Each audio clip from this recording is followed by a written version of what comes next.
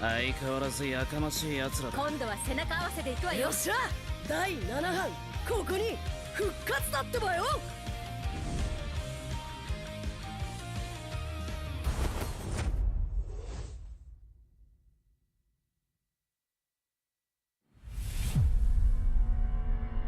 Trofi MPL Malaysia, dia adalah simbol untuk tunjuk kejayaan satu pasukan.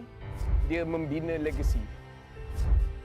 Mana-mana gaming house I pergi, they proudly display their trophy because they know what that trophy means to them as a team. There's quite a few champion moments that I can't forget for sure. When Homeboys won their very first championship, that was a very pivotal moment because Homeboys has never really gotten to that length of the tournament. Rasanya trofi season 12 tu betul-betul bermakna untuk saya lah. Last saya dapat trofi tu season 3. So saya tunggu lama lah untuk pegang trofi tu. Season 3 saya menang atas usaha yang kuat. So bila first kemenangan tu rasa macam tak percaya. But then bila season 12 tu menunjukkan konsistensi kot saya dalam scene ni. Saya cuba banyak kali. Cuma fail juga.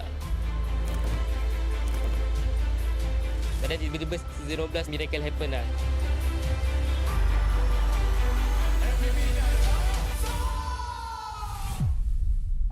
Season yang saya tak boleh lupakan is season 9 sebab itu first time saya champion. Dan saya dapat MVP pada season tu lah. Masa Grand Final season 9, saya ada teman Momo sebab dia gunakan sniper. Tapi sekarang saya baru sedar yang kita orang dua tak communicate dan saya pun nervous jugalah. So yeah, sorry Momo. SRG did it so handedly as well. Haven't had like champions who've dominated that hard in quite some time. Time season 13 bermula, Maria from WTM datang interview saya dekat sekolah saya and saya ada cakap saya boleh kalahkan Chibi or being better than him, then it's just come true lah what I said.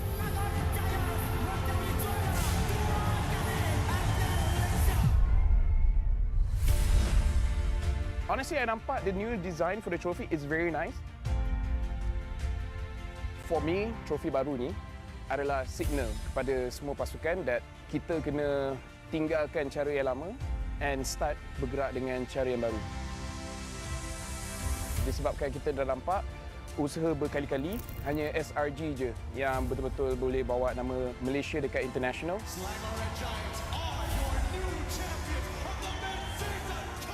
So pastikan you come very prepared. Hopefully dengan trofi baru kita pun akan nampak banyak player baru ataupun organisation baru yang boleh step up and wakil Malaysia dekat international.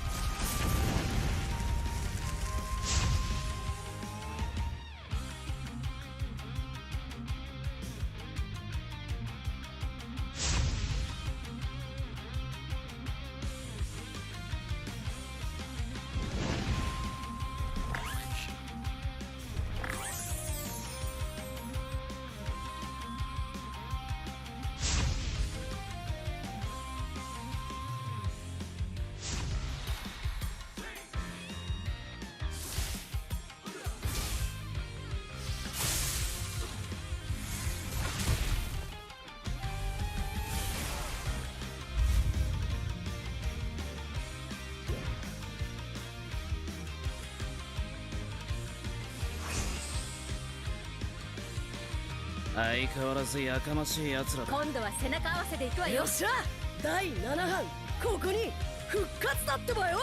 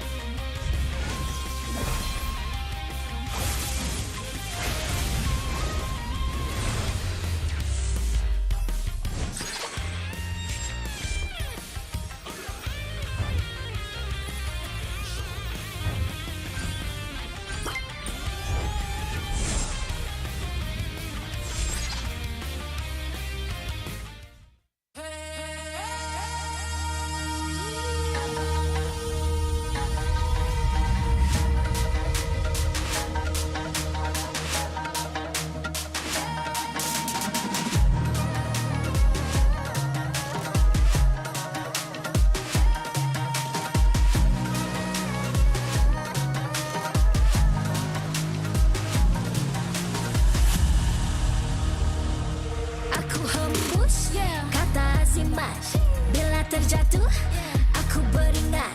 Jalan dah jauh, cari titik bermula. Krak, krak, krak, krak. Jangan patah semangat. Semarak api bukan calang-calang. Biar apa menghalang, aku sambut datang. 1000 daya, 1000 alasan. Harungi semua sampai di akhir garisan. Eo, eo. Kami tak senang mengalah, kami luar biasa.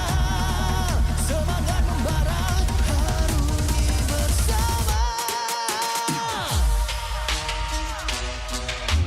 Lakukanlah sama-sama lakukan, bergema di kiri dan kanan. Tak berhenti marah ke hadapan, tak mengalah berdepan cabaran. Jaga, jaga, kita jaga. Jaga, jaga, kita jaga. Jadi ayo. See me, watch me, hype me, gotta give it all. Don't matter how many times I fall, gotta get back up. Yeah, yeah, gotta go. I can hear them calling, now I gotta serve. Mess with my clique, now you get what you deserve. We keep it tight, we keep it cool. They got me and I got them too. Api tak kunjung padam, Marah ke hadapan kita sehaluan. Jangan simpan-simpan, kita anak Malaysia. Kami tak senang mengalah, kami luar biasa. Semangat membara, harungi bersama. Jaga, jaga, kita jaga. Jaga, jaga, kita jaga. Jadi ayo. yeah.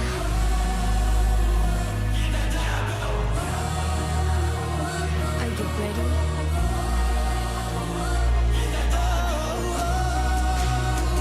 Can you feel me now? Yeah, yeah, yeah, yeah. Let me hear you say.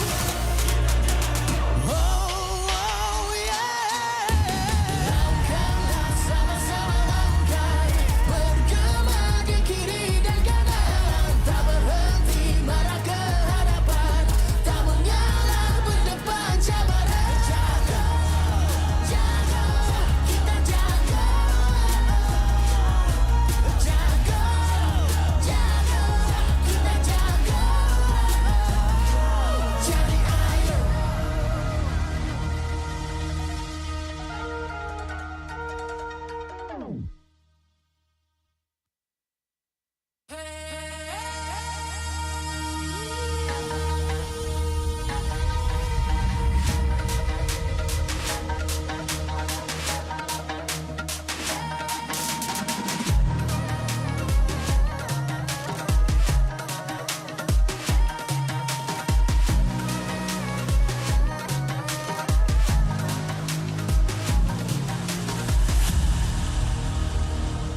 Aku hembus kata azimat. Bila terjatuh, aku beringat. Jalan dah jauh, cari titik bermula. Krak, krak, krak, krak. Jangan patah semangat. Semarak api bukan calang-calang. Biar apa menghalang, aku sambut datang.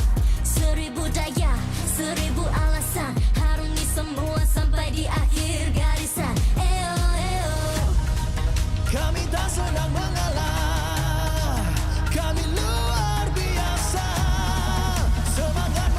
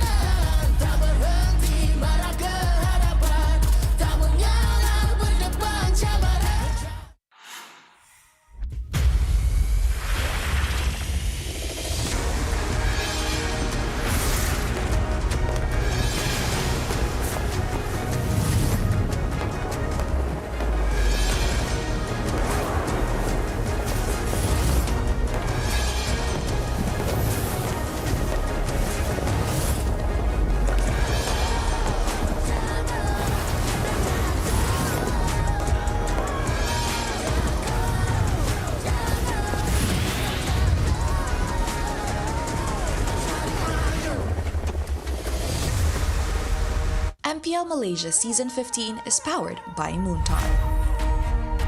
Official gaming smartphone, Infinix GT30 Pro. Are you ready to carry like a pro? The ultimate gaming smartphone is finally here. Introducing the GT30 Pro. Equipped with all-day full FPS system, you'll experience zero frame drops, just pure, smooth, stable gameplay all day long. Powered by the MediaTek Dimensity 8350 5G chipset. It's fast, efficient, and ready for your most intense gaming sessions.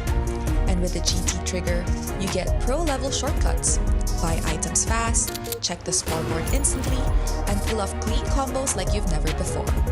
Get yours now, because every purchase comes with a free mag charge cooler and mag case, while stocks last. Fairy Watch, the official Mobile Legends Esports watch made in Switzerland with genuine dragon leather. Comes in 3 colorways, green, black, and blue. Our esports partners, Head & Shoulders, up to 100% dandruff-free and itch protection. Head & Shoulders is dermatologically tested, penetrates 5 layers deep to eliminate dandruff. Get yours now. And thank you to all our strategic partners. 100 Plus, Playas, Astro Arena, MPL Merchandise, MPL Ticketing, supported by KBS, ESI, Rakan Muda, MESF, PSM. And selamat datang ke hari terakhir regular season MPL Malaysia musim ke-15. Nama saya Rose. Bukan kawan Rose lagi, tapi Rose yang betul-betul hari ini. And semalam kita sudah saksikan 2 pasukan terakhir untuk mendapatkan slot ke playoffs. And of course, kedua-dua pasukan tu adalah DX Seoul dan juga Team Vamos. Now, walaupun perlawanan hari ini takkan berubah standing leaderboard kita untuk regular season, pertarungan untuk hari terakhir mesti kena tetap perlu diakhiri dengan bergaya, penuh aksi dan penuh semangat. So with that, tanpa membuang masa, mari kita tengok jadual perlawanan hari ini. Untuk perlawanan pertama, Todak menentang JP Niners. Kedua-dua pasukan sudah tidak berpeluang mara ke playoff. Tetapi dengan semangat nothing to lose, mampukah mereka menghadiahkan kita satu pertarungan yang lebih bebas, luar jangkaan dan penuh hiburan? Untuk perlawanan terakhir season ini, Selangor Red Giants OG Esports menentang Team Ray. Tiada siapa lagi yang meragui kekuatan Selangor Red Giants. Tapi selepas kenyataan berani daripada Trap minggu lepas yang menyatakan hasrat untuk nak solo kill Innocent, perlawanan ini pasti menjadi tumpuan ramai. Adakah gergasi akan tumbang? Kita akan melihat sebentar lagi. And of course, di pentas kebanggaan ini adalah kita akan saksikan semua kejayaan, kejatuhan dan kebangkitan player-player kita. So, kalau korang tengah tengok live stream ni daripada rumah, jangan lupa isikan kod dekat bawah ataupun scan QR code ini untuk mendapatkan in-game rewards. And of course, tanpa membuang masa, mari let's show to the casters untuk mulakan game pertama di hari terakhir. Casters, take it away.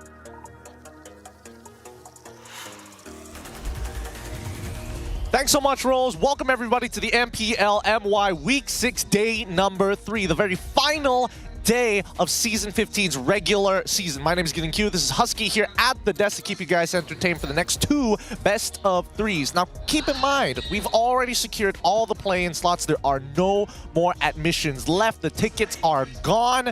Sad to say that these 2 next matches technically don't really mean anything. It's not like the stakes are high. It's kind of there. Yeah, it's all out on the table. You know, if you want to watch it for just for the purpose of action, feel free to go ahead. Although the only thing that I think it would is just almost impossible to happen. Oh yeah. The standings between 7th and 8th spot, right? Todak and Team Ray. It requires Team Ray to have this effort to beat SRG OG 2-0, which we all know is most likely not going to happen. But hey, at least there is some margins of shifting on the standings. Yeah, honestly, the broadcast is going to be a little bit more for our local audience who are very invested in our teams. Todak and as well as JP Niners. Again, Todak, long-lasting legacy here at the MPL MY that has made history multiple times. Now, currently on their down low compared to the JP Niners. Ooh, boy. Negeri Sembilan, I mean, so far they're trying back in that rebuilding phase, but hopefully they can come back this time. They can bring out that pride for a state here in Malaysia with a new Infinix phone. Recently launched the Infinix GT30 Pro. Because you can carry like a pro, the ultimate gaming smartphone is finally here with the all-day full FPS system, no frame drops, just smooth and stable gameplay all day long. Yeah, and it's just great, right? Because it gives you pro-level shortcuts, which is perfect for fast item buys, scoreboard access, and clean combos. Available at a price of 1,299 ringgit. Comes with a free mag charge cooler and mag case. Oof. Get it while stock lasts, guys. It will sell out like hotcakes. Now, with today's particular matchup, I think that at least for Todak, they're trying to, get their mojo back in. They got to end the season trying to look like they are a team that could eventually start taking over the following season. Do you see what I see? Zaid? No, it's Maima. Oh. Maima was on the stage during the ping test for Todak. I think both teams have went through enough this season. Hopefully, at least for Todak, now that reality has sunk in yesterday after Vamos booked their last one in the playoffs, they can set themselves free from the shackles of this season's abysmal performance, right? And look towards next season. They have went through a lot by the end of week 5.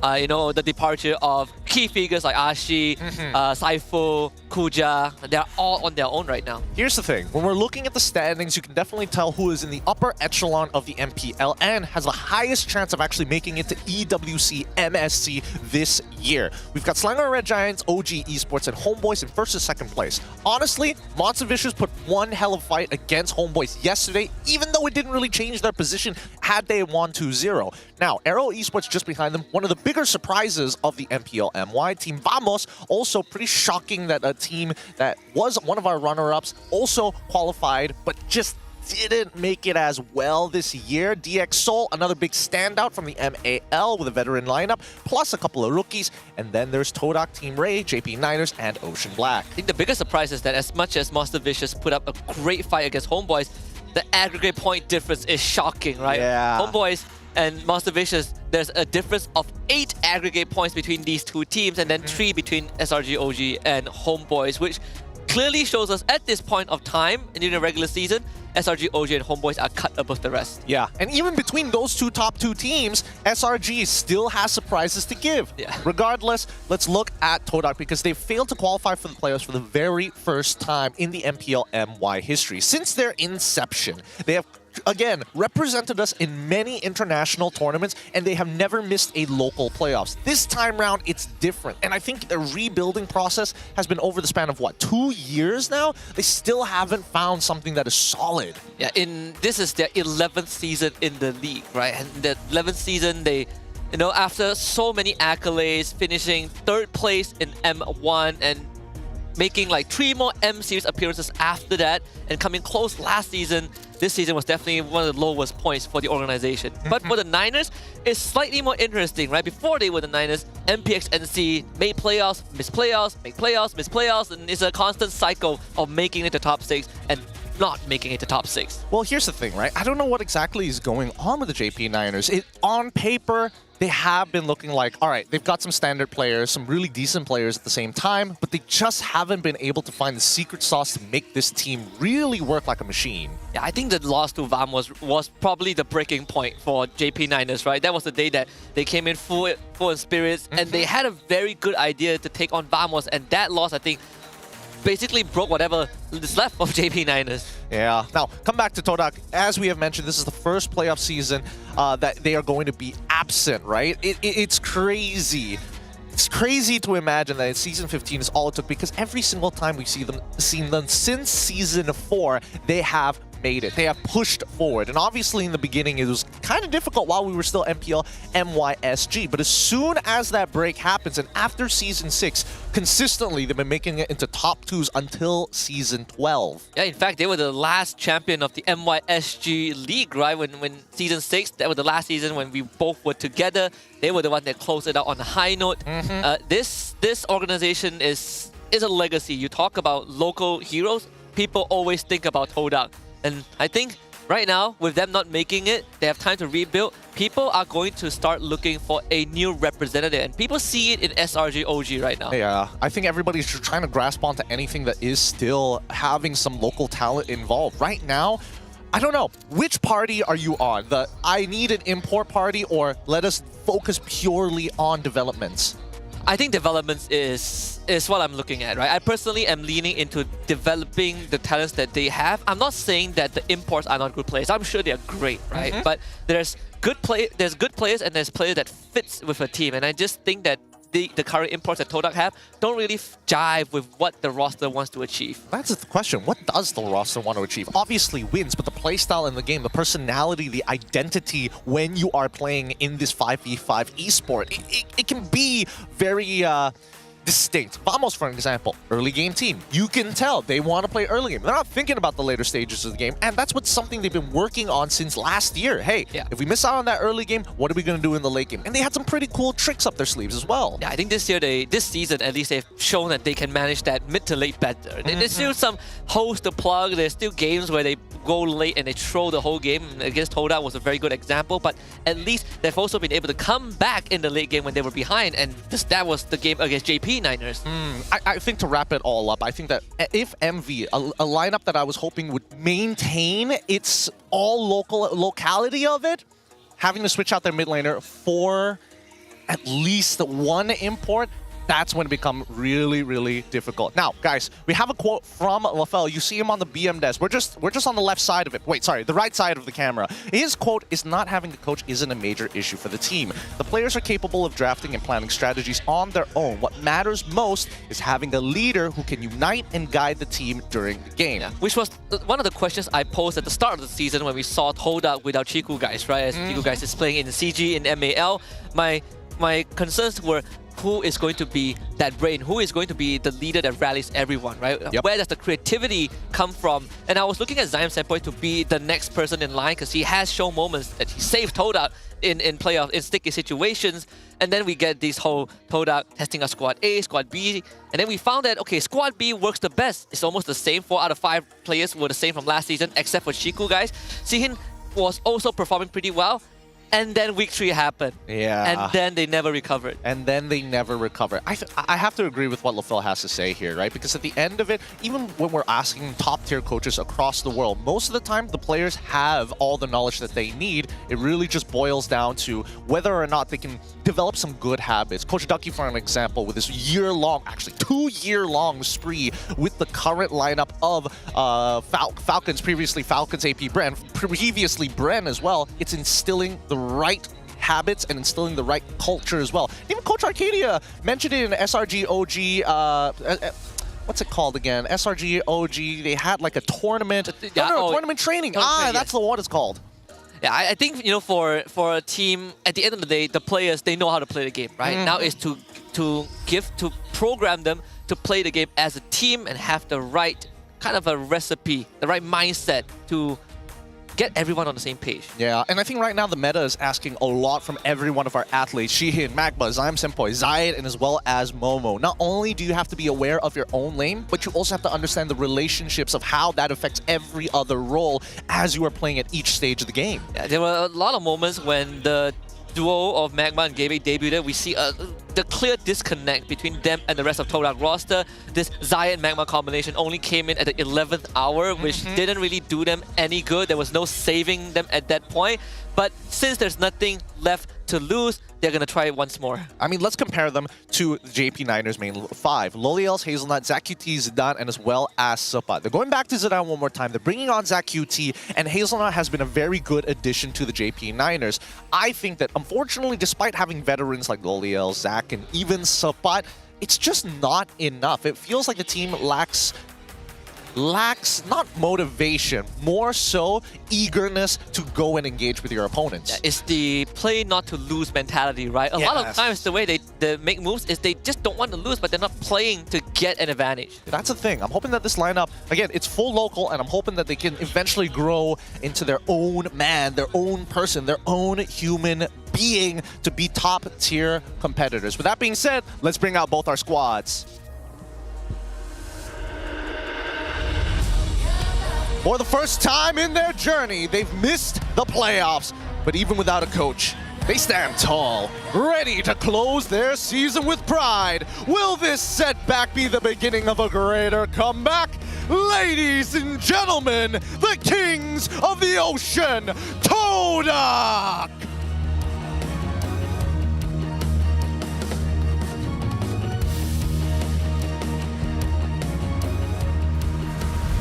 With only one win recorded from 8 matches this season, now they must get ready to face the challenger from MPL who's coming for their spot. Can JP Niners hold on to their fight and stay for the next season? Please welcome the Warriors from Negeri Sembilan, JP Niners!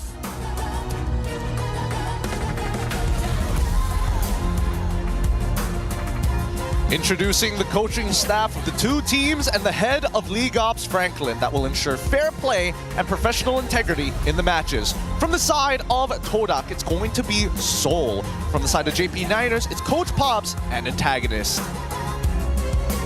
Let's keep it going with fist bumps between the teams. It's a true sign of professionalism. This is how we roll. This is Malaysia's sportsmanship. Ini gaya kita. This is MPL Malaysia. Good luck to both of our teams. This match, no stakes are on it. So really, there is no weight on the shoulders of these players. This is for impressions, and this is to inspire confidence, and at the very least, for some of their new players, get more comfortable on that stage. To close out the season at least on a good note, right? It's not going to, mend a lot of the wounds that they have been inflicted across the season, but at least you want to be able to soothe yourself, soothe your mind with the closure of the regular season run. Here's the thing. When I'm saying that these teams, they've definitely made some mistakes, ending the day with a win, ending the season with a win definitely leaves a better impression. Let's look at the season comparison for the JP Niners in particular, because in season 14, 6 wins and 3 losses. Which some of their games getting 2 O's and obviously taking some 2 O's. But season 15, their current record has not been good at all. With a single 2-0 win against OB, it is a 1 win, 7 losses, potentially 8 losses if they drop a game to Todak. And they did beat Todak last season too, right? This JP Niners roster, they were core differences from last season in terms of the players, but you see the teams that they lost to were the top teams, right? Maybe except for Red Esports, which had a very rocky regular season, and then Red Esports proceeds to 3-0 them in the play-ins. But this season, there were games that they definitely should have won. I think against Team Ray, there's a good chance of them winning. Against Vamos, they could have taken 1 point off of Vamos. It's just very weird to see JP in this situation. At first, when they switched out Mao for Hazelnut, we all collectively agreed that is a good decision, right? They needed a roamer that can get more active. We've seen Hazelnut play under Todak Legion, under Todak's main roster, and then they brought in, they swapped between Warlord and ZQT, they brought in Max. For a while, it looked good until it didn't. I mean, I think that all teams have to go through this, where they're making their roster, they're learning how to play together. Even if they have the best players in the world, there is necessary grease to put between the wheels, between the gears, to make this machine actually perform at a high level. I think currently there's not enough Tier 1 competitions within Malaysia to incentivize that. There are a couple of in-between competitions, but not enough to get these players really excited for. Take, for example, the JP Niners, right? Zidane, this is his very first season. He still has stage fright. Being on a platform like the MPL, as we head on into the draft, I'm hoping he finds his confidence today. Yeah, at least, I don't really have too high of an expectation for both teams, but I at least want to see some of the fundamentals kind of polished up, right? Especially yesterday, we saw JP Niners play against DxO. They went blow for blow, right? DxO kind of dropped game 2 like they always do, and then came that game 3, which JP Niners just decided to give up. And I hope that's not the case today. They have a lot of things to learn from yesterday's game 3 itself. They have the idea, I think, Pops and Antagonists have good ideas on how to get an easily executable draft, but the players are not taking advantage of it. Yeah, let's see how this draft is going to play out, because I don't see a Kimmy ban. We see Baxia, Joy, and as well as Chip for the side of JP Niners. On red side, second pick. First pick is going to be Todak. They've already locked in the Kalia. They got rid of the Matilda, the Fanny, on top of the Frederick. Kimmy still available. So Kimmy Phobius is going to be the immediate option. It also poses threats to Todak if they want to opt for something like a carry or even a Harry for Sihin, which is one of his most used heroes in the regular season. I think, you know what I'm hoping for? I'm hoping that, you know, Malaysian esports scene, especially for the tier 1s, are going to look like yesterday's match. Series number 3. I hope so too. Just homeboys, as well as MV, just duking it out. Yes, it wasn't the cleanest game in the world, but at the very least, this is like that Malaysian personality. We ain't giving up any ground. We're willing to fight and trade for it. Yeah, we've seen the highest, the peak of what top performers would be, right? Like, barring SRG OG, they're on a different level. Yeah, those guys are looking for the international. Yeah. It's different. But for everyone else locally, I think that is so far the peak performance that we want to see these teams achieve. And I agree with you. I think we need more incentives for a lot of these tier 1 players because they don't compete much in tier 2, tier 3 tournaments. But then when they come onto that tier 1 stage, they suddenly suffer like massive beatdowns, right? There's no in-between. There really isn't between. There needs to be a tighter variance. Now, the Lucas gets locked in for the side of JP. It looks like their composition very leaning heavily towards the earlier stages of the game. The Kimmy could be a potential problem for Todak. I'm pretty sure that, you know, Purifies are going to be in need for the JP Niners. They ban out the Link. Coach Pops, he's on it today. Yeah, he is. I think Coach Pops has always been very sharp with the draft, right? There are a lot of moments that he makes very good reads. Again, comes down to the players themselves. This Todak sequence so far is almost identical to what Homeboy showed yesterday in Game 3 against MV. They have a Farsa, they have the Kalea, they have the Granger. What are they missing? Obviously, the Fulvis is not with them anymore. The ban is going to start targeting Loliao Zero Pool. Yeah, so far, I think this entirely, Loliao has also been struggling a lot, right? There is the Kimmy flex for sure, but him individually as a player, they were a lot of times where you just think to yourself, why? I think that, I don't know whether it's Loliel's issue at this point, because this has been something that has happened consistently throughout the league in his professional career, where he's taking these 1v5 moments, 1v4 moments, really pushing the limits of what marksmen can do. So far, the only person who has done it is Innocent. The closest second, I would say, is Ruff, but even then, he's not even that successful. I think we have a third candidate, Mel QT, right? Mel QT is pretty decent, yeah. Yeah, couple moments of that. Sometimes he's willing to sacrifice his health bar for moments. Hey, that's a Kusei you're talking about. Kusei is different. Kusei just doesn't look at the map sometimes.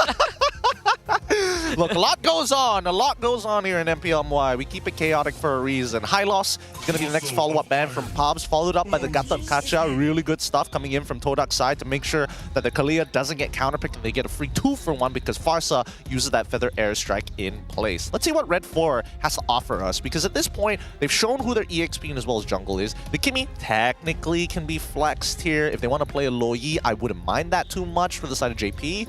There's Badang. There's Badang as a decent option. Up to this point, we still haven't seen heroes like Jawhead, right? Like Jawhead has literally disappeared from the drafting pool. I mean, Franco is still up. We've seen how Ivan deals with the Kalea yesterday using that Franco.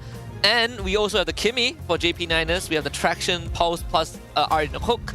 I think here you probably pick a roamer so that you can keep Loliel's Executive's hero hidden.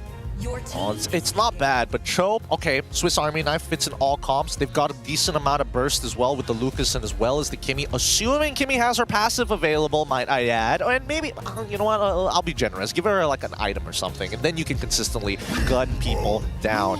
Now, we see the glue get locked in because this is confirmation. We could see a potential pivot from JP Niners. They can go for like a Farmus, a Vexana to kind of finish off their composition.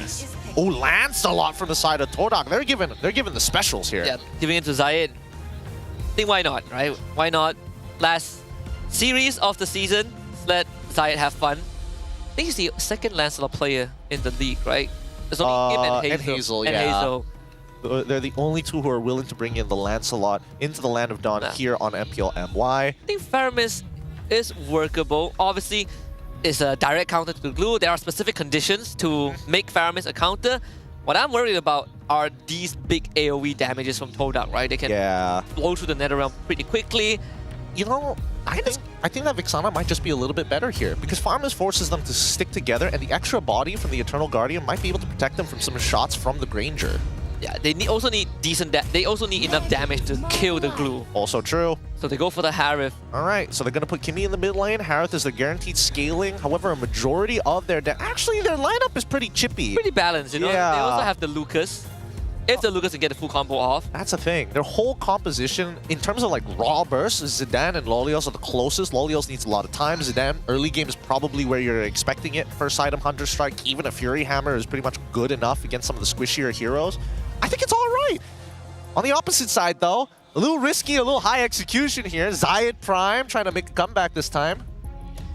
True to Todak's identity, they like to play comps that require some extra layers of execution, and they've been able to pull it off in the past. I remember when Lilia is still meta, Zyme Senpoi Lilia, that was something else. Woo! Those were some good days. I think he was he was running with Valens at the time when he was playing Lilia. Even like season 13, right? Season 12 or 13? Yeah. He was orb walking with the Lilia. He was stealing lores, he was, you know... He was doing the works. He was putting in the effort here. Now let's get into the land of Dawn. This is Todak versus JP Niners. Todak on the blue side, up against JP Niners on the red side. Ooh, they're starting on the same side of the map as well. So, ZQT is going to get the energy bar, instantly shove out the mid lane, get priority over Zyme Senpoi. It's classic Kimi stuff, and you start moving. I think Hazelnut, he's been really playing primarily pick-up type of heroes, right? Like Kalea is always the first pick, sometimes a Cho, we see him on the Khalid yesterday. I think what Hazelnut needs to do is just identify these openings, right? Sometimes, like I remember when he first played Kalea, one of his very first game, he could not find openings, and then he started improving.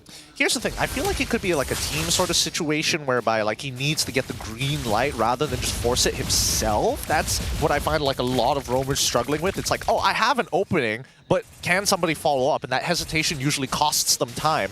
Now, in terms of the battle spells, it looks like generally Pull Yourself Together, Festival of Blood coming in from Granger as well as the Kalea. Everything else seems pretty standard. Momo opting to go for double movement speed, Wilderness Blessing on top of having the extra agility. On the opposite side, pretty much all the same, but they are taking the extra bit of attack damage to make sure they can hurt. I think there is a possibility that when the turtle is about to spawn, Momo is going to harsh off the wave and start moving first. They do get the root on the Zyme Senpoi, but he's able to wing spy wings out of there. Okay. I'm curious to see whether they want to fight with support ult or not. I feel like JP Niners are more inclined to do so. Then again, Todak could easily make an attempt as well. It really depends on how Zayed is feeling about the scenario. Momo and Zyme is going to share this mid-wave, both will hit level 4 at the same time.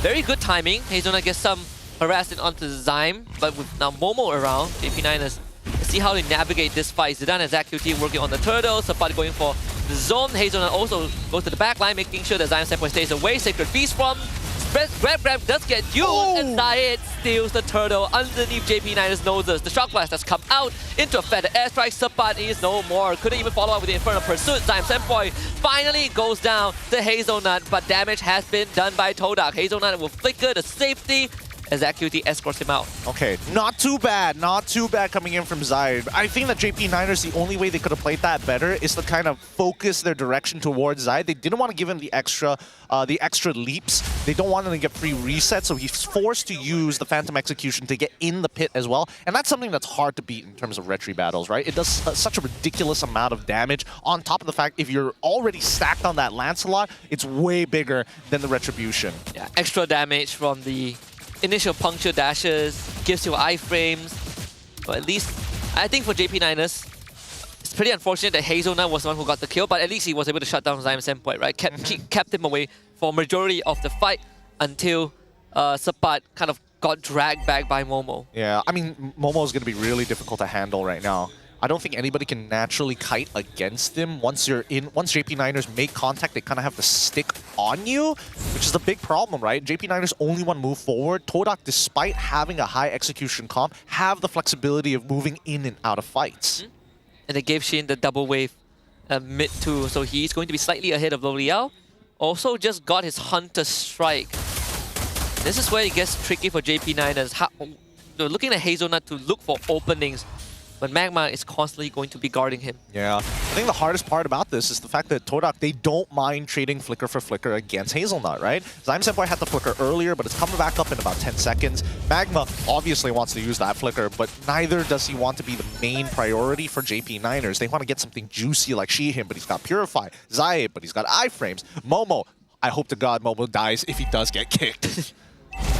I don't think they have enough damage yet. You're just praying at that point, just like, please, let's burst them. Maybe if they have a Sky Piercer. Oh, Zai Senpai actually gets kicked. The traction pulse actually pulls him back into the hands of Zidane, who will blow him up. Lolia also finds a kill onto the roamer.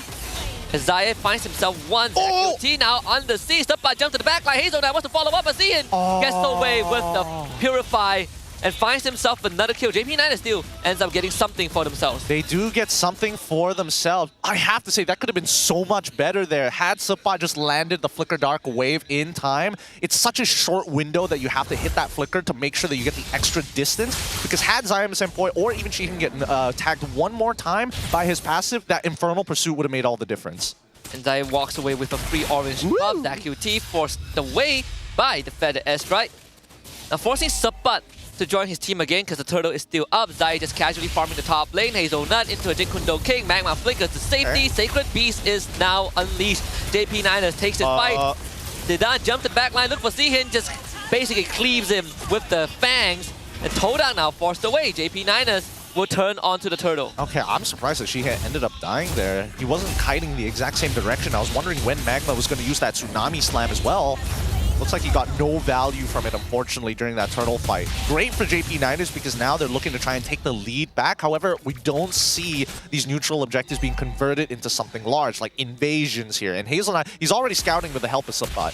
Hazelnut has been doing a pretty good job so far with all these kicks, right? Catching Todak off guard. I think Todak needs to be a bit more aware, like Dime Senpoi cannot just casually use the Feather Airstrike when Hazelnut is around. Zidane also closing the gap towards the backline with the flash stab, which catches everyone off guard. So Todak also needs to be aware of that, especially when you are running the Purify on Zihin. Yeah, I think that between JP Niners as well as Todak, I think that JP Niners need to understand who their anchor is going to be. It's either Lolios or ZQT. Most likely it is going to be ZQT because Lolios needs time to actually scale. He does like negative damage to Momo, as you can tell. The Chrono Dash is not going to do enough until he starts getting some big ticket items. ZQT, however, okay, traction pulse, Dark Wave, pull back, Magma. Can't find a Tsunami Sand, now gets kicked back by Hazelnut. Great pick off for the Niners. Hazelnut will go down though, as the Feather Airstrike will now be unleashed. Zion Senpoi gets all four pops up, but ZQT escapes the Starling Beam enough to keep Zyme away. Not bad. Hazelnut identifying the right target. Magma, unfortunately, not giving any time to actually get his ult off. Instantly gets popped, and then the rest of Todak are looking back against Hazelnut. I think they could have gotten, if they changed their target priority from Momo to Zyme Senpoi, there could have been a chance to get another battle spell, which would have been great. But honestly, considering they're trading 1 for 1, they still are up in, no, they're equal in structures. JP Niners not letting Todak run away with a lead. And the net worth lead for Niners essentially just comes from Kimmy, right? Kimmy and the Cho, but most of Todak's net worth is in Zayed. Yeah. Zayed, I think, as well as Momo here. Momo's actually same as Sapan. Really? Yeah. This might be 0-2, huh? I mean, the 3 assists does kind of keep up with it, but I would have imagined that Momo would have had a more solid EXP lead. But he has been getting pretty involved in these fights. He has been. He's a glowing one for Zyme Senpoi. Well, Niners making it to the turtle again. I think this is the most important turtle of the game. Let's see, Todak. They want control, but Niners doing a good job of keeping the turtle on their side. I think JP Niners just have to fight, right? Because unfortunately, Zayed is 2 levels up on Zidane. He's not going to be able to catch up off of the small camp. And worst yet, they don't have enough structures to pressure. Sapad's going to put himself forward. Zayed is going to target, even flickers forward. Beat him up! To look for Zayed. He looks for the final execution. This time Zidane gets the turtle. Zayed will get out. The Sky Piercer machine helps him out, but Zidane finds a kill. A shock blast actually misses Magma. Hazelnut can't really follow up, but they might be able to get Momo, or at least force him away. Niners finds too. Yep, Sapat. Good plays, good plays. He's willing to die for it, which is great. Because now JP Niners have secured themselves, and this is the conversion we were looking for. A 1.4K, they're going to get a mid-tier 1, which is so valuable in these next couple of engagements, especially when we're talking about stealing away buffs, taking away all the jungle entries on the side of Todak. From this point onwards, we're expecting Todak to get a little bit more creative because unfortunately Magma is not finding any value. Yeah, no value at all. Haven't seen Magma take initiative, right? Get the grab into Feather Airstrike. We haven't been able to see Todak really utilize the big combos that they were supposed to have. Like, see him hit his Sky Piercer timing. That should be the goal sign, but it's either JP Niners were always the first one to make the move, which is what we wanted to see off of yesterday, or Todak is just missing the moments. Yeah, I think Todak also needs to decide how they want to play these neutral fights, right? Fortunately, Zai, despite being 2 levels up, Zidane was able to out-retry him in that particular battle. They do find another trade down on bot side, a tier 2 or a tier 1 down bot side. Todak just making sure that this lead doesn't get out of control. This is one of the first meaningful goal lead this game.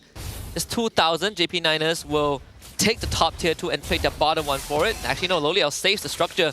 And we start by showing up. Magma is back off. Look at the backline though. Zaim Senpai is going to get spotted out and kicked into ZQT. Zidane on a killing spree, and Momo this time will try to get away, but Hazelnut is on the tail, gets the slow with the Jit Kundo and the passive. Zidane finds a double kill. Nice, nicely done for the side of JP Niners. Really great pinch, and that's just the value of taking away a mid-tier 1. You don't have that extra bit of vision. You start making these moves, and then instantly you can just walk around the T2's vision line, allowing you to cross over into enemy territories very, very quickly.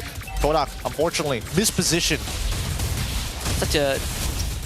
Where? JP Niners will get the first lore. Where has this JP Niners been?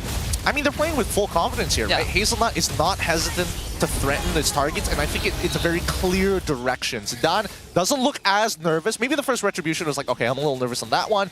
Second one, despite the significant disadvantage in that fight, was still able to make it through. 2 levels down, he out-retried Zayed with the Phantom Execution. I guess having no pressure on your shoulders also plays a big part. No Liao getting bottom tier 2, and Todak trading the top tier 2 in return. Zayed just living in JP Niners' jungle. And Hazelnut just spot him. He was going to look for any Todak members anyway. Zayed gonna jump around with the puncture. Okay, Traction Pulse actually a bit out of range, but they should still be able to take him out. Subpart getting dragged back with a spread and grab. Zaim Senpai finds the kill. Zayed should eventually go down. Couple more shots to the face, 1-for-1. Unable to outplay it, unfortunately. A second off with Thorn Rose. Anyways, JP Niners could be walking with the Lord this time. Not enough damage applied to the waves to really make it matter here. With a member down. Zaim Senpai gets spot out again. This time flickers the safety. Good stuff from Hazelnut. Executes. Good stuff from CN. Executes Hazelnut. Traction Pulse pulls Magma back. JP Niners, they want to push on forward a bit more, but the Lord is still slow pushing, so they have plenty of time. Hazelnut may have overextended a little bit there. His ult just got off a cooldown, so I'm not entirely sure what the third hit of Jikundo was going to make a difference unless Zidane was going for a full engagement, which I don't think is necessary when you have the Lord on your side. It's about space, it's about breaking these holy defenses, it's maybe even greeting out for an inhibitor.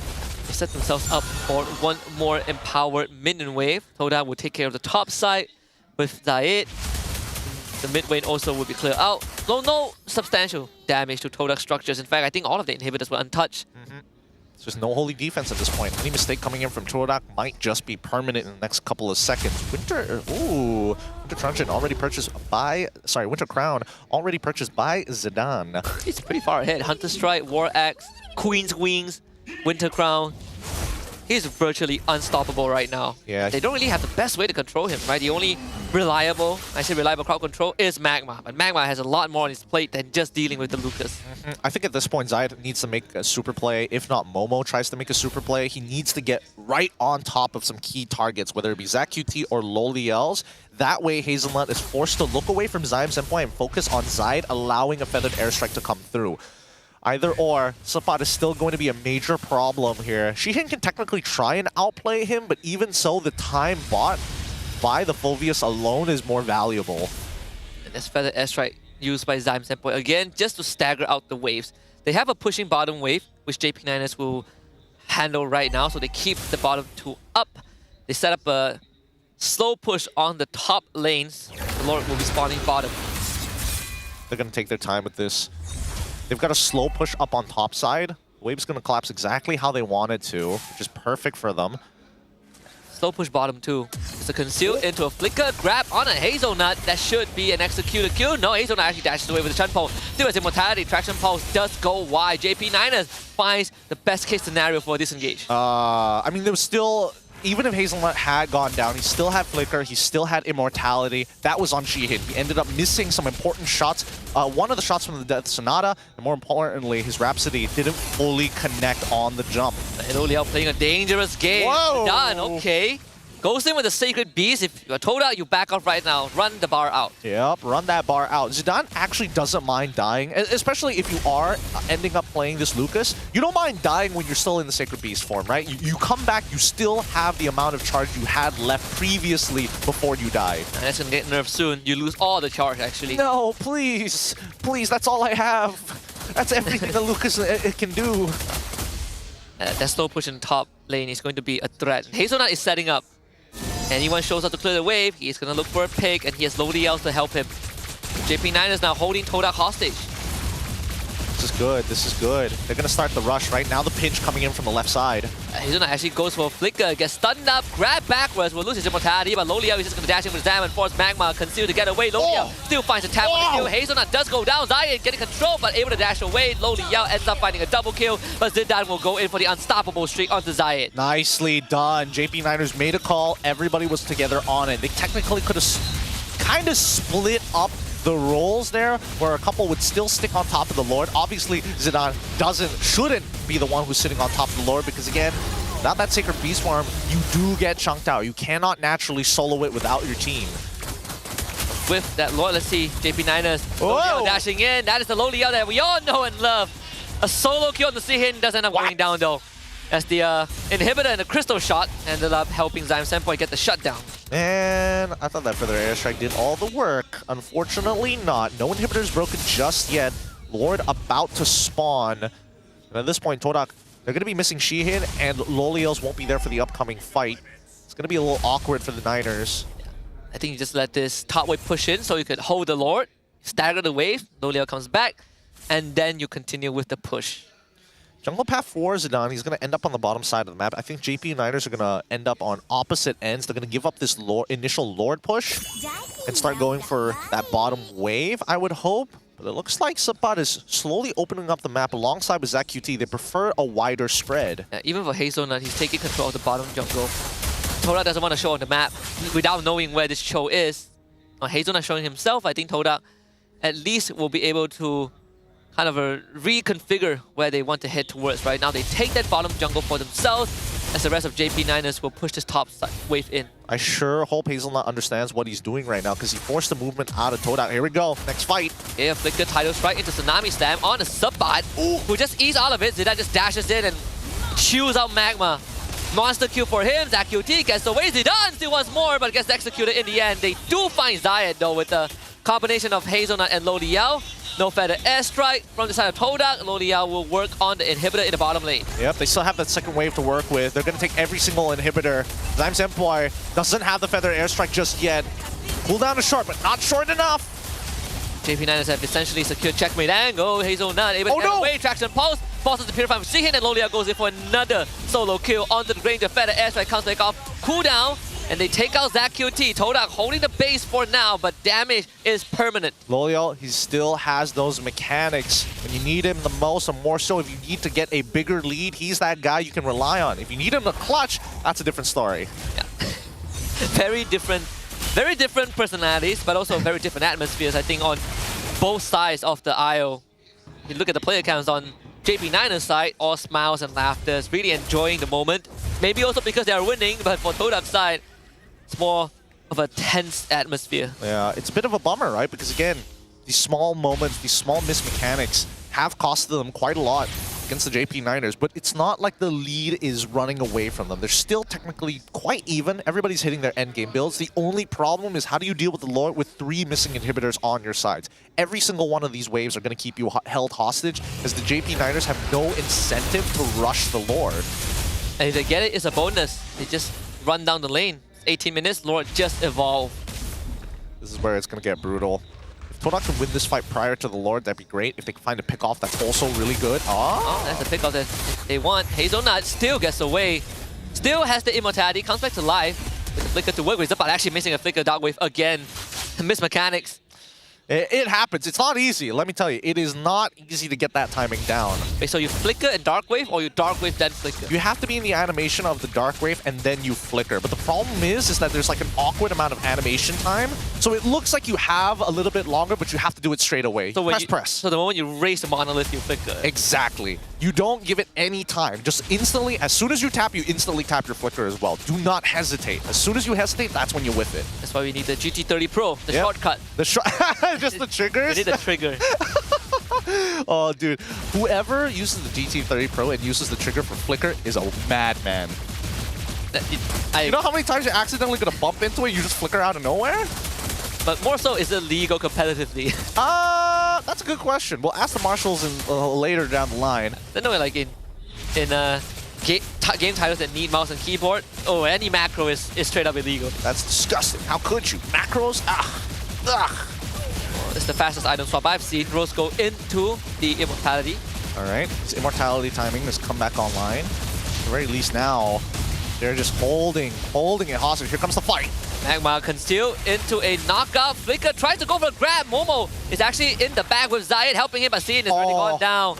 The backline exposed. JP Niners just pows on the Todak. Momo will lose his immortality, and Lo Liao dealing with Magma shouldn't be a problem. Lo Liao doing just fine. Zidane goes into the Winter Crown. Zion Senpai and Cian both escape with Sliver of Hell. Zidane contacts alive with the immortality. Flash stab executed by Cian, but Stefan jumps onto the Granger. Lo Liao just dashes through all of them with the Diamond Force. And Winnie is doing the work for JP Niners. Magma and Zyme Senpai left to pick up the pieces. And they have that feather airstrike to clear out the last of the catapult in the top wave, but there's still more bottom. Zyme Senpai, you can't do it all alone. JP Niners takes game 1. That's game at number 1, going over to the JP Niners. A lot more confident. It's still a pretty close game between the two, but JP Niners definitely took the initiative when they had their timings right. It's a slower style of game, less risky, but that's perfect against Todak. Yeah, this is what we wanted from JP in the third game against DxO. So many openings that they could have made a move, but maybe they got scared, maybe they got a bit too cautious, but at least in game 1, Hazelnut is showing off. Plus a bit of a breakdancing from Lo Liao in the late game. I mean, obviously, Lo Liao's this guy's like, I need my TikTok reel. I gotta get into that highlight reel somehow, baby. Might as well, right? Last game of the season is if I can solo queue Sin a few more times, at least I go up in the ranking. I might get the play of the day. Who knows? Who knows? Well, once again, it's a 1-0 victory so far for JP Niners. Todak looking to come back. Not sure whether they're going to start switching sides and kind of change the draft up, because so far, based on what we've seen here, Magma didn't have a lot of good targets to actually find. And by the time the Winter Crowns came through, Momo lost all relevance. Whoever he holds on to, Winter Crown. What are you going to do about it, buddy? Yeah, I think Todak just missed some of their early to mid-game timings, right? The moment they have Tsunami Slam, you're looking for Feather Airstrike Tsunami Slam. You're looking for Seahin with the Sky Piercer into kill conversions.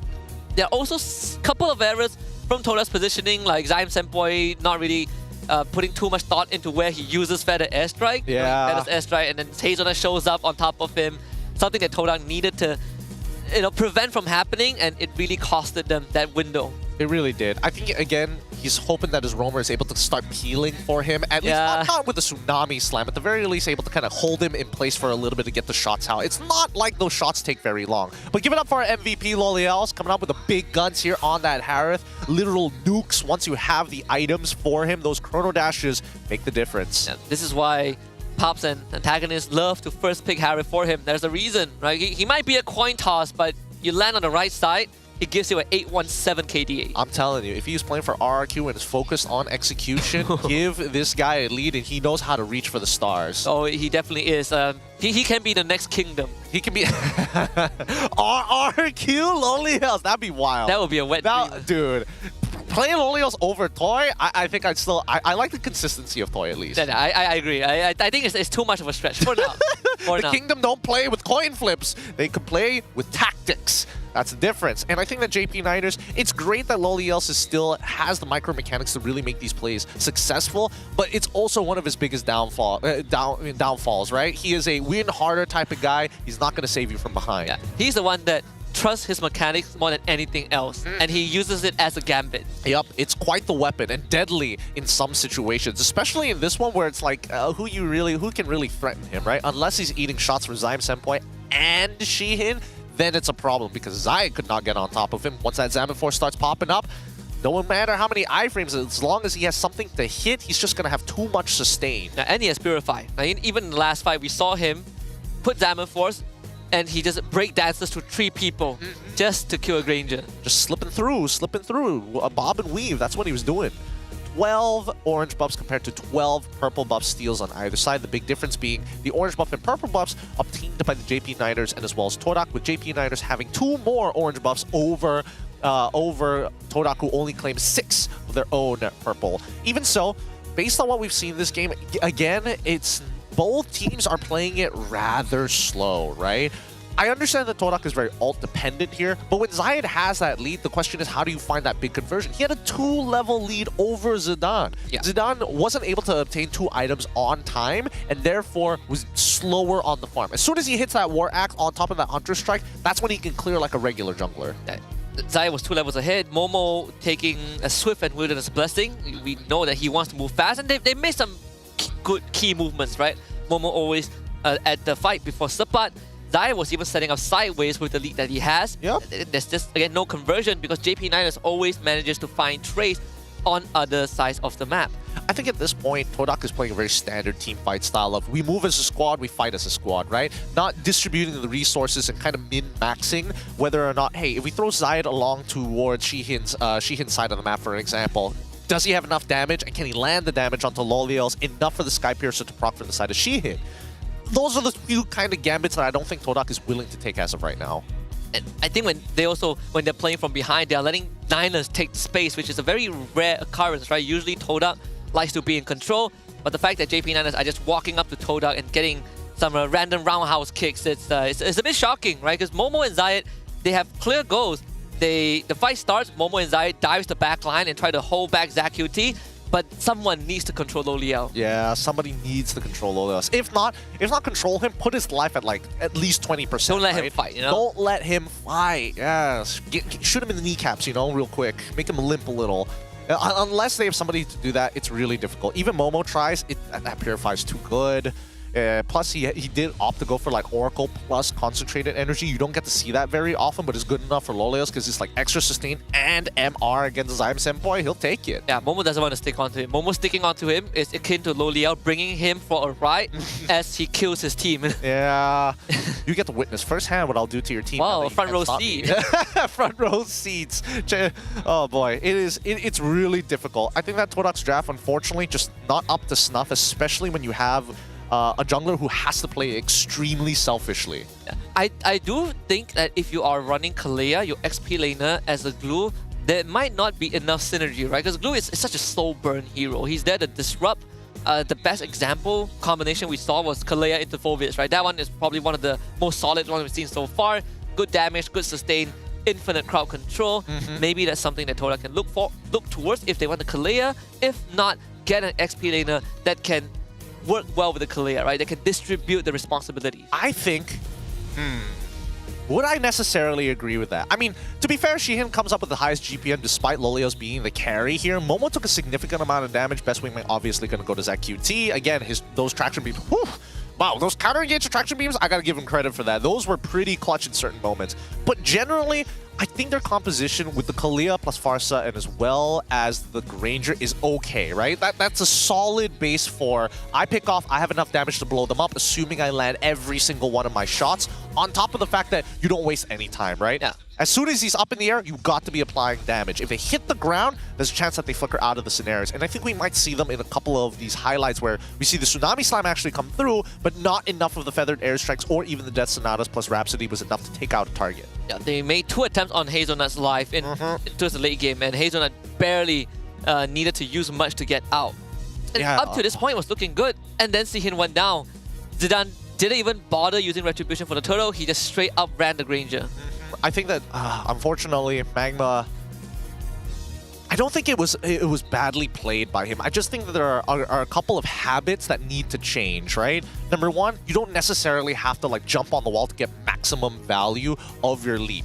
I think there is still a very good use case for just single target. I lock you down for half a second and that's all I really need. Or just use your puddle. Or just use the puddle, yeah. The puddle, the cooldown is actually pretty short. This is the last fight of the game. And if you just look at Loliel, he goes to the back, he kills off Momo, I think. And then Magma couldn't deal with him. And then this was just Lolia's highlight moment. Oh yeah, and this is while he was under artillery fire from the feathered airstrike as well. So he is literally fighting in the trenches under gunfire. Crazy, he was dropped to like 10% health. But Zyme Senpai had to defend the base. So Lolia ended up killing everyone. Nothing much they could have done here. I think the only thing they really could have changed at this point is either don't go for the Kalea as an early pick, and then Zayed has to play something that doesn't have as much... as many dashes, because I'm trying to think, how many times do we see Zayed in range for Phoveus to get a proc? Yeah. Honestly, not as much as I thought there would be, but there is a use case of switching Momo out for a Benedetta and then playing the Fredrin, but Fredrin as well as Baxia got banned out. Yeah, like the Phoveus range to proc the passive is actually pretty huge, like what, 8 meters? Rough, yeah, it's very huge. Yeah, crazy stuff. You could be off screen and still getting like energy, but that's just the dimensions of where you're looking for your phone. Either way, guys, if you're tired of looking at your phone, how about checking the time the traditional way? The official Mobile Legends esports watch, very crafted in Switzerland with genuine dragon leather. Where do they find the dragons? Even we don't know. Comes in 3 different colors: green, black, and as well as blue. Let me tell you, blue looks pretty good. Green's also great. My favorite so far is the black one. Fairy also comes with mythic pendants for mythic players and features the first ever official MLBB jewelry collection. They've got the Jushin, they've also got the Mia one, if I remember correctly, the Luminous Mia jewelry, suitable for both men and women. It's unisex. Yep. And if you want to get the mythic pendant, you have to be mythic. You gotta verify it. Yeah, there's no cheating. You have to be mythic. You have to be mythic. I don't know whether... No, they're definitely not going to sell them, because during M6, they also had like the exclusive M6 jewelry as well. We got a first look at that. That was pretty cool. I don't think they're selling it, though. I don't think they are. It's exclusive. I want to get myself a mythic pendant, though. It's a badge of honor. It is a badge of honor, and it's also... there's also, like, roles as well for each of the roles. So, again, just check it out. At Fairy World, that's the place you want to check out all of their merchandise. Anyways, coming back into this game, though, do you think that Todak is going to be like, all right, it's red side time. Blue side, it's not working out for this. This Kalea pick, not working out for us. I don't think so. I think blue side was okay. Okay. Jungle pick, maybe not play Lancelot. You know? I mean, he got a 2-level lead, to be fair. Yeah, he did. But it's more like the mid to late game application, right? That's where you kind of start falling off a little bit. I would have obviously go for the more meta ones. Hayabusa, Suyong, I don't know, Joy, maybe. That's also true. Both are also very playable in those types of scenarios. Hey, we got Maima in the back, actually, helping out the squad. Finally, Maima always shows up when the team needs help. Did somebody need the avatar? Maima starts walking in. He's coaching the Todak ladies team, remember? Also gunning for a slot in IESF. I think it's like, what, still half a month before they lock in the roster? Yeah, it's a long process. This is a very long process. Either way, hopefully we can do well during IESF. The fact that we got like silver is pretty good. Could be better. I want to see what Pops has to say about this entire season, right? Even when they had an early lead, they couldn't really close out their games. Oh, and whatever strategy we had for the late game wasn't executed cleanly, so no matter which player we use, if we don't fix this root problem, they'll keep facing the same issues.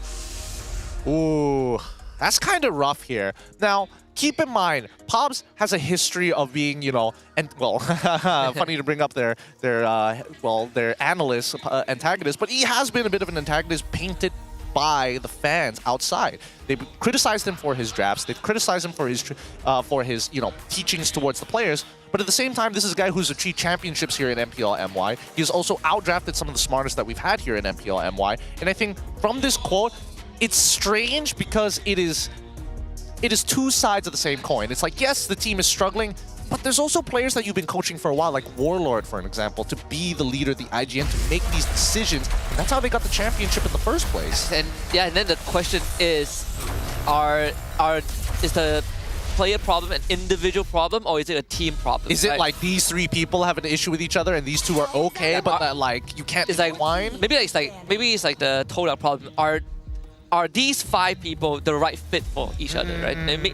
Because like he's I think one of the only coaches that won a championship with 2 different teams, right? His first season, Team Hug, he scored a trophy, and then he did the same with Homeboys. There are still people online that when they talk about local coaches who are outstanding, Pops is one of the first name on that list. Of course, people sometimes forget Sora and Haru, but you know, like Pass has a good reputation already. I'm telling you, Envy one day is gonna pull the rug. They're gonna pull the rug. They're gonna be like, hey, it's now we're so what's an organization I want them to get captured by? Let's see, I'm thinking of a good one. EW. Oh, hold on. It's guess who? It's TSM Monster Vision. They have the same color scheme. Right? They do have the same color scheme. That's what I was thinking. It's like it's gotta be something that works. No, not TSM. It's TSM FTX. God. They'll have more problems. If it's TSM FTX, I think they have a lot more problems. I mean, they've dropped the FTX at this point. Thank God. Thank God. If you invest in FTX, shame on you. Hey. Some people are millionaires while others starve day to day. You mean like the 3 people? Like me. I am starving. At the cost of a lot of people out there. It's true. Hey, shout out to Sam Bankman-Fried. Look, come in. Dang, that was a good one. I can't let that slide, but I got no better comeback for that. Oh, all right. Pops, on JP Niners going to be on blue side. They get the first lock-in of Kimmy. Todak on the other side on red side this time. In terms of the bans, Chip, Kalian, as well as the Baxia, same bans. Pops does this habit a lot. He doesn't really change the blue side to red side. The blue side to red side bans, it's only in the picks that he really starts spicing things up. Zol has decided to get rid of the Harith, the Matilda, and as well as the Fanny. The Fredrin is open. It's more whether Todak will take it, right? Because okay. Do they take it? No, they take the Gatot and the Granger. There is a universe where JPs will start considering the Fredrin. The Lucas is also still up, because Zidane did play in the previous game. Yeah, the Gatot is actually not too bad, because Gatot, what most people don't realize is in the early game, he has a high base damage, right? So even when you're up against the Lucas in that human form, if you stand around his first skill a little too long, you can actually burn yourself out. Like, you'll lose 50% of your HP, which is a shocking amount. Yeah, and if you trade with him even more, he's gonna give you that iron fist. He's gonna give you a black eye by the end of it. The domestic abuse is real with Gato. Gato with the domestic abuse problem sounds crazy. Gato, skin idea. Gato in a white beat. Hide your wife, hide your kids! Gatot is here! Oh, Fulvius as well as Lucas is going to be locked in for the side of JP. Not bad with the Fulvius, but so far we haven't found like a true answer to the Fulvius. Even on his losing matchups, you need so much, and you need to sacrifice a decent amount to get like things like CC, like glue ahead of the game to make sure that Fulvius is completely out. Oh! Valentina direct answer, since there's a Lucas. Even CC has fallen out of meta, right? At least in the local league, I don't think we've seen much CC lately. Because the thing is, when you're up against Fulvius, Fulvius provides so much more to a team fight than CC. Yeah. CC doesn't win hard enough to guarantee that lead. Like, oh, let's say you're winning by 500 gold in your laning phase. You both hit level 4. You go for the first team fight, right? And Fulvius is 50% of his HP because you've been chunking him out. He doesn't have regenerate, but is still able to provide more in a team fight than you can as a CC. He gets 2 assists, you maybe get 1 kill, and now you're dead even in the lane. Like, what? Come on. Even for Hilda, who also has fallen out pretty heavily. Ooh, I think Hilda is relevant only when your opponent is playing an assassin. Because you really feel that impact of like having that Hilda in your face. It's super annoying. I think right now for JP, I know this Fulvius, we also have seen players start to pivot more towards full tank Fulvius, right? Like there's the Thunderbells, we've seen Dreadnought armor into Radiant if there's magic focus enemies. Except for yesterday where Val decided that War Axe was a great idea. Yeah. And it worked. It was on top of having the blade armor as well. Just really making Kimmy's day miserable. Kimmy doesn't want to hit him. Like, please! Cannot run away. Please, sir! I watched him heal almost 700 HP with an Infernal Pursuit. So much damage, dude. So much damage. Kimmy is so squishy. Even at level 15, just scraping by the 1.5k mark. Yeah, Kimmy is like Faramis, right? Like they're both pretty squishy. They're so squishy. But Faramis at least sometimes buys items that gives him HP. Yeah, and I mean technically he gets like a second health bar with the call. I keep calling it call. Netherrealm. It's so much cooler calling it call altar. Hey, remember Worldy? Okay. What was it? What was it? Wave of the World. Wave of the World. Wave of the World. That was a rough one. That was also another rough one. And so, second phase is already done. The Moskov, the High Loss banned out for the side of Todak. Ling and as well as Joy for the side of JP. Pretty smart bans here. They want to make sure this Kimmy is going to be safe. And there is a potential where they still have Moskov available. Oh, no. Moskov's banned out, yeah. It got banned out. That is a bummer. That is going to be a Vexana. Oh, so they go for the XP Valentina. We've seen this before, and funnily enough, it came from JP Niners themselves. They see a Lucas, which went into the jungle. They ended up picking a Valentina into the XP lane, and it got matched with a Hilda, and the game was over. I mean, that was when Lucas was played in the EXP, though.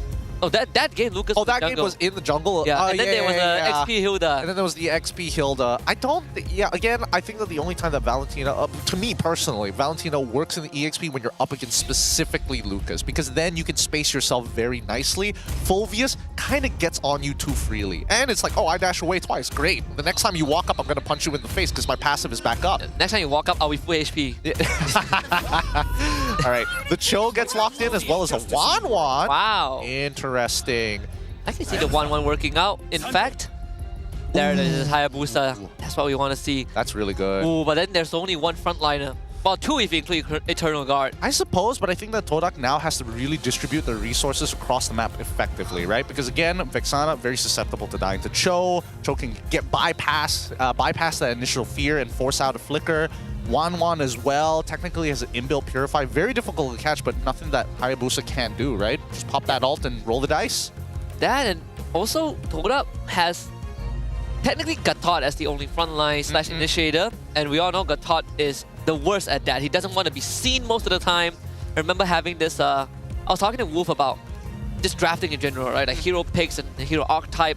Gatot is a hero that does not want to make first contact. You don't want to make first contact.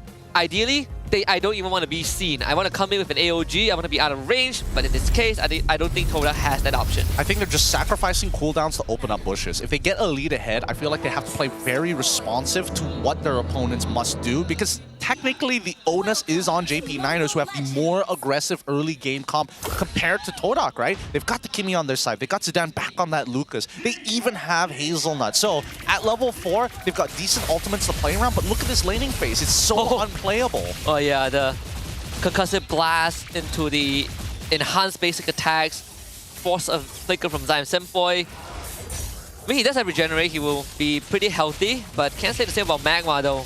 They want to force out his Revitalize. Magma finally pops it, turns around, enhanced basic attacks. Hazelnut needs to run back now, flickers himself, and ZQT peels him away. He takes everything. He's costing him so much HP right now. Way too much HP. And I think that ZQT, he comes back in with like at least 70%. There's nothing much he can really do. I think, at least for Vexana, when it comes to the laning phase, yes, level 1's going to be a little tough here. And I think that once Zyme Senpoi gets at least one item, one-shotting the wave becomes more valuable, and then you interact less with ZQT. But this early game is where it gets really, really rough for them. So let's see how the JP Niners use this pressure to eventually apply it towards the side lanes. Oh man, Sapat looks so juicy right now. Let's see if he can go for the kill. Sapat will eat it. Good stagger. And that's going to instantly deny the gank. That's going to back him off. They could have waited for one more rotation from Momo to make it happen, but they are on a timer with Hazelnut trying to cover... Oh, Pixel Brush. What? No. Are they going to pick the Gambit? I think they're hoping that they utilize that river and they want to catch him off rotation, but nobody's buying it. Yep, nobody took it. Even Hazelnut took the safe route. Good stuff from the side of Todak at the very least. There's some ideas put in place, but JP, they've got the protocols. Momo will run away still. Hasn't stolen any ultimate just yet, looking for Zidane. Who now has full energy bar for the Sacred Beast. Traction Pulse was used, but chases Magma away. Magma on his 4 has the AOG, but doesn't get a chance to use it. Zidane gets the first turtle. Momo has stolen the Unleash the Beast, instantly pops it with the help of the AOG from Magma, but Zidane turns around, takes first blood, takes out Momo, and now can continue to fight. Magma actually fell and gets the kill on Sapat and Zidane. Zayed finds 2. Man, the last 2 are so low. I can't believe Hazelnut actually made it out of this. Really lucky that Zyme Senpoi, really lucky that unfortunately Momo, with the initial push from the Sacred Beast form ended up pushing Hazelnut just enough outside of the AOG to buy him that extra bit of space to go for a Shunpo before the Beast Bomb actually connected. Either ways, not too bad because Todak is walking away at least with 2 kills compared to JP Niners with 1 kill and 1 turtle. Yep, Zayed and Zion Senpoi both got a kill each. They take down the enemy jungler too. Now the next question is, how do you deal with the 1-1? Of course, aside from having the Hayabusa jumper, everyone else don't really have the best way to do so, unless Momo steals the Sacred Beast and, you know, just runs at Low Liao. Or Shihin hits every shot. He's got to hit every shot. That's kind of the mechanical disparity when you're playing 1-1 into the Granger. It's a little difficult. Well, Traction is going to pull, but nobody to follow up on. No way to really contest. Bot side though. Shadows didn't really connect onto Low Liao, so no conversion into a crossbow tank. Shihin will now harsh off the wave and chunk Low Liao out as much as possible. All shots connect. Most of Todak's players are, like you said, just like game 1, they're playing this 4-1 formation with Momo as the anchor top lanes. Just did stole the Sacred Beast, but now has to run away. The Inferno Pursuit to follow Momo, forced to use that ultimate to get out. This bomb already coming out. He's going to struggle to walk back into lane. He's going to opt for a recall here. He doesn't know that Zidane has already taken the beetle and walked away from the scenario. That's going to be a full wave that Momo is going to miss out on top of his Purify. Not a great situation to be in, especially with the turtle spawning. So Todak now, if they want to win this upcoming fight, they've got to drag this out. Hazelnut has to flick a kick too. Oh! Looking for the flicker kick. Oh, almost gets Zion Senpoi. Good reaction from the Vex. They're going to have to take their time here. Even Shihin is considering joining this fight, but 1-1's not letting him move out of the lane without some form of punishment. At the very least, he's able to push out that wave. But goes in, let's get terrified. Still gets a dark wave pull, will sacrifice his life for this to make something happen. Hazelnut finds a kick on the Zion Senpoi as Zidane goes for the back line, blows up Shihin with the Beast Bomb. Now Momo gets himself isolated. The stolen and leash the Beast, not enough damage as the members of Todak all start falling. 3 dead. Why did Magma decide to drop the AOG there?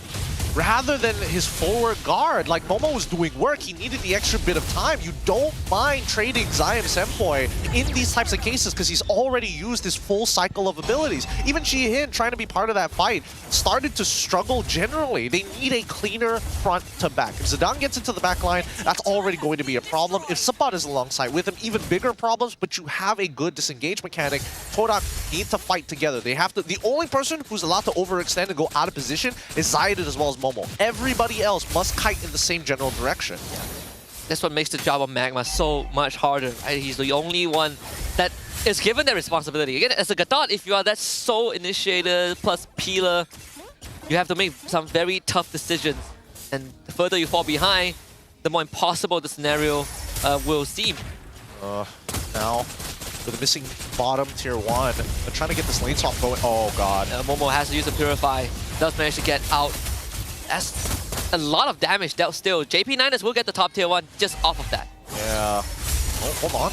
Magma.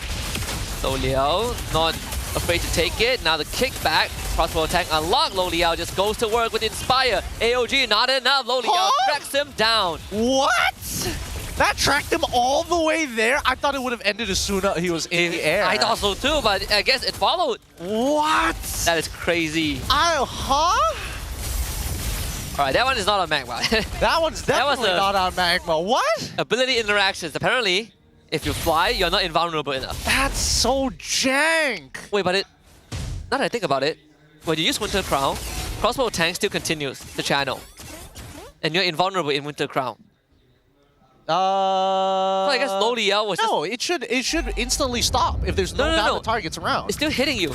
When you use Winter Crown, it still hits you. You just don't take damage. I guess that's fair. So I guess Low Liao was at max range from the start and the end point of the AOG. Man, that's such a bummer though. God, I don't blame Magma for that one. I don't blame it at all. You wouldn't have imagined that it would go in that direction as well. Even so, JP Niners still, they find the advantage for themselves and now into the next fight. And Momo is starting to feel behind, gets dragged back by Subpod, and now Zidane, big flash combo.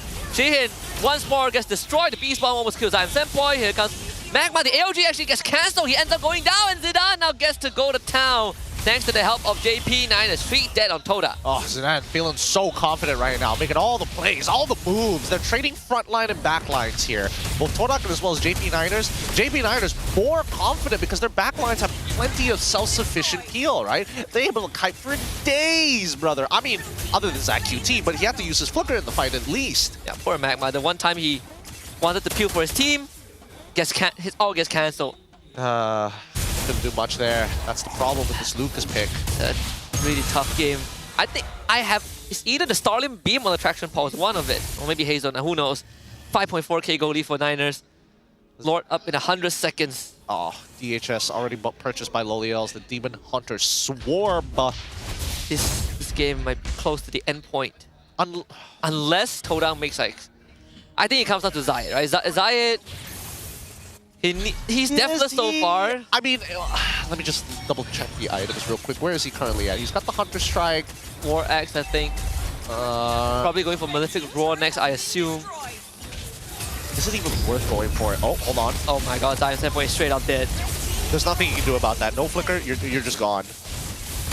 And that's a full combo from Zai. Still has Shadow, what? But not that it really matters though. And that Beast Bomb takes out half of Shihan's life bar. My goodness. I wouldn't have imagined that Momo dies there. Oh, finally. Oh, that's a figure kick. Goodbye, Zayed. Oh, the snowball's too big. Oh, wait. Shadow kill. Actually, tries to kill. Oh, if he survived as well, that would have been sick. But Sapat not going to let him go. These inhibitors are going to start collapsing. And he didn't have the Shadow, Flash Combo, Flash Stab. You cannot control Zidane. Magma AOG. Completely dodged by everyone. And Magma ends up going down. Crossbow tank is transferred on the Sihin, who gets out of range. Loliao gets terrified.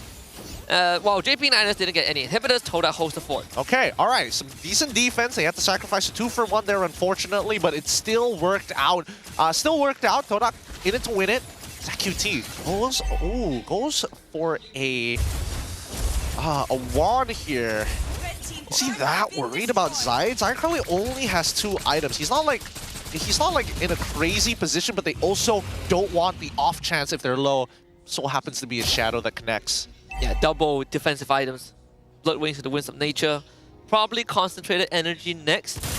I mean, Todak was really lucky that Loliao didn't have Inspire just now. Also true. He would have killed all of them, I think. Yeah, but Loliao's, he's 3-0-3 currently. Highest amount of gold. There's a Heart's Claw out of nowhere. Yeah, he just wants to sustain, right? Casual Heart's Claw. Because he knows Momo's going to jump for him. Like, if he gets chunked out... luckily, Momo is not...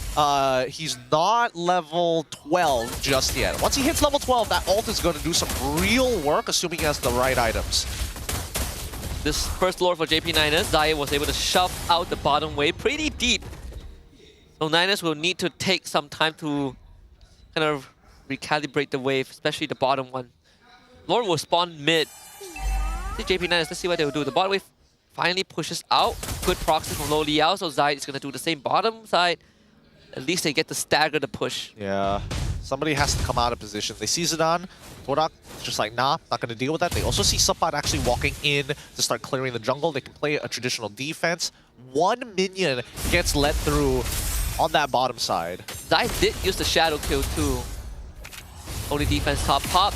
This Lord will take down the mid inhibitor, sadly. The bottom inhibitor most likely will also lose his holy defense.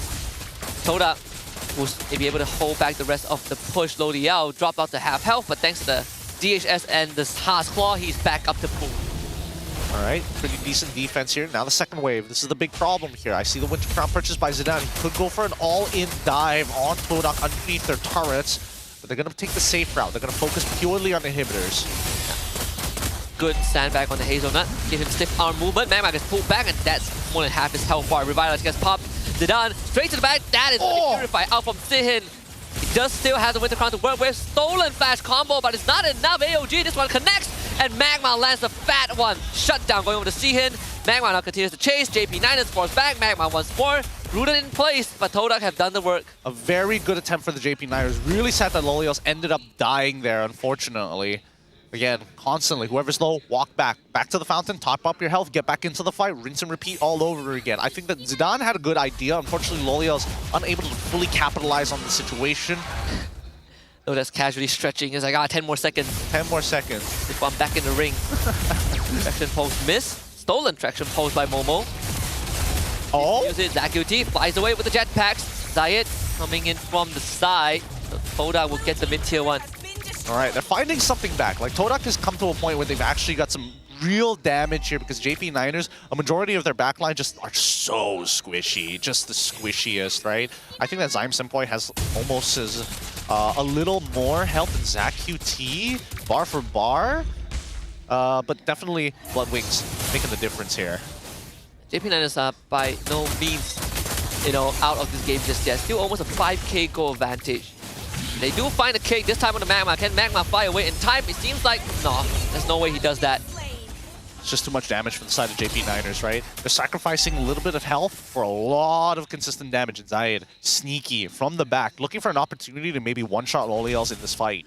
Does Loliel have Wisdom Nature yet? So he does. He does have Wisdom Nature. Purchased it like rather early as well, because he is the richest member from the side of JP Niners, right? That's where a majority of this league came from.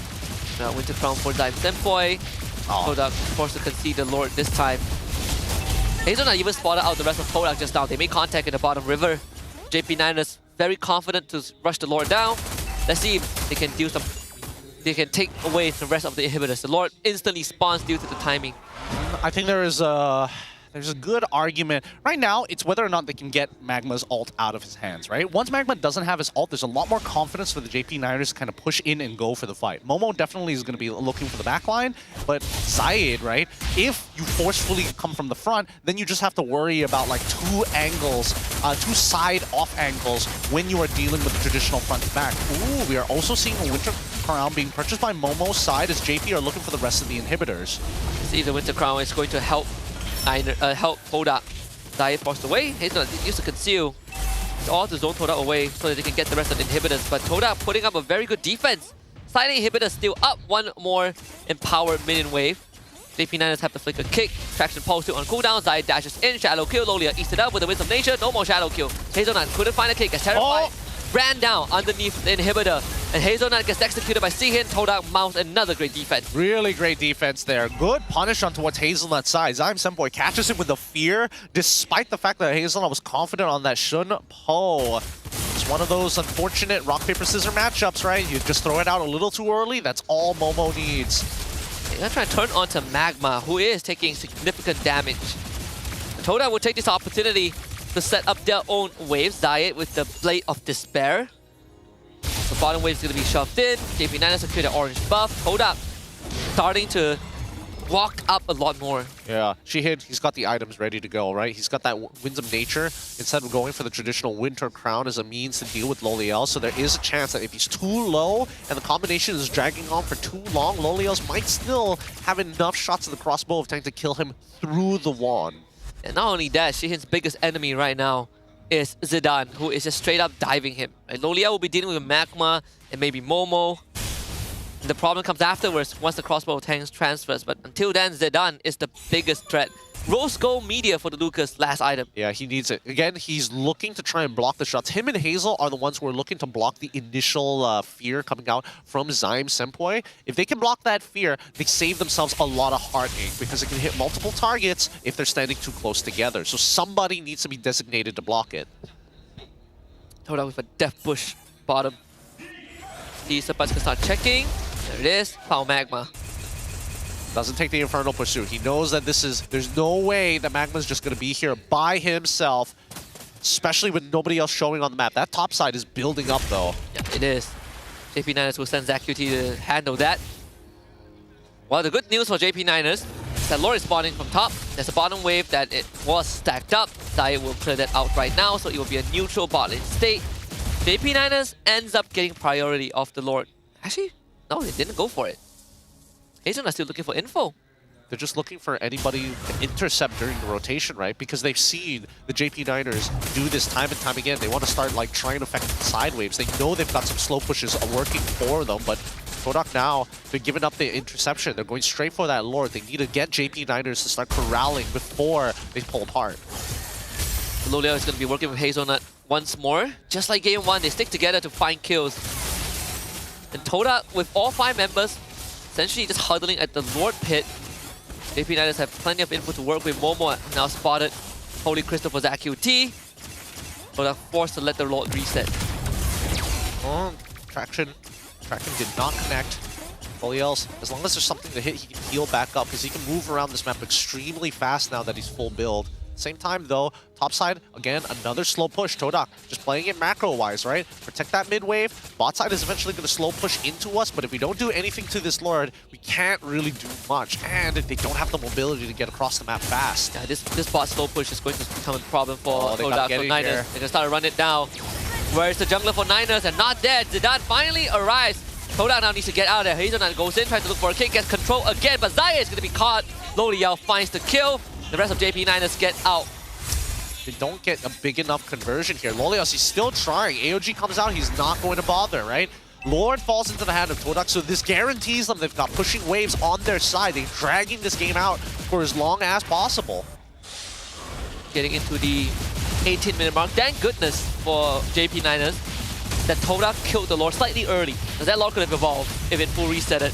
Yeah. So no evolved Lord means JP Niners breathe aside already. Momo still to unleash the beast, gets rooted down. Now they jump on him. Momo will be forced back. Traction post, pulls it back. Magma, Dime Standpoint, and Sheehan all show up. Zidane catches the backline. Dime Standpoint instantly into the Winter Crown, and Sheehan gets away with the kill on the support. But Zidane keeps on going and just destroys Todak's backline. Double kill for the Lucas. Hazelnut holds the rest of Todak back. Momo next on the docket as Zayed finally shows up to rise on back up, and they just run out Zayed Standpoint. It didn't really matter. Lonely out over Zayed. Zidane effectively getting an unofficial Maniac. Nicely done by the JP Niners here. Winter Crown timed perfectly to cancel out that quad shadow. Can't do much. Wow, it cancels out the quad shadow, but doesn't cancel out the... Yeah, man, so many weird things. Spaghetti code. Now, looking for the end. Well done. And this is a 2-0 victory. The confidence builder. The make your bed game to have a win when you get back home game. Well done. JP Niners take a 2-0 with Zidane up on that stage. Finally, one of the bigger victories for JP Niners. However, much it means for them, even though they're not going to be proceeding forward, they're not moving up in the standings in any manner. They still have to play that MAL promotional series. And this is a good note to the chapter of JP Niners in this season. Yeah, once again, both Zion as well as Zion Senpai, Sheehan all coming out with smiles. Momo, same expression as always. Looks like he just got out of bed. It's like another day at the office. You know, last season he did shed a tear or two when they missed out M6, but aside from that, I think in Todak, I hope they have accepted their face this season. Come back stronger in the next one, but Niners fans, money didn't go to waste. Even throwing in some taunts at the end. With that being said, let's have a chat with our winners up on stage with Rose. Ini adalah perlawanan terakhir Todak untuk MPL Malaysia musim ke-15. Nonetheless, ladies and gentlemen, kindly give them a warm round of applause. Now, walaupun ini adalah one of the first times that Todak tak layak ke playoffs, I hope to see you guys again in the future. And Momo, mungkin satu soalan je. As a constant in Todak daripada mula lah kan. Macam mana Todak akan regroup balik during the off-season? Mungkin kita orang akan try out balik player-player dan insyaAllah next season lagi better lah insyaAllah. Alright, we are looking forward to that. So, Momo, is there any final words yang you nak kata di atas pentas? Okay, untuk first kali saya nak ucap minta maaf kepada bos Todak, lepas tu Abang Lord and parent players and semua fans Todak, tak kisahlah datang sini ke, online ke, saya wakil Todak, saya nak minta maaf ke atas prestasi yang tak memberangsangkan season ni. And then yang kedua is insyaAllah perjalanan Todak tak balik sini, walaupun sedih nak ditelan sebab ini first time kan Todak tak payah playoff, tapi itulah realitinya yang kita kena hadap. So insyaAllah pada musim hadapan kita akan bangkit daripada benda ni lah. So pada penyokong JP Niners, thank you datang memeriahkan hari ini. So jumpa lagi season depan.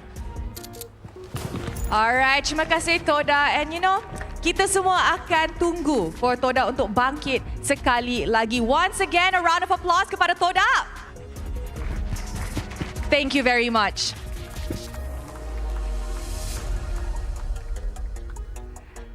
And of course, pasukan yang menang untuk perlawanan ini, give it up for JP Niners.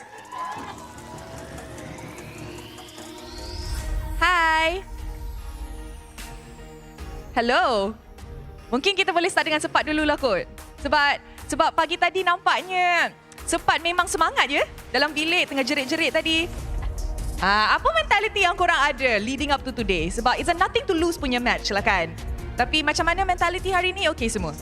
Okay, all good. Apa mentality kita orang cuma nak menang je last game ni. Sebab bila saya live jual cokor taruh, tak adalah ke depan sangat. Okay, Sepat. Rose ada satu soalan untuk Sepat je. Ada satu video yang Rose nampak is that Sepat tak nak pun jumpa tim MAL, tapi sekarang dah di situasi yang kena jumpa dorang. Adakah you guys are ready? Mungkin habis je game ni kita orang akan balik untuk rest, jumpa family untuk seminggu dan kita orang akan kembali dan kita orang akan training lebih lagi lah. Sebab kita orang tak nak hilangkan slot JP Niners itu. Okay, so Rose akan jumpa Sepat lagi kita orang main depan. final juga. Tapi final Memang semangat hari ni semangat. Sebab menang. Sebab menang. Very good. Congratulations. Now Coach Pops. Test. Okay, Coach Pops. Walaupun season ni prestasi JP Niners is I'm pretty sure not what you expected juga. And of course, tak layak ke playoffs ini adalah satu benda yang I'm pretty sure also affected you guys, especially you as a coach. Mungkin Coach Pops boleh share dengan kita orang apa plan JP Niners during the off season in order to come back stronger untuk musim ke depan. Of course, pertama kita akan main ML dulu lah, final nanti kan. Kita akan lawan dengan tim daripada Challenger. So kita akan perbaikilah apa yang kita kurang. Daripada segi kita nak tutup game ke apa. Banyaklah preparation yang akan dibuat. Mungkin ada pertukaran player, mungkin pertukaran coach juga. So benda-benda ni kita tak dapat nak bagi kata putus sekarang sebab apa-apa pun berbalik kepada management lah. So itu apa yang kita akan buat. So it's still in discussion lah kan. Ya betul. Tapi janjinya adalah pertukaran and there's going to be difference next season. InsyaAllah. Kalau mungkin kelemahan season ni daripada kita orang. So yang kurang tu kita akan keluar lah. Kalau saya kurang, saya lah keluar. Macam tu lah. Contoh, saya tak tahu sebab apa-apa pun in discussion kan sebenarnya. Alright, we like that. Now, mungkin Rose boleh cakap dengan Zidane. Jangan takut Zidane. Guys, a round of applause. Zidane, prestasi yang sangat-sangat baik hari ini. Mungkin kita boleh ke depan sikit. Okay, jangan nak bully Zidane korang ni kan. Okay, so Zidane, lama tak nampak Zidane di atas pentas. Tapi semalam dengan hari ni Zidane main, prestasi tu memang on top lah orang kata. Macam mana Zidane mendapatkan momentum balik bila tak main tu? Coach saya bagi kata-kata semangat lah semua buat saya main balik. Coach bagi kata-kata semangat. Apa dia cakap? Semua ada, marah ada, semua ada. Oh, marah ada. Diorang marah kau-kau lah? Wish. Tak baik ni coach. Hai. Siapa yang marah? Anca. Okay, nanti Rose cakap dengan Anca. Alright, so kita sudah nampak perlawanan yang menarik daripada side JP Niners. And with that, mari kita tengok MVP perlawanan ini. In 3, 2, 1. MVP jatuh kepada... Jatuh kepada Zidane. Match terakhir MVP pula tu. Now, Rose nak tanya, kita tahu that actually JP Niners ada 2 jungler jugalah kan. And like I said, ini adalah musim yang agak shaky untuk korang. Tapi in your opinion, apa yang you learn the most untuk musim ini? Mungkin sebagai player MPL, you manage to control your stage fright. Apa yang you belajar yang you rasa memang akan bantulah dalam kehidupan seterusnya? Main atas stage lah bagi saya hilang stage fright. Rasa dah okey dah sekarang? Dah okey lah. Dah okey dah. Oh, that's so nice. That's so cute. You know what? Hopefully Rose boleh jumpa Zidane lagi. And of course interview Zidane lagi. Okay, now Anca, sini Anca. Zidane cakap you kuat marah dia. Sebenarnya enggak, jarang-jarang sih marah, cuman marah sebab sayang kan dengan dia. Ya ke? Nak dia improve kan sebab tak nak bagi down apa semua. So kalau dia boleh, mental dia boleh tahan saya punya marah, so dia tak ada lagi pasal stage fright apa semua. Betul juga. Now, Anca, Rose kurang borak dengan Anca musim ini. Ya. Memang kurang. So, Dua kali. You ingat So, sebelum Rose lepaskan JP Niners dan juga Anca, bagi sikit tunjukkan berani Anca dekat semua orang sekarang ni. Top 2 MPL MY musim ini yang akan pergi ke EWC untuk wakil Malaysia. SRG dengan Aero. SRG dengan Aero, kenapa? Sebab bagi saya gameplay diorang dua tim ini lah yang paling solid bagi saya. Okay, hopefully you are right. And of course, Anca, ini adalah masa untuk bagi kata-kata terakhir di pentas MPL untuk musim ini. Bisik-bisik dah start dah. Okay. Thank you buat semua yang udah datang, buat semua fans MPL MY, buat semua fans JP Niners, buat sponsor-sponsor kita orang juga yang dah percaya. Tobaki, apa lagi? Iron Bank, Makers, Direct D. Nih disuruh pubs ya. Thank you buat semua yang udah datang, udah support kita. Aku tahu ekspektasi kalian semua ke kita tinggi, cuman kita nggak bisa memenuhi ekspektasi itu. Kita minta maaf yang sebanyak-banyaknya. Buat fans kita, gue mohon maaf. Dan buat JP Niners dan buat semua, thank you for everything. Alright, ladies and gentlemen, once again, a round of applause for JP Niners. And of course, mungkin kita akan jumpa mereka di musim ke depan. Memang chemistry off lagi. Chemistry off lagi. Okay. Alright, thank you very much. Good luck on your match up against the MAL team.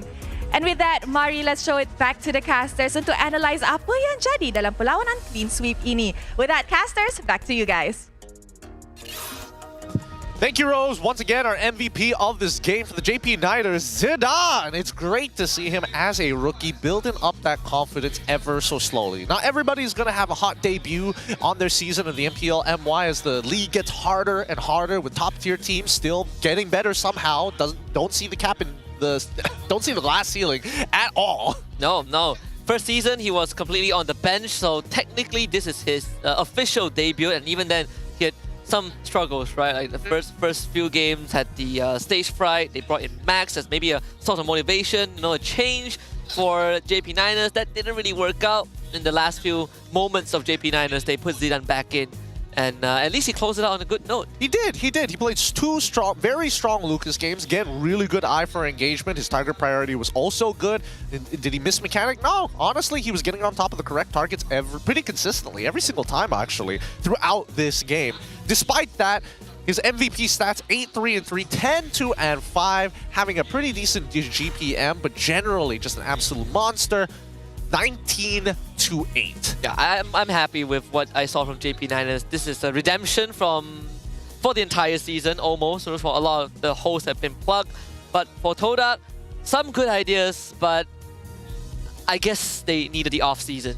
Yeah, they really need the off season to work on a team that can build some long-lasting, not only just chemistry, but at the same time ideas of how they want to play their comps and how they want to play their games. I think that, unfortunately, it's weird to see Todak in this state. It's also really unfortunate that JP Niners, again, both playing somewhat of the exact same style, right? Just slow, very tempo-based, not taking full opportunities and not willing to risk it as much, knowing that there is a failure on their own departments to not make it pull through. The craziest thing is that Todak, week 3, was probably one of the lowest points. People hated everything that Todak was bringing to the table. Week 4, they got dropped by Homeboys, and people were like, okay, it gets worse for Todak, but it's Homeboys. The next day, they 2-0 Vamos, and hope was restored. We're like, okay, so they can play a clean game, right? They won one game from ahead, they won the other game from behind, and then the following week, it went back to square one once more. So this Todak, very, very lost. But for JP Niners, I think they need, like the coach said, got to prepare for the MAL promotionals, and this season, Challenger Conference isn't going to be easy. We have some ex-MPL squads there. I'm looking at you, CG. I'm looking at you, Vlad. All these cheeky Team Hagrid Esports veterans lurking around for a second chance. Look, they want that spot bad. Now that they've been in the MAL, they're like, oh, dude, the MPL, Just having that shot at an international is worth it. It is worthwhile. That's what everybody's been looking for. We look at the stats, even numbers all add up throughout this fight. I would have imagined Lolios did a little bit more damage in these games, but generally Zach QT was making a lot of contact with Todak and really taking care of his space until he gets jumped on by Momo, and that's when he's praying. Yeah, I mean, aside from that, he just dives the backline, right? Like, you see the work that he puts in, he realizes, okay, Magma isn't around, Momo isn't around, it's go time. It's go time. Generally speaking, I'm hoping that the JP Niners are able to kind of keep their spot. I think that these players definitely have a place within the MPL. The question is, how do they make this squad work? Todak even, right? It's gonna be really hard to imagine that Todak isn't going to change their lineup again. But the question is how, right? Because there are two winning styles that we see on the international stage. Either you play structured with high execution, meaning you must hit these spells, you must have a specific line of play every step of the game, similar to RRQ, what we have now, or the more fluid style with just a little bit of ideology, like Onyx, for an example. A bit of back and forth, a bit of adapting to the scenario, but every opportunity is never missed. Or there is actually a third style. You play with the win, like TLID. Yeah. There's this cycle of we're doing good, not too well, we're on a lose streak, and then we bounce back. Yep. Either way, right now the meta demands a lot from its players because it's so snowbally. A single mistake can really cost you the game, and it's very difficult to find a recovery point unless you know how to play from behind. Both of which has two options. Either A, you play very passive, you take a lot of less risks, like we've seen Magma and as well as Hazelnut kind of take a step back when they don't have that lead, or you can really take advantage of your lead, get into the flow state, be that carry, be that rich guy like Zidane. Yeah. And you could play Turtle, like Vamos with, what was that? Was this Farsa Beatrix? Which, yeah, very great gameplay. You just cannot end the game. Negative waves. Negative waves. Can't do anything about that, right? You have to force a play upon your opponent. But those are very, like, it's not like it's impossible to deal with. At some point, they have to walk out of their base. And when they do, that's when you take advantage of them, right? That's why I feel like in this game, when we saw JP Niners as well as Todak, they were focusing very much on having clean team fights and finding these small advantages to force their opponents out of position. And I think that's what the game really boiled down to. The hard outplays weren't really there. We didn't see like insane engagements from either one of these teams. Very standard, if you're out of position, we punish you. Yeah, it's just very basic standard, you know, fundamental MLBB. I see a fight I can take, I go in, I press my buttons, I hit my spells, and then we end the fight. Yep. The high-level part of it isn't coming just yet for both of these squads, but we didn't expect it out of them anyways, right? Yeah. They still have a lot of things to eventually work on. But it's promising to see that there is at least a mechanical skill from both sides. At the very least, they have the right eye for opportunities. They've got the ingredients. Now it's just the development. Yeah, like we know they still got it, right? Like they're not quote-unquote washed up. They just need the time. Maybe they need the right team. Both teams did toy with the idea of maybe, you know, Todak try out new members. Pops maybe saying I don't know, Pops is just teasing his goodbyes. It's a Pops thing to do. Yeah, very Pops thing to do. He's doing it for how long already at this point? 1.5 years of saying like, oh man, this is my bad. I'll take responsibility. Hey, thanks, bye, you know, every single time. So we'll take it with a pinch of salt. With that being said though, generally speaking, these are going to be the final games here, and you know, the bows for both of these squads. All the best for the JP Niners in their fight against the MAL Challenger. That is going to be a series to watch. Hopefully I don't know how it's going to pan out. Who knows what happens during that time. Hopefully a patch doesn't drop out of nowhere. Yeah, we've seen like 2 so far, right? Because yeah. there are 2 seasons of MPL. Season 1 was Barracuda against DX, I think. The Sunfrost was still coaching and Barracuda kind of reversed. Oh, they were young and dangerous? Yeah, they were reversed. No, not even young and dangerous, just DX. Oh, yeah, just DX. So Barracuda like reverse swept them, and that was quite a moment. Sunfrost got a lot of attention for that because Barracuda was just, Agent was styling on them, you know, on stage. Season 2, Young and Dangerous beat Team Hawk, clean sweep 3-0, right? And now they become DXS and they're in the playoffs in the first season. Yeah, I mean, that's already a pretty great start for DXS in general. I'm just hoping that, I don't know, seeing JP down to the Challenger Conference. This season is harder though. I mean, you have MAL, you have MPL squads in MAL. I don't know how that happened. Yeah, I don't know how that happened as well. I mean, at least Todak, they've got their like collegiate as well as their own main lineup. Hey, if Todak don't make it, at least CG can make it. Well, that's also true. That's also Todak true. 2.0. Yeah, just dabble the idea in there. With that being said though, Good game coming in for JP Niners. A 2-0 victory over Todak. With that being said, we're going to be throwing it over to the mic checks and afterwards a break. And when we come back, it's going to be more MLBB action here at the MPL MY. Dia nampak lu, Mahmud? Ya. Atas team? Dia boleh kongsi kat aku ni. Ya, aku clear bawah. Okay. Atas saya banyak, guys. Aku. Korang tengok lah je guys. Tapi ready guys, kalau dikongsi. Oh, ada sini. Paruh. Ada.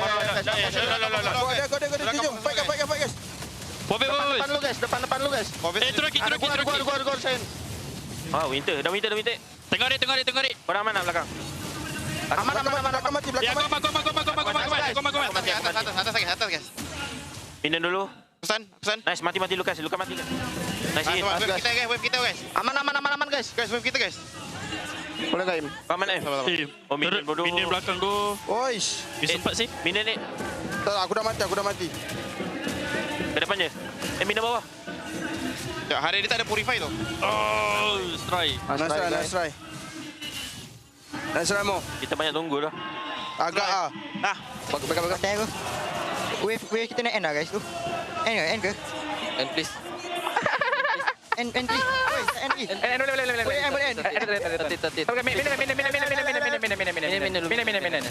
Boleh end sini. Banyak. Baik. Aku jago, cok. Aku bakal orang. Nice. Benar. Nice. Ipan bapak tu. Pecah aku pecah, cok. Atasan. Man girl. Man. Aku pecah. Bodoh aku. Nice try. Aku dah tiba tahu. Aman guys korang. Dia ada meter tu. Fighting lu guys. Low. Boleh kan ni? Lihat gua ni. Dapat guys. Nice guys. Lagi. Lihat boleh guys. Boleh. Nice guys. Recur Kimi. Aman. Gua udah jadi plate armor guys. Aku tolak bawah. Ya. Bagi value guys. Aku atas. Balik guys. Aku boleh dapat pesta naik. Guys. Coming. Grenade one. Oh, dapat lain. Santai. Dapat dua. Bocil main. Main kasih tau cil. Aku datang cil main. Aku lepas lu. Jangan hit Gatot. Aku mengatot. Aku mid. Dah ulti Gatot. Ada Gatot di belakang Ton. Ada Gatot. Nice Ton. Mid. Nice. Menang. Padu. Lagi banyak. Bagian besar. Bola king. Dapat duit. 20 second. Kali. Nice try kawan. Nice try boy.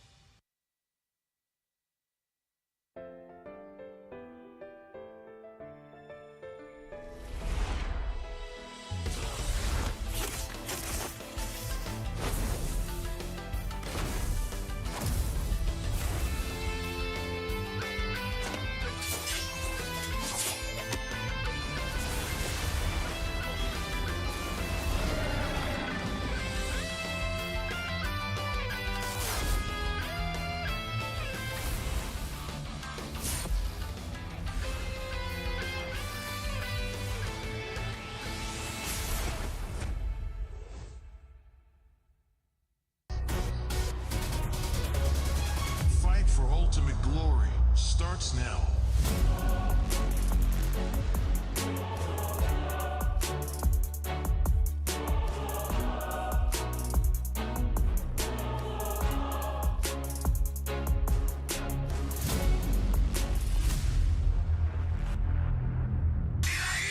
Mobile Legend M6 スイスウォッチ。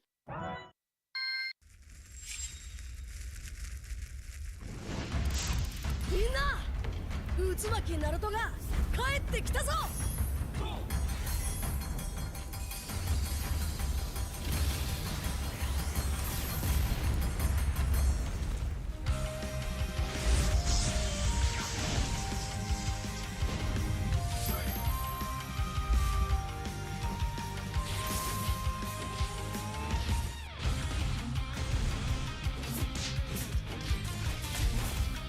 クラマ、力を貸してくれ。よ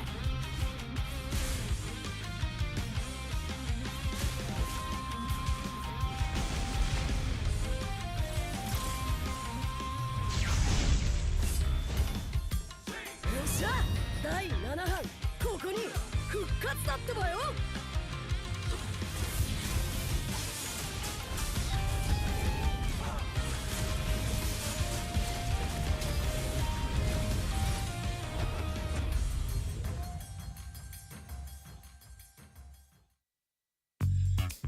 Kerap menggaruk kulit kepala disebabkan keluh mumur, masalahnya lebih mendalam. Gunalah Head and Shoulders menembusi 5 lapisan untuk membasmi keluh mumur dan kegatalan. Bebas keluh mumur sehingga 100%. Head and Shoulders diuji secara dermatologi. 見せてやるよ。シャリンガンの本当の力をな。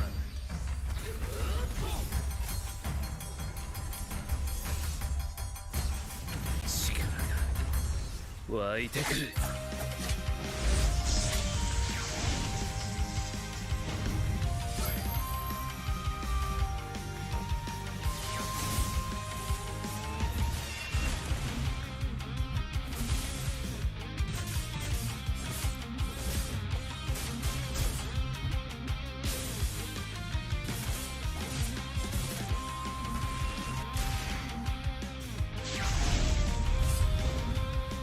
相変わらずやかましい奴らだ。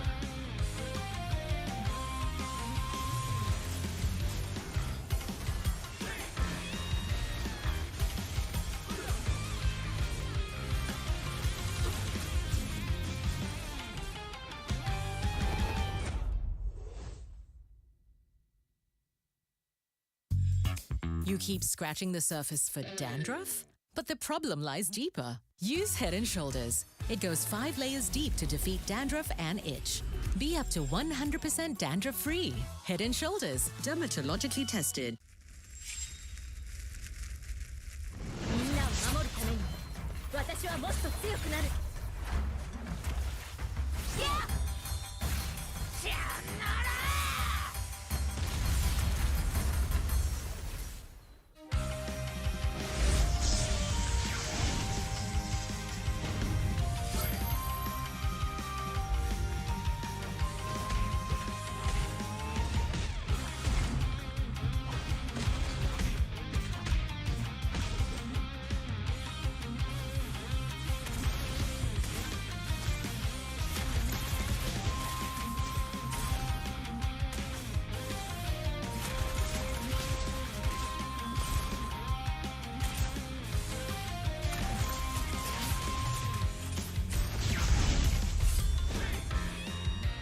今度は背中合わせでいくわよ。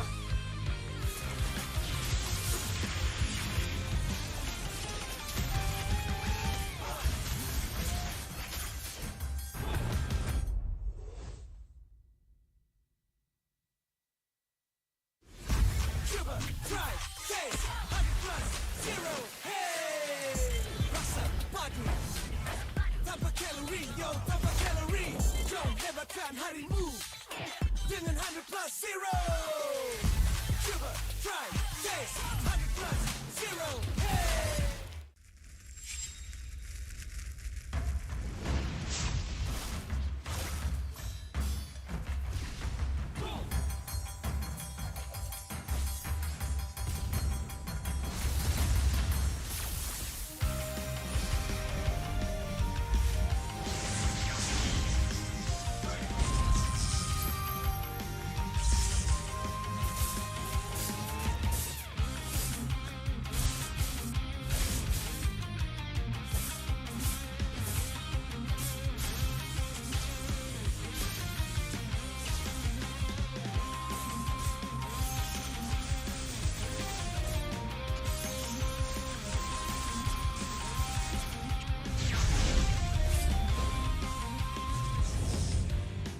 ここは俺に任せてもらった4代目他を超える忍びはお前しかいないと俺はそう信じた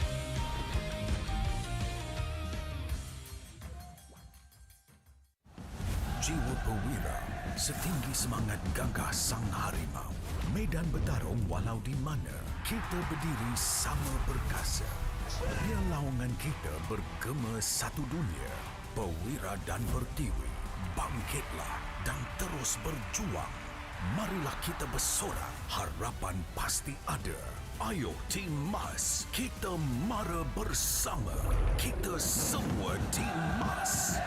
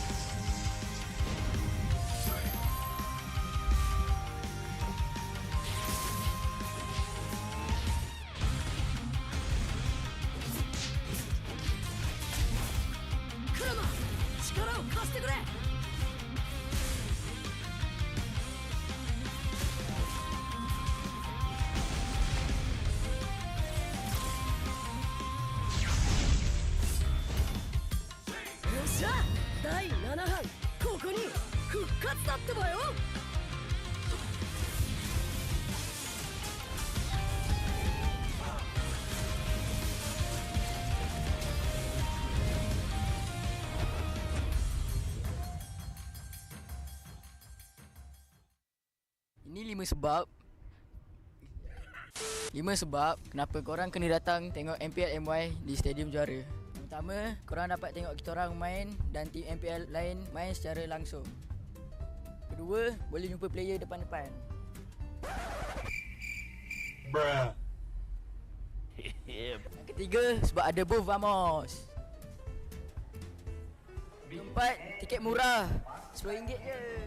Last sekali, yang penting sebab ada saya lah. Jom datang Stadium Juara setiap minggu untuk tonton semua tim MPL MY bertanding. And paling penting, jangan lupa beli tiket guys kat Ticket to You atau tekan link di bio. Jangan lupa follow MPL MY.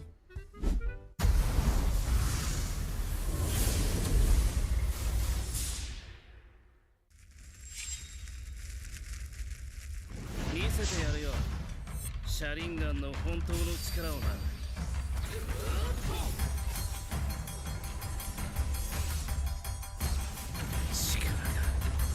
湧いてくる。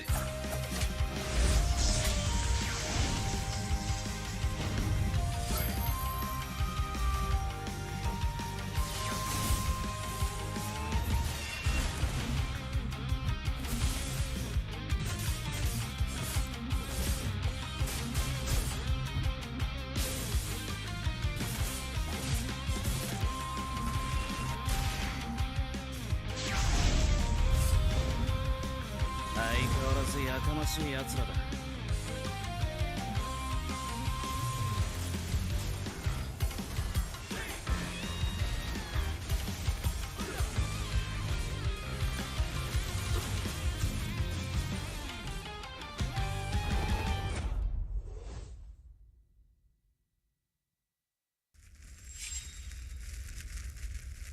みんなを守るために私はもっと強くなる。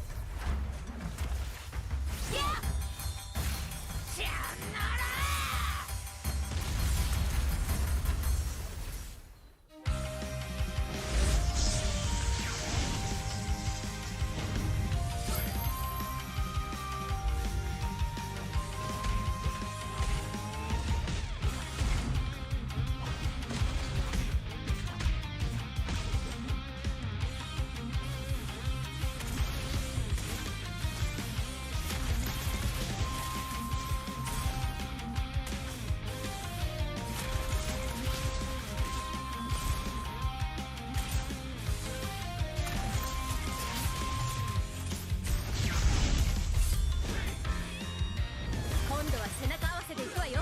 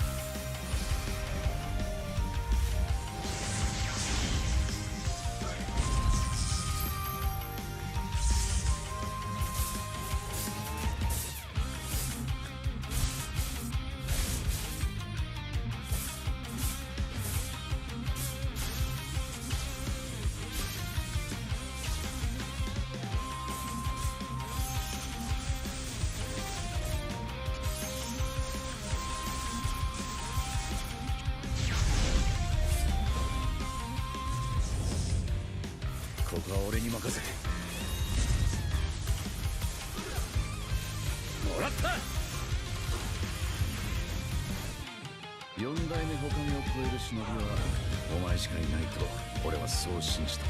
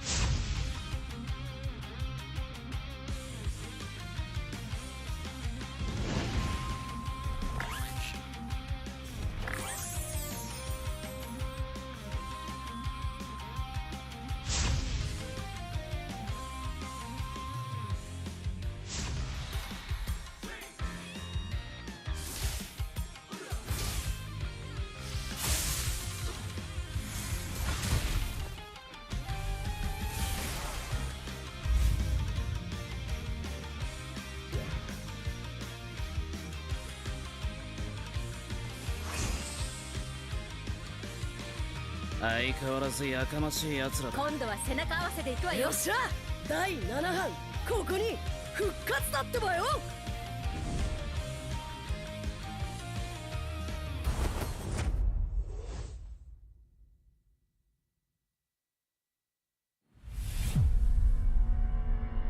Trofi MPL Malaysia, dia adalah simbol untuk tunjuk kejayaan satu pasukan.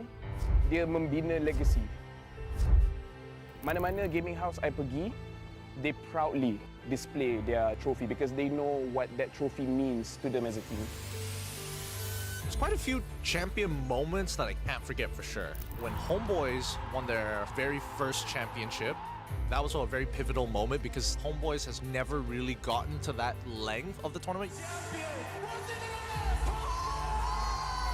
Rasanya trofi season 12 tu betul-betul bermakna untuk saya lah. Last saya dapat trofi tu season 3. So saya tunggu lama lah untuk pegang trofi tu. Season 3 saya menang atas usaha yang kuat. So bila first kemenangan tu rasa macam tak percaya. But then bila season 12 tu menunjukkan konsistensi kot saya dalam scene ni. Saya cuba banyak kali. Cuma fail juga.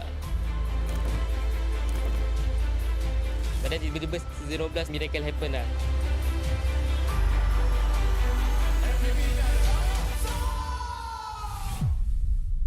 Season yang saya tak boleh lupakan is season 9 sebab itu first time saya champion. Dan saya dapat MVP pada season tu lah. Masa Grand Final season 9, saya ada teman Momo sebab dia gunakan sniper. Tapi sekarang saya baru sedar yang kita orang dua tak communicate dan saya pun nervous jugalah. So yeah, sorry Momo. SRG did it so handedly as well. Haven't had like champions who've dominated that hard in quite some time. Time season 13 bermula, Maria from WTM datang interview saya dekat sekolah saya and saya ada cakap saya boleh kalahkan Chibi or being better than him, then it's just come true lah what I said.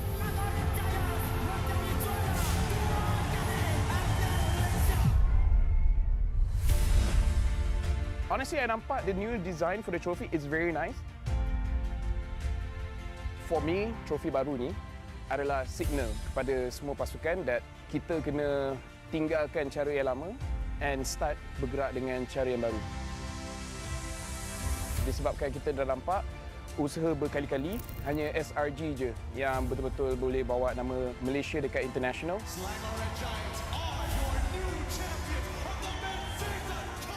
So pastikan you come very prepared. Hopefully dengan trofi baru kita pun akan nampak banyak player baru ataupun organisation baru yang boleh step up and wakil Malaysia dekat international.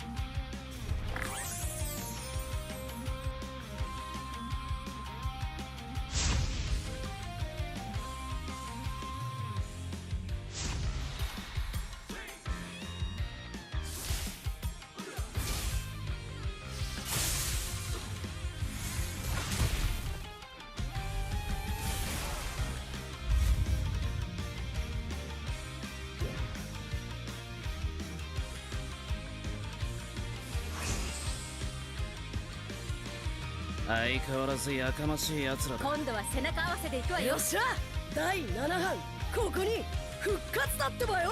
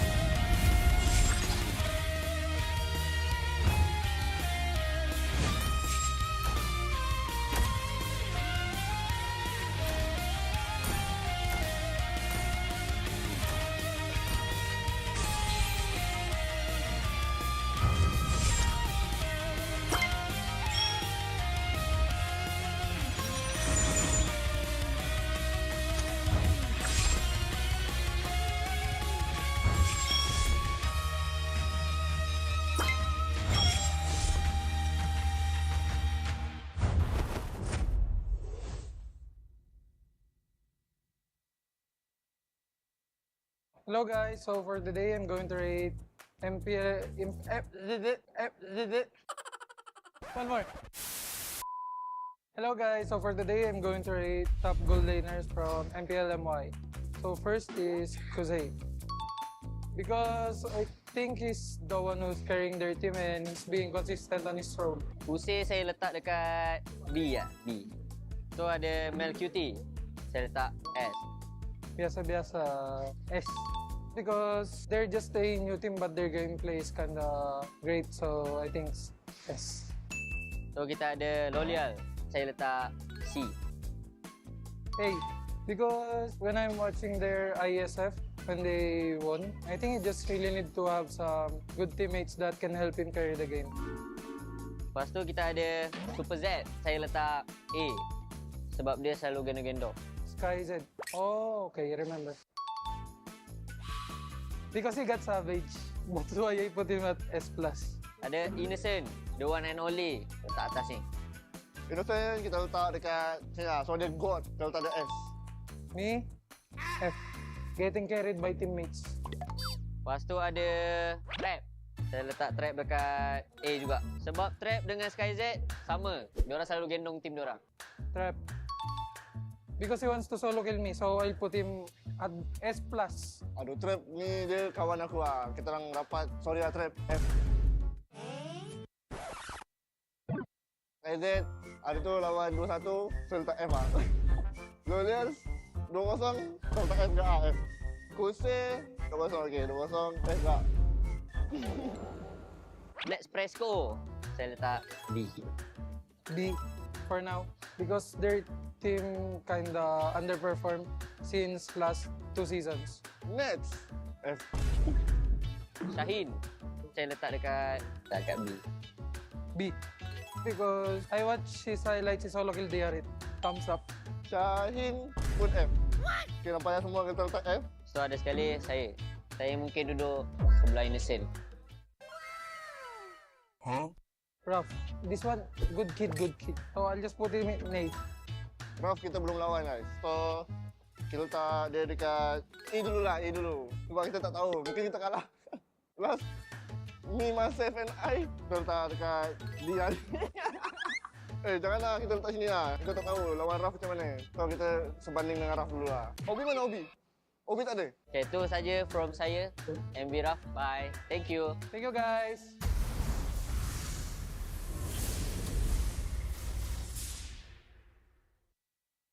Hello guys, so for today I'm going to rate MPL one more.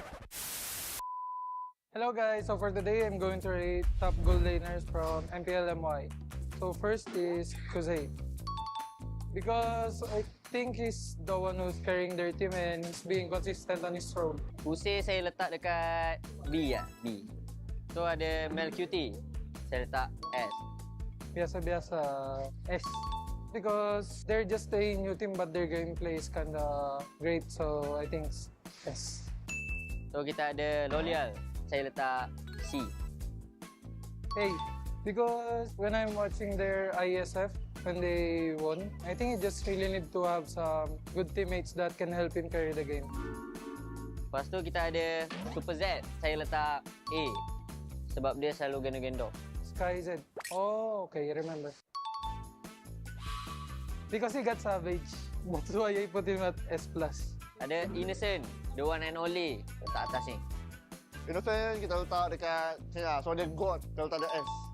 Me? F. Getting carried by teammates. Lepas tu ada Trap. Saya letak Trap dekat A juga. Sebab Trap dengan SkyZ sama. Diorang selalu gendong tim diorang. Trap. Because he wants to solo kill me, so I'll put him at S+.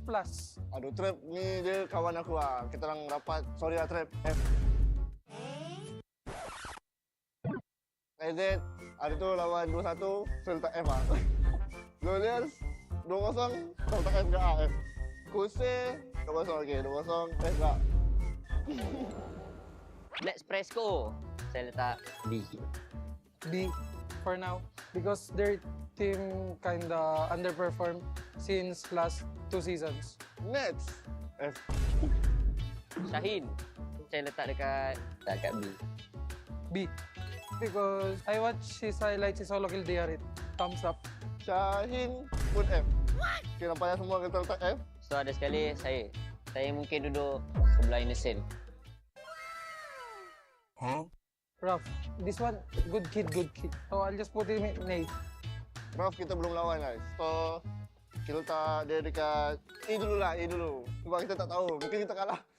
Last me, myself and I kita letak dekat D lah.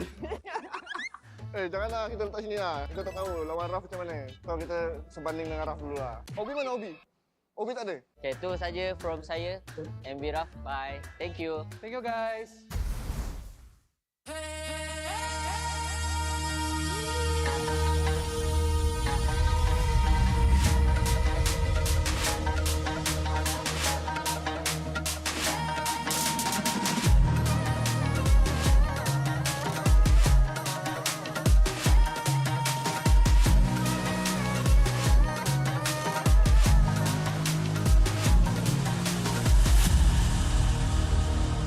Aku hembus kata azimat. Bila terjatuh aku beringat. Jalan dah jauh cari titik bermula. Krak, krak, krak, krak. Jangan patah semangat. Semarak api bukan calon cadangan. Biar apa menghalang aku sambut datang. 1000 daya, 1000 alasan. Harungi semua sampai di akhir garisan. Eo, eo. Kami tak sedang mengalah. Kami luar biasa. Semangat membara, harungi bersama.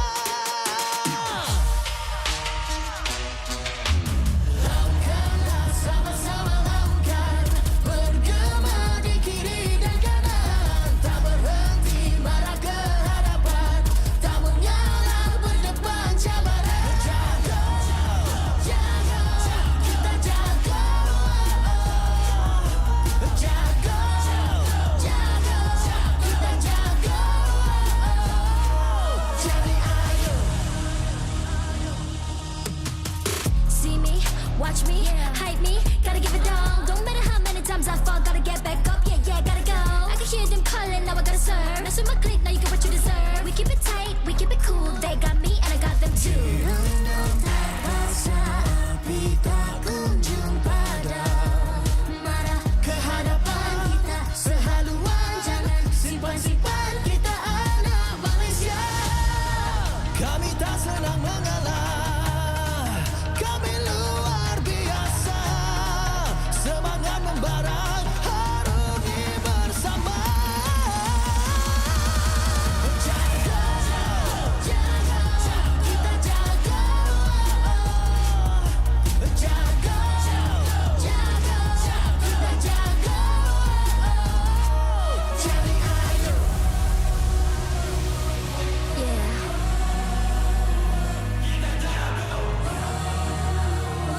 Are you ready?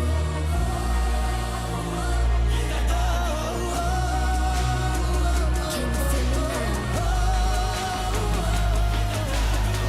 Yeah, yeah, yeah, yeah. Let me hear you say.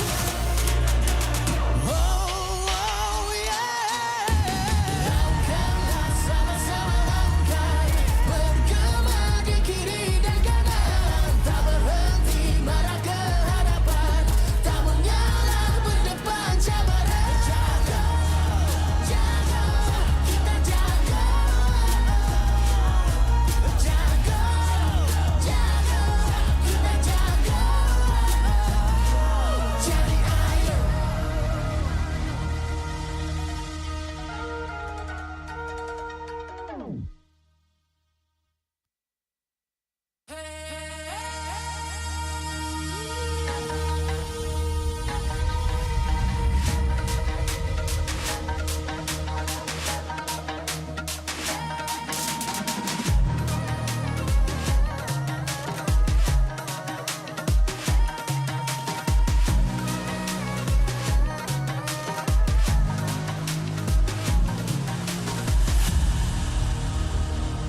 Aku hembus kata azimat.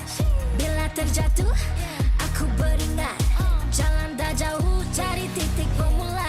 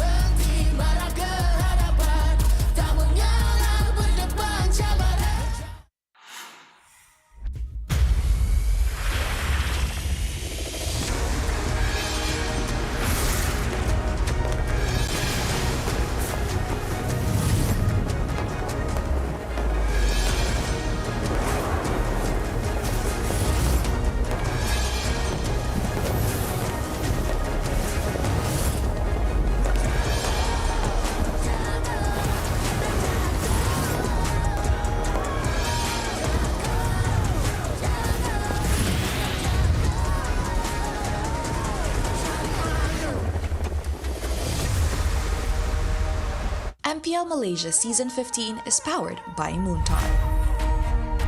Official gaming smartphone, Infinix GT30 Pro.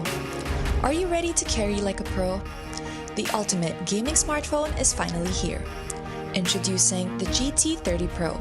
Equipped with all-day full FPS system, you'll experience zero frame drops, just pure, smooth, stable gameplay all day long. Powered by the MediaTek Dimensity 8350 5G chipset. It's fast, efficient, and ready for your most intense gaming sessions. And with the GT trigger, you get pro-level shortcuts. Buy items fast, check the scoreboard instantly, and pull off clean combos like you've never before. Get yours now, because every purchase comes with a free mag charge cooler and mag case, while stocks last. Fairy Watch, the official Mobile Legends Esports watch made in Switzerland with genuine dragon leather. Comes in 3 colorways, green, black, and blue. Our esports partners, Head & Shoulders, up to 100% dandruff-free and itch protection. Head & Shoulders is dermatologically tested, penetrates 5 layers deep to eliminate dandruff. Get yours now. And thank you to all our strategic partners. 100 Plus, Playas, Astro Arena, MPL Merchandise, MPL Ticketing, supported by KBS, ESI, Rakamuda, MESF, PSM. Welcome back, everybody, to the English broadcast of the MPL MY Season 15. The regular season is about to come to its end. Our final best of 3 to end it all before we head on over to the playoffs and find out who is going to be representing Malaysia for MSC EWC. My name is Getting Cute. This is Husky. Going to be catching all the action with you here at the desk. Lively crowd here for our very final day. The parade is walking by here, so come on over to Stadium Juara to experience the action. One more win for SRG to finish unbeaten. Yeah, unbeaten in this regular season, almost replicating their run in Season 13 where they didn't drop a single game. Well, this season they did against Aero, but still, unbeaten record in series is still a very amazing feat. For 3 seasons in a row, they have dominated and crushed the regular season without any competition. And I think Season 15 is SRG at their strongest comparatively if you compare to 13 and 14. 13 and 14? I don't know. Our run at EWC MSC 2024 was kind of good. That's just me personally. The meta has changed and a lot has switched around. But the things that are, well, a little more consistent, you can trust in Head & Shoulders. Up to 100% dandruff-free plus itch protection. And don't forget, it goes 5 layers deep to defeat dandruff and itch, especially on your scalp. It can be very difficult to apply sometimes, so that's why Head & Shoulders has made it easy for you guys. Keep in mind, this is dermatologically tested to make sure that your skin is on your head is going to be A-okay. Yeah, get rid of the dandruffs, like how you check the bushes in MLBB. You don't want to leave any scalp cracks unturned. If you got cracks in your scalp, you got to get that checked up. But if there's, well, dandruff, got to get that out of there. Flush it out, swap it out as soon as possible. Now, for our upcoming game, SRG OG Esports, this is a tough game, especially if you're in Team Ray's position. You're looking at this and you're like, dang, why do these guys have to be at the end? Why did they have to be the last one, right? Yeah. I mean, we really made it easy for SRG OG, but the complete opposite for Team Ray, which is a team that played majority of their games at the start of the season, in the first half of the season, right? They went to the gauntlet and they realized that playoffs lines on the line, and then play one more week and realized that playoffs is no longer within reach. They had to play for the at least 7th and 8th. They managed to do so, right? Even if they tie up with JP Niners, if at the end of the day by losing the series, they still win in aggregate points. Team Ray is safe. They have secured their slot for the next season once more, just like how they did in the past season, finishing 8th place, just on the edge. Team Ray is slowly building up. They've kept a roster to make sure that they can slowly build up these players into somewhat superstars, right? Trap getting close to that, but can't reach that stardom just yet. It feels like he's just missing that X factor at the end. We thought he had that X factor at the beginning of the season, but then when you start comparing it to everybody else, they just have the clutch factor that overshadows it. Eevee has been a staple, of course. Virgie has been extremely impressive, I'm not going to lie. He's been very impressive for this team, giving them a style of early gameplay that we weren't expecting from Team Ray, since last season it was all about sticking as 5 and playing that Ube. Yeah, that Ube strat that does not revolve any enchanted supports, but more but involving pickoff kind of support, right? Again, Jawhead was one of the biggest picks for Virgie in the last season. And we always say, if the first 5 minutes don't work out, if the level 3 jungle invade fails, the entire game completely collapses. But this season, they have, like you mentioned, refined everything. And I do want to see them keep on doing with this, right? They brought in Dinesh into the main lineup, and that was also a point of discussion when we closed out yesterday's show, where we felt like whether it's Dinesh or whether it's AJ, that mid lane X factor is not there. Yeah, that mid lane X factor isn't there, and unfortunately, they're not big enough pillars to be able to kind of support the whole foundation of this, which is one of the key pain points for Team Ray. We've seen in the earlier season, they didn't even get to play in the Kimmy meta just yet. They dabbled here and there a couple of games, but not like full-on games. Yeah, it's a very tough spot for them to be in too. And then you look at the conquerors of MPL MY across 3 seasons. 13 was the first trophy for them, and then 14 they got the second one, and now 15 they're looking for their third one. I mean, they're doing better than Season 14 for sure. Unfortunately, our M6 run, not bad. 3rd place, you know, finishing off where kind of where we left off since M1. I mean, that's technically 3rd and 4th, not a definitive 3rd, but even so, we're getting to that point. SRG OG Esports is the only team that has eluded the win the entire regular season, perfect score even, and then winning playoffs immediately after. We've had so many teams do something similar, but never getting that playoffs and championship title at the end. And when they first achieved it in Season 13, it was just the most impressive thing, right? 100% win rate in regular season, and then they didn't even drop a single series in the playoffs. They've dropped games, of course, in the grand finals, but they went straight to the upper brackets and clean sweep the entire playoffs, essentially just doing a full 100% completionist run in MPL MY. Oh yeah, they've definitely got the achievements back to back to back. It is tough. It's tough to argue that they are not the best team because, again, they clearly are here in MPL MY. But against the world is where we're most curious about, right? How are they going to continue to adapt? Because it felt like so far, based on what we've seen in the regular season, they haven't really been pushed to the edge. And when they do, they challenge themselves. They're not like, we're going to bring out a new strat to completely counter it. We're going to do the exact same thing, in a matter of fact, and really focus down on our execution. And they overcame that. Right? Aero was a very good testing ground, right? They were like, okay, Hayato Hayabusa is a big problem. Sakai's was getting gap. Don't worry, we'll do the exact same thing, but this time we will adjust on our end and overcome that obstacle, which they did, which gave them that series win. And I think SRG is a very good story. We saw them at the highest of highs, right? Season 13, perfect run to the regular season, and then winning MSC afterwards. Then coming into Season 14, very shaky, going to M6, almost getting grouped by CFU at the very end, and still finishing 3rd, even though it was a 0-3 lose to TLID. And then SPS, during the off-season, that's where SRG was at their shakiest. Hey, that's why we're pretty close with Cambodia, right? Our brothers in arms. If it wasn't us, it was going to be them, right? Yep. One or the other. Either way, let's look at the lineup for our champions here of MPL MY. It is Selangor Red Giants OG Esports with Innocent, Yums, Stormy, Sakai's, and Cram. And no roster has stuck together, or at least very few rosters have stuck together for such a long period like SRG OG. Right? Sakai is the only person from the OG Red Giants roster who is still in this current rendition, but they have obviously found the perfect fit with the rest of the squad. The side imports kind of changed the game for a lot of our local teams, changed our perspective in how local teams should view imports. Yeah, I think that, you know, they've really cracked the code down. I think Coach Arcadia has definitely implemented everything that he was looking to do in those past 2 years. Because let's remember, right, in those 4 seasons, it's not necessarily like they found success. It has been 3 years since he has been with Selangor Red Giants, and the first 2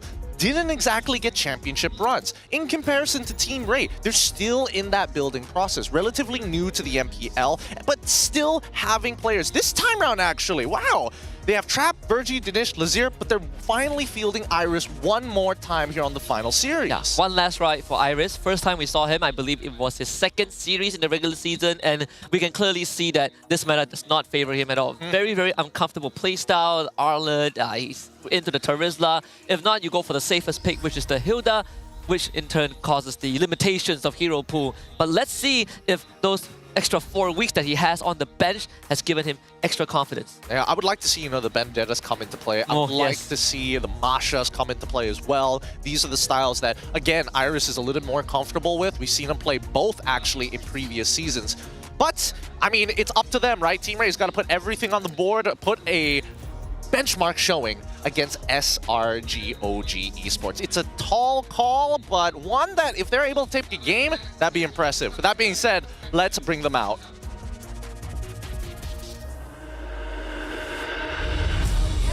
conquering and crushing every team in the regular season. 3 seasons in a row. Now, they march forward with one mission: to lift their 3rd trophy and defend the MSC crown. Ladies and gentlemen, bow before the conquerors of MPL Malaysia, Selangor Red Giants OG Esports.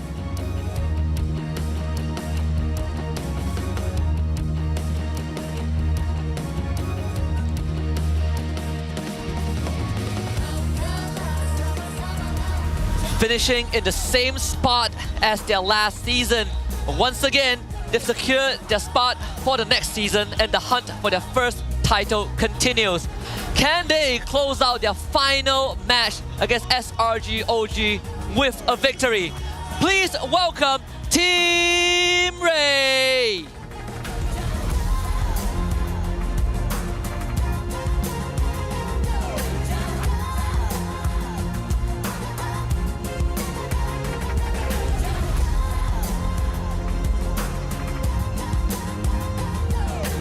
Introducing the coaching staff of the 2 teams and the head of League Ops Franklin that will ensure fair play and professional integrity in the matches. From the side of Selangor Red Giants OG Esports, it's Coach Arcadia and as well as Azora Becky. From the side of Team Ray, it is Coach Ars and Sinhan.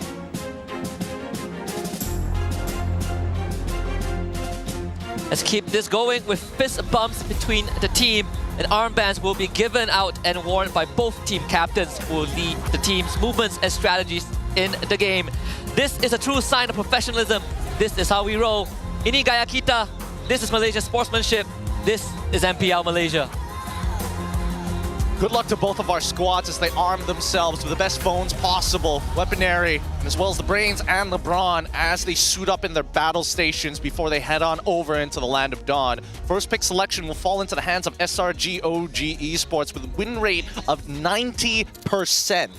Could have been 100 if not for Aero, but still mad impressive. 90% win rate on on blue side, considering that this is, they've played what, 17 games total, right? This is the 18 games. So very good distribution for both sides, and I want to see what Stormy has to say. Yeah, let's look at what Stormy has to say. In terms of quotes, we got a bit of a chit-chat with Stormy. He says, we're already started training for playoffs. We're hoping to meet Aero so we can take back our clean sweep. Ooh. Yeah, I mean, Aero was the first team that SRG OG limit tested against. We were all waiting for Homeboys to be that contender, right? We saw what Aero was capable of, and we were thinking to ourselves, what if Homeboys step up with how good they were performing? And then it was a blowout. SRG OG just completely demolished Homeboys. And I can understand the sentiment. Aero drew blood from SRG OG. They pushed them to the limits. They woke them up a little bit, you know, shaken them up. Now Stormy wants revenge. I mean, here's the thing, right? This is against a Hazel Aero lineup. And so far, when we come back into the playoffs, I'm hoping that Hazel is going to try and come back to look for an EWC spot with a Malaysian team. Obviously, I'm looking at RRQ and it's like, man, Sutsujin is a pretty harsh standard to like kind of get by, but who knows? The meta might change and things might change as well. Let's look at the quote coming in specifically from team captain Trap, the goal laner for Team Ray. I'm disappointed that our placements didn't improve from this season. For next season, there may be changes within the team. My hope is to make it to the playoffs. Yeah, I can completely relate to that, right? A lot of times we see a team with potential, they finish poorly in one season, we hope that they stay together for another year. Sort of like what I feel for RRQ Hoshi when they got eliminated by SRG OG on the M6 World Stage. I was like, this team, maybe they should try for another season. Obviously, Skylar ended up not being swapped for Toy, but the majority of the roster is still the same. But if you've gone through one full year and you feel like there's no improvement, I think change might be necessary. Yeah, I think, 2 years is a very good indicator of whether or not this team has hit its ceiling. And I think for SRG OG Esports, with the earlier iterations of their roster, same problem, right? They had some young guns, really talented players, and they understood very quickly, hey, if it's your decision to leave, we're going to be looking for other people, but at the same time, you need to fit the criteria, and then we need to figure out where the ceiling was. Yeah, you got to fight for your spot, right? Like, you might be winning championships for us, but you have to constantly earn that spot. And that's why the criteria to addition to try out for SRG OG is so high. Yeah. Every single row. Coach Arcadia is not messing around. He hasn't. I mean, he's coached World Championship teams before. He's going to keep on doing it until, well, God knows when, honestly. He says, like, I don't know, I was planning on retiring, and then he joins SRG, and now it's like, oh, well, I guess you're not going out anytime soon. Yeah, it sounds like Yums as well. I was planning on taking a break, and then Arcadia... and then Arcadia convinced me, and it's like, this is a World Championship. And then suddenly I won a season, and then I won MSC, you know. Falls into place. Falls into place. All roads lead to the world stage. Now, Coach Arcadia already with the Fredrin ban on top of the Harith ban. Interesting turn of priorities here. I was expecting Chip very early on. Kimmy, wow. Wow. Coach Arcadia is one of the few coaches that is really kind of locking down the Fredrin. I think maybe Homeboys show a lot of the cards of how much potential Fredrin has, and Coach Arcadia never really tried to dabble with it, right? At least not for his own team. Decides that it's better off that they stick to their playbook, which is most of the guys on more assassin-oriented heroes. Alpha doesn't really work as well in this meta, so might as well just eliminate that from the option. Well, I think honestly, I think Alpha might make its return, especially if Fredrin is going to be the more prio pick over Boxia, right? I think there's still that argument here when we're looking back at the tank meta jungle. It is just Boxia into Fredrin, and the only other fighter that technically kind of fits the build for the early game is Bardis. So we don't know whether or not we're going to be shifting back into it. However, Coach Arcadia has already locked in the Kalia for himself, betting out the Kimmy, the Harith, the Fredrin. Ours has decided on Joy, the Chip, and as well as the Fanny. Hard options that Coach Ars needs to make, right? You see the Kimmy getting banned out, but then you think to yourself, do I want to give a Kalia or maybe like a Joy? So banning out the Sakai's Joy is a pretty smart choice. Now, the usual response is Agatha +1, or maybe you could go for Phovis +1, but Team Ray, they go for entirely different direction, taking the Zusin Baxia. I'm actually okay with this. Baxia and as well as Jushin work really well together. Obviously, Hylos would be the most preferable one because not only can you buff your teammates in terms of movement speed with the Glorious Pathway, but you always have an innate stun to allow Jushin to get the first pickup. Baxia kind of works in a similar manner, except he slows you. So technically, a little bit of both, a good in-betweener and a nice way to deal with the early game of Kalia's healing sustain.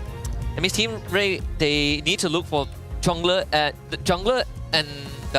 gold laner with a lot more damage output, right? Zusin and Baxia don't really hit as hard, especially for Zusin. You're more using her more for the utility. I'm looking at someone like a Granger at this point. Now the Harith is out. Maybe the Irithel or the Beatrix could be an option, which SRG OG could actually consider. But we've seen them not really prioritize the Beatrix as much, right? They got the Farsa to make up for it. Yeah, I think we're going to have to wait until the second phase to see what they actually want, right? Because the Hayabusa and as well as the Farsa, great pair-ups with Kalia with her pick-off potential, plenty of damage to actually start cutting through. However, if Team Ray is able to get ahead enough, then you can see that the priority list is going to change. The Boxia is not going to be as good as it used to be when you're not scaling it on par with SRG. So, in the second phase, hopefully we're going to see some marksman bans. I would hope to give us some direction, but it looks like they've already locked in the Suyo for themselves. So this is what the jungle matchup is going to look like. Time to go into dig deep into the marksman pool. Now, Trap did say that he wanted to solo kill Innocent at least once. And I think if he managed to do that, at least it's a good record, you know, to close out the season.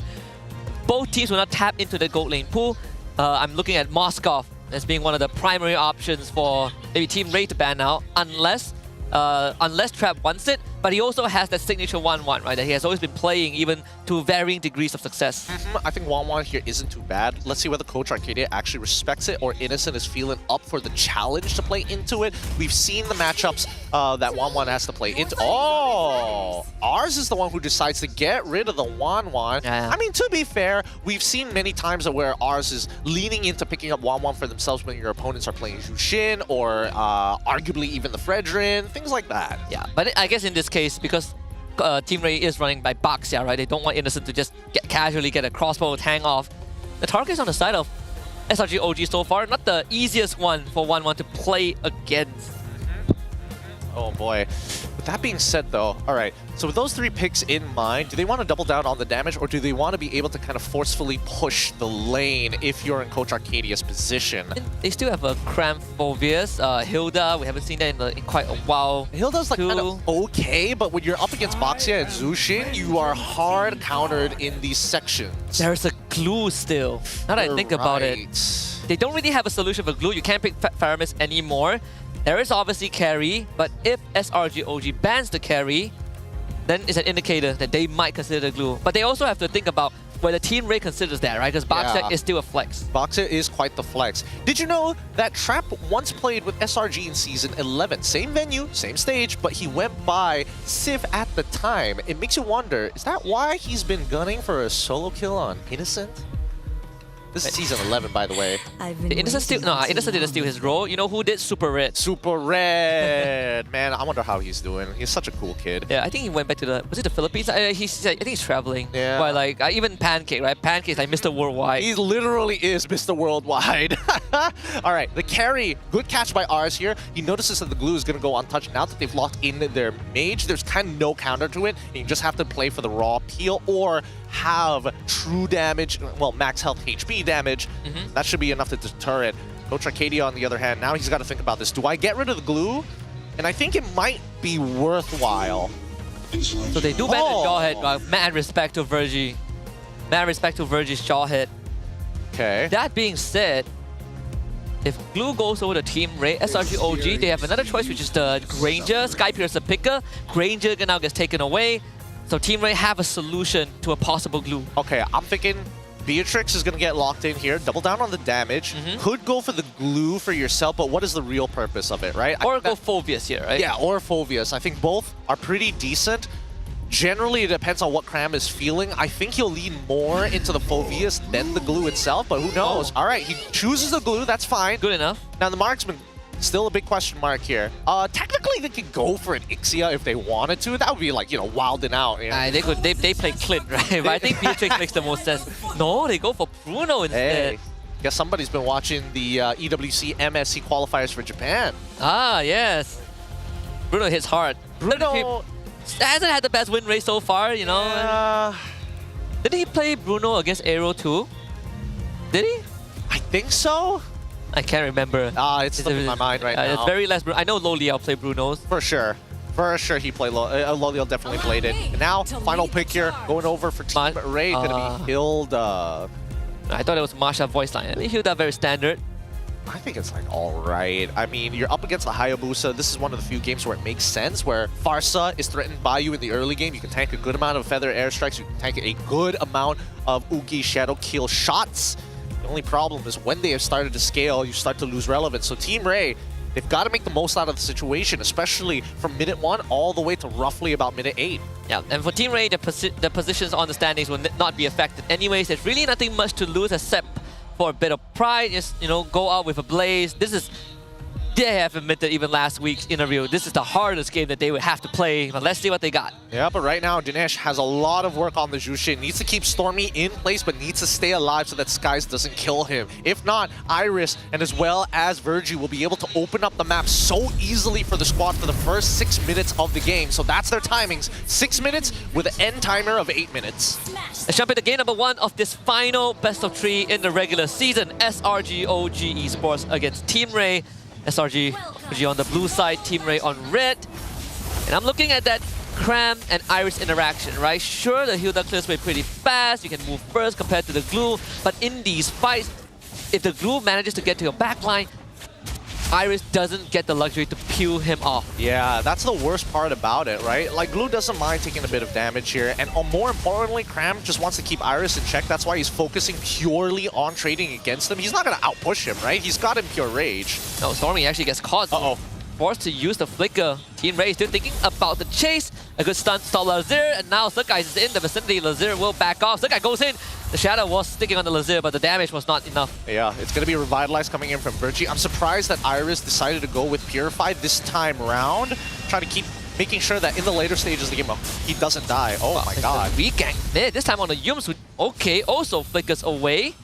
Fortunately, no lift from Dinesh. Team Ray, again, this is the aggression that we know from them. Yeah, they've got 2 battle spells out of it. Cram has denied 2 minions away from Iris in the meantime. Oh. Shadow kill. The roll on the Lazir. The Shuriken's out of range. Sukai's not able to get the first blood. Dinesh now will be in danger. Stormy zoned away by Virgie. Man, both teams trading back and forth. So far, these small interactions, Team Ray is only losing ever so slightly in EXP. And just a slight bit of gold, right? They're not essentially getting the big profit we were looking for, but this is the type of aggression, right? from Team Ray against SRG. Get their battle spells out. This upcoming turtle, Yums and Stormy are very vulnerable, knowing that Sakai's has already used the Oki. Shadow kill, this gives Ray a lot of confidence walking up for the fight. Ideally, they want to play for the cooldown of the Shadow kill. Cram and Iris both will just try to shove up the wave as fast as they can to join the turtle fight. It's going to be a wet noodle fight for a while. There you go, both hit level 4. Iris could look to open up the map here as Yums is going to start the turtle to force it to reset to buy a little bit of extra time for Sakai, who's currently level 5 to jump in. They're trying to jump onto Sakai, divert to Stormy, who does not have the flicker, so first blood will be grabbed by Team Ray. But they got Crab onto the target. Lerziers are going down. Sakai gets the first turtle of the game. Team Ray wants to go for a retreat, but Virgie gets dragged back, pops to revitalize again as it comes off cooldown, but unfortunately gets grabbed into the air by the title strike. 2 kills for SRGOG. Impossible to kill Yums and as well as Cram when they're working together like that. They just don't have the anti-heal for it. Team Ray, a Lazier, a bit early on that retribution call, thinking that Sakai's was going to go for a quick tap, inevitably gets out-retried there. Still, it works out in the favor of SRG OG Esports. They have 2 kills in the bag, and they are 1.2k ahead. Got the airstrike, Virgie insanely low and picked up by Stormy. Great chemistry. Great chemistry coming in from SRG. They are designating these kills over to Sakai's. Yeah, Dinesh has to use the Crimson Beacon, but Stormy flickers away. Cram is having a lot of fun every time. Oh, there it is. M6 vibes. M6 vibes all over again. Yeah, actually, ooh, that was a dangerous move to play. Sakai's now knows there's not much cooldown. He's going to take his time. Now goes into Kamui Shadow kill, immobilizing Lazier thanks to Cram. Lazier goes down again. Now Cram, he's on a trap, and trap is, no pun intended, trap. Double kill for Cram. They want to lift him back into the tier 2, but Cram is walking away. But still fairly durable with Yums around. Virgie sticking on to him with the wheel. And Cram finally drops, but Innocent joins the fight. A couple of shots to the face. Virgie still tanking it up. And Innocent finally claims the kill. And Iris will be forced to run away. Rooted down by a little bit. Innocent starting tackle forward. 1, 2, 3. Crit shutdown on the Hilda. That's a double kill for Innocent, and this game is now out of the hands of Team Ray. These small interactions, the staggered fight that SRG has facilitated against Team Ray, allowing every one of their members to rotate to participate in the war. Team Ray, at this point, Lazier is down a level, not that big of a deal. He can still come back as the Suyo. He's going aggressive, trying to steal some camps back to even out that score, but it's going to take some time. Iris, he's picked up 3 kills, all 3 of the kills in this game so far. And let's see whether that relevance is going to be enough. We'll have to check his build in just a little bit. That's the unfortunate part, right? He got majority of the net worth, but he got shut down by Innocent too. Dinesh eats the Shadow kill, the roll on the Virgie, absorb, but Dinesh walks away. Right now, SRG OG Esports understands that they can play these fights really, really slow. Their ults seem to be a lot better in terms of just raw burst compared to Team Ray. And if they're able to chunk out their members, they must fight as 5. If they don't have one of their members, they significantly fall off in power in comparison to SRG OG Esports, who can play this war of attrition. Cram is willing to do this forever. Are you having fun, Virgie? Is this fun for you, sir? Oh, you want to roll? Let me stop you. Let me just put a stop to that. Put some glue between the wheels. God, that sounds terrible. Someone just messes with your car by putting glue underneath your tires. Jeez. How dirty do you have to be? Even so, Iris is still trying to make this lead somewhat even for SRG OG Esports. They've already claimed they've traded it 1-for-1 in terms of powers. But the next fight's here. They don't commit the Tsunami Slam just yet, but Dinesh is dead, straight up. This is rolled by the Shadow kill. Lazier is too late to the party. Trap is dealing 0 damage to Cram. Cram can do this forever. They do control Iris. Cram basically just sandbagging everyone, even a 3-man immobilization, and still has half his health bar. He's such a... I hate glue players. Hate glue players. Just the worst. It's such a good hero. Especially when you go uncontested, and nobody can really peel you off. Like, what are you supposed to do against this guy? Nothing. Even as a roamer, recent trauma. Recent trauma. Hey, he was playing support, to be fair. Yeah, and then he is functioning like he's an XP glue. Molten core, you know. Which makes me wonder, is he gonna go for Thunderbelt this game because of how like in his face he is? He's honestly, he's playing like a diggy egg right now. Pure vision, mildly annoying. Oh, what? And the roll! What? There are 4 people trying to share the burden and still Lazier dies. How? Why is Sakai so good on? Well, I can't even chalk it up to like, oh, he's so good. It's just RNG. Yeah, and Innocent just ran down 1 lane. Oh no, right now Team Ray, they're too close together. They don't have the individual members winning enough in their own lanes to go for a side lane push to kind of handle what SRG OG Esports is doing. Because right now, they're not really faking out Team Ray, but they have their peripheral vision activated. Tidals right into a Tsunami Slam.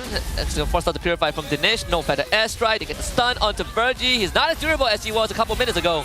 Innocent with a killing spree. Blasted. No, unfortunately, at this point, the anti-heals are starting to come in for the side of SRG OG Esports. No Revitalize from Virgie even to survive. Not to even forget that he didn't even use his Totoi's Poissons to keep himself at least minimize the amount of damage he's actually going to take. Yeah, realizing that there was no getting out of that.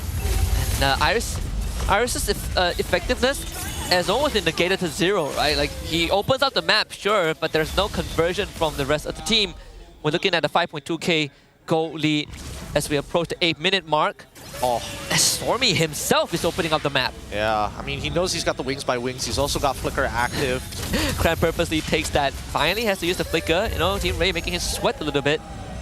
They've got an angle here, right? They want to completely zone them out from where the turtle actually is. Whilst the guys gets a push on that front side. If he gets Dinesh here, that'd be ideal. Woo! He's thinking about it. Meanwhile, Iris, he's just doing his best.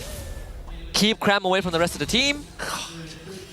Man, how is Cram full health? He was half health like half a minute ago. Right? He's literally just like, I go to a camp, I heal back up, I walk back in, glue things. And after reworking the model of Blue now I hate him even more. Look at this. Disgusting thing. Little alien boy, little. I mean, to be fair, the new Lilo and Stitch movie is coming out, the live-action one. I mean, that's basically Stitch right there. That's Stitch. Then just gets rolled, tries to use the Beetle, and still dies. I think he would have died regardless with the amount of stacks on him. Wow! Virgie takes Cram on the right. Oh, look at this. You see me rolling.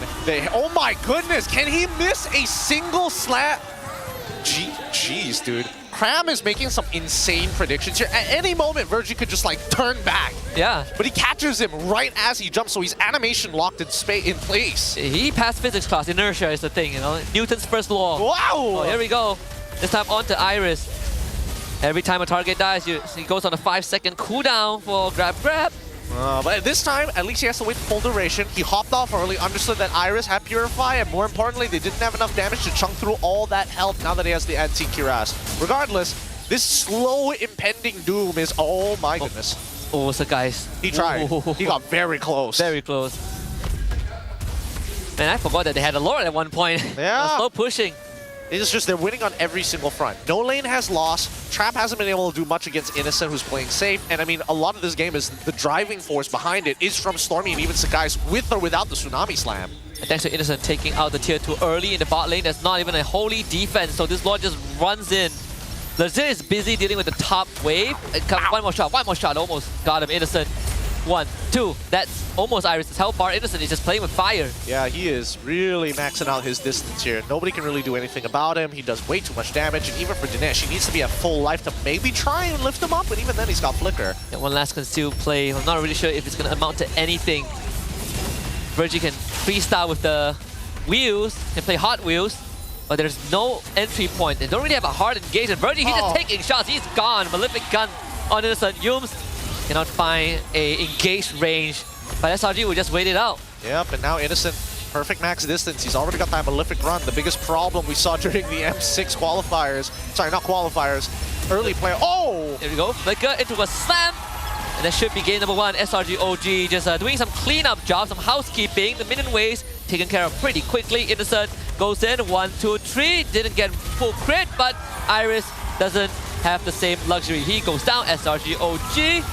They can end the game, but why end the game when you can pat the KDA? There it is, game 1. Game 1 done and dusted. You can see that this team is still well connected, despite having, like, honestly, a pretty awkward early game. A lot of resources down, but no deaths, right? And even when the deaths happened, the 2-for-1 trades were in favor of SRG. Yeah. Even if you're in Team Ray's position, you know from the start, you are going to be bested, you know? Put up a good fight, but draft-wise, SRG OG, you don't really see the full effects of the draft until you go in the game and realize that it's too late. Yep, it's way too late.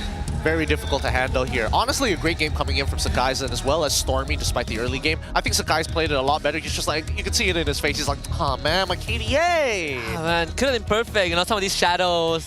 He's gotten some pretty good rolls today. Yeah, he has. But this team, above and beyond the rest for a reason, right? Precise and really coordinated teamwork. Just too good. For now, who knows? When we get to the internationals, I hope they can keep up a performance like this. Yeah, I personally, I think our MSC win and our M6 run was already very good, right, for 2024. Oh, yeah. I don't mind if we don't get the MSC trophy. Not that I don't want them to win. Obviously, I want us back-to-back, but if we don't get it, but we put up a good fight and we get bested by the international teams, I personally would be satisfied, right? I just want a good fight. Oh yeah. I mean, they got, again, we've been seeing that the international stage, the margins have started to close down, and then Onyx decided to show up and be like, hey, no, we're just a cut above everybody else right now. But who knows? This time round, based on the regular seasons we've seen across the world, things could be shaken up here. Who knows? Who knows? If Onyx PH breaks that curse that a Thirsty Eater team has never won an MPL championship, we are going to have a hard MSC. It's going to be pretty difficult. Let's look at the backstage here for our MVP of the game. The most valuable player, it could be anybody, but it's going to be Sakai's, of course. Consistent gameplay, road to playoff, the Sky Prims, Yum's the GOAT. Okay. Kang Kong Prince. Wow, really embracing the Sky Prince moniker, right? Had to earn it by taking down teams like Onyx ID and putting out one of the best performers on Link during the MSC stage. Now really living it up, 507 on the Hayabusa. God, what a nasty game. He didn't bother going War Axe. It's just like full damage, all damage, me hurt. Yeah, did any War Axe? Not really. Some people like to go War Axe. They like to make the play. Oh, I get low, I ult, I come back at full health, and then I bugger off. Yeah, but I think he's so far ahead. Like it didn't really matter. If I find Dinesh, he's dead. If I find Lazir, he's dead. He's a goner. I think at this point now there should be consideration. If you're gonna play this early game like the way that he did, maybe consider going into the Lucas, right? I think getting early game fights worked in the favor with this Baxia, right? But they didn't get that 2-for-1 that they were looking for initially. I think that's why the Jawhead ban came out, because the Baxia, you could play in the XP lane and sure, it doesn't really do well into the glue, but you can always move first, which was what we saw from Cram when they play against Homeboys, when Homeboys took the glue away from them. And then if you add on the Jawhead, Virgie is going to be salivating. Yeah, I mean, that way Virgie and as well as Lazir, Virgie is great at making sure that he can kind of make these super plays, right? What do they call it? The unstoppable force hits your target, but guess what? That's a secondary target. Not today, kid. Flicker onto somebody else and inject them over, right? I mean, plays like that has been pretty consistent with him. Lazir, on the other hand, unfortunately, did not have the same speed of clearing because of how efficient SRG OG Esports was. The staggered engages, the reinforcements that come in slowly. While that's happening and while people are, looking for their cooldown, Sakai's is already farming and stealing away camps at the same time. I think one of the toughest things for Team Raid that they realized halfway into the game was that we can play this long fight, but only for the first 3 to 5 minutes. Once SRG OG starts getting some items, once Cram starts getting involved, these long fights gets worse and worse for them. Doesn't become any easier. Unfortunately, the raw sustain is just a little too... Wait a minute. Glowing Wand. They only had one Glowing Wand there. No Dom Ices were able to be purchased, and not even the Halberd was even picked up either ways. So only one form of anti-heal, and that's why Dinesh is just getting targeted down by Sakai's. He can't even walk up into the fight, right? He has to worry about Yums. Yums is still manageable, but Sakai's is the biggest threat. No amount of Purify can get him out of the Shadow Q. Yep. Gotta just pray, right? 16-3 the final score before the 11th minute as well. 10 minutes and 57 seconds. This slow mounting pressure that SRG OG Esports is known to doing. I'm just gonna outvalue you every single time. Every time we make contact, I'm gonna get a 2-for-1. Yeah, almost a 2 kill per minute average. This is just an MPL MY. We like to fight. We like to fight. We like to fight, sir. But even so, at least for the side of Team Ray, it's going to give them an idea of what SRG OG Esports wants to do for the drafting phase, at least. Yeah, and I remember there was one of the broadcasts, I shared a sentiment of, I feel like as much as we say Trap hasn't really shined, which I agree, right? You compare to the rest of the gold laners in the regular season, but sometimes I look at the overall performance of Team Ray and I realize Trap, he has been dealt some pretty poor hands, right? Oh yeah. He's the one He's trying to get his farm, but the rest of the team couldn't really hold the game together long enough for him to come online. Yeah, I mean, to be fair, he was coming up with 25,000, the highest damage on his team.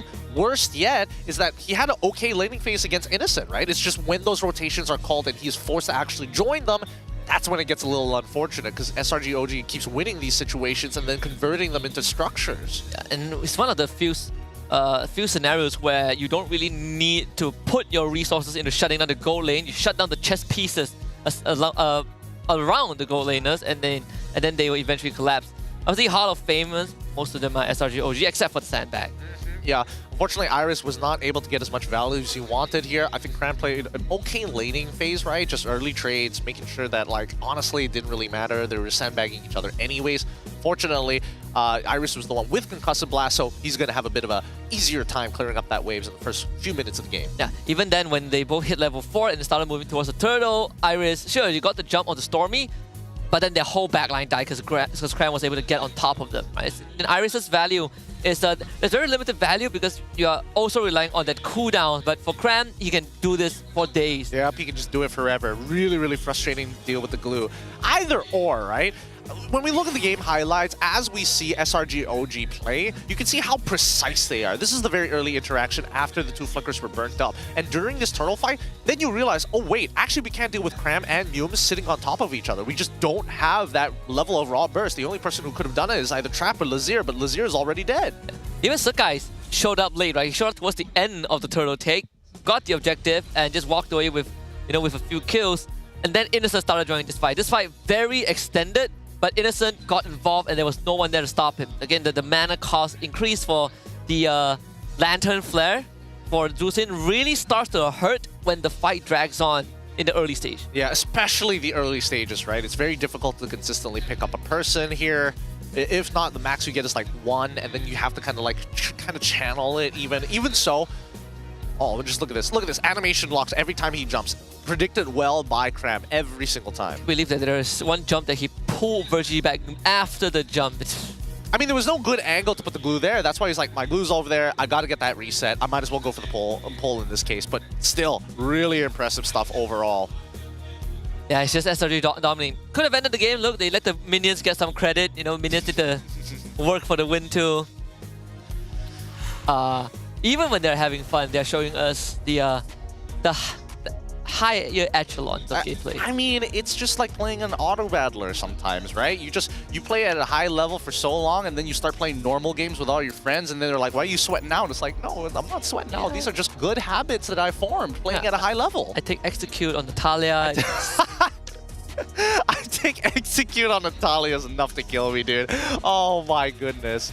Oh, goodness. It is tough. I think that Team Ray has a huge mountain to climb here, but I think they need to double down on their early game plan. Guys, what do you think about it? You are watching from home. You're watching from Astro Arena. But more importantly, we can hear your voices through our social media. So please don't forget to follow the MPL MY social media pages now to stay updated with all the latest and exciting information about MPL MY. You can find various updates and info about the teams and the players there. Not just that, you got side content pieces, a lot of things that you might have missed on the broadcast, a lot of behind the scenes. You want to see your favorite character, favorite player, show their personality and character. That's one of the platforms to go to as well. Yep. With that being said, though, this is all building up to a huge momentous moment before the internationals. It is going to be the playoffs phase number 1. The tickets are going to be sold tonight, guys. Again, this is going to be a huge release. So, on the 25th of May, which is today, by the way, at 8 p.m. is when it's going to happen. Scan that QR code, get in line, be ahead of the crowd. Because again, I'm telling you, these crowds get pretty packed pretty fast. Yeah, and if you guys are confused, you might have not gotten the memo. What is Phase 1? Well, essentially, Phase 1 is next weekend where we play the play-ins, and then we go to the upper bracket semis and upper bracket final. So we'll get rid of 2 teams from play-ins next week. And then afterwards, we get a 2-week break. Hari Raya Haji is coming as well. And then we continue with Phase 2, which tickets will be released at a later date. Yep. With that being said, though, with that break, at least we're going to be able to see some of the some of the EWC qualifiers. Not qualifiers. I keep saying qualifiers. That's the wrong term. The EWC representatives being qualified across the world in that 2 weeks worth of time. Yeah, we've already gotten INF Rage, I think, from Latam. We've gotten Zeta Division. Zeta Division as from, well. From Japan. We've gotten Seoul Esports from NA. Yep, Seoul Esports from NA as well. Again, I would like to say most of these are recognizable names. I'm not going to lie. No idea. Except for Seoul, because they came originally for BTK, but the only difference of BP1. Yeah, only difference is that. I remember Yotun is playing INF Rage. If anyone remembers him. He played in the SPS 2, the recent Mobile Master. Yes, he did. Yes, he did. Influence Rage was interesting. I don't know how much they've grown from the last time they played, because Latam has always been an interesting region where, again, a lot of these players, a lot of personality. Again, very fun to talk to. But at the same time, the MLBB gameplay has kind of stagnated within the region. Yeah, they took games off of BTK, right? I think they kind of messed up BTK's stats during Mobile Master. Fun time. Not BTK, BTR. BTR. Yeah, they did. Very fun times. Very fun times. With that being said, though, at least building up towards EWC, I am curious to know who is going to be coming out from specifically MPL China's side. And, of course, I do want to see Team Spirit all over again, but that's assuming that they're going to make it. I personally, if you ask me last year, I wanted to see DFYG again, but the competition level has really got skyrocketed in China. I mean, obviously with the MPL MY S15 exclusive merchandise, which is now on sale, by the way. I'm pretty sure China's a little jealous of us. They're like, more designs available at the MPL MY Arena merchandise booth. You can look like a Marshall today. They also have a TikTok shop. How could they? Wow, look at this. What the Infinix GT30 Pro. Look at all these people. Yeah, they know how to sell. With the fancy stuff. Wow, okay. As if wearing it isn't enough. I'm not sure if the Chinese region is going to be jealous, by our merch. They have a hero that they got before everyone else. Okay. They have a new Lord model. That's fair. And I think like when the server dropped, when the server was released, if you rank up, like if you put in effort, you earn. There's incentive to earn when you play ranked dead. Hey, look, what? Chinese region is special, right? Like they have their own ways. Yeah. Like, is it like the Rising Open? Is that what? We'll get back into it. But first, let's look at the MPL Insider with Innocent. How do you see the meta for playoffs? And he said, I think teams will try more tank junglers, but I don't know because teams are still, banning Kimmy, so we're still in the old meta. How do you fight against utility jungles? Maximize your early game. In the late game, tanks are better than assassins, but tanks are slow at farming. So we see that rock, paper, scissors interaction, right? Assassin, fast, but weaker late game. Tanks, pretty slow, but once they got that items, once they got their muscles, they can give a 1-2 knuckle sandwich. I mean, here's the thing, right? I feel like coming into the internationals, we probably will see more tank junglers, but where would you personally place it? Because for me, I think that if you're trying to solve the problem of, oh, they farm really, really slow, you get the draw ahead. But at the same time, they're also pretty immobile, with the exception of only Baxia, and in certain conditions where the team is only coming from your front, that's when it feels like, okay, he can get away from any situation with the Shield Unity. Honestly, one of the junglers I wanted to see back in the jungle is Barat. Really? Barats? Yeah. Barats is very impressive. I don't know whether I like that as much as Fredrin. I feel, actually, you know what? You better think twice. Yeah. Fredrin is pretty annoying. Fredrin is pretty annoying. I mean, at least Baxia is a lot, not Baxia, Barat is a lot more immobile, right? If we say that a team has a Matilda Barat is more of a, Barat needs Matilda more than Fredrin needs Matilda. That's fair. That is fair. At least Fredrin is able to kind of like dash out of the way, slowly peel their opponents in the middle of these fights. Okay. I take it back. I think Barats might not be such a bad idea. However, it is a very snowball-oriented hero, right? I mean, even though they did change it to make sure that, oh, you spawn, you have a little bit of your passive stats, but walking to like something that is hittable already is going to kind of mitigate the fact that you've spawned. Yeah, you need like max stacks. Then the napalm is better, right? Yeah. Then you get some AoE slows. Some actual value out of the hero. Barat's XP was a thing too. But it's so early game oriented. It is. Like walking to the turtle on the opposite side of the map and it's like, oh no, there's no mid wave. Oh no, there's also no Lethal Wanderer. It's like, oh, I hit level 4. I missed my first Daytona's welcome, we lose turtle. Alright. Then you're done for. Yeah, then the lane is basically over. Alright, let's look at Team Ray up against SRG OG Esports. Currently Team Ray on blue side, going for the Fanny and as well as the Phoveus bands. On the opposite side, we see the Kimmy alongside with the Zushin bands from Coach Arcadia. Also, Coach Arcadia is switching up the bans. I wonder if they are going to still consider the Fredrin 2 ship ban out by Team Ray. I feel like Coach Arcadia wants to pick up a tank jungler for themselves. Fredrin Matilda? Maybe. It is an option. It doesn't seem too bad here. I mean, the chip is already gone. You give Kalia over to TR. Oh, wait, no! If you do that, then you're not going to have access to Gatot. Is that enough to deter the comp? I mean, they can go for Gatot EXP, but they miss it on first rotation. Yeah, and no Kalea too. So now the first pick priority shifts. Joy is now open for the taking. Okay. It's an invitation. Does they want the Joy? Ooh, dangerous. Very, very dangerous here. We go Phoveus. Phoveus is already banned by Wait, Coach oh yeah. Mars. Yeah. Okay. So he evens out. I think they're going to hold off on what their EXP is going to be picked unless they flex it. Wow, Baxia first pick. Really? Why such the priority on Baxia? It's not even like a guarantee that they're going to play something that has early sustain. Worse yet, is able to be punished by Baxia.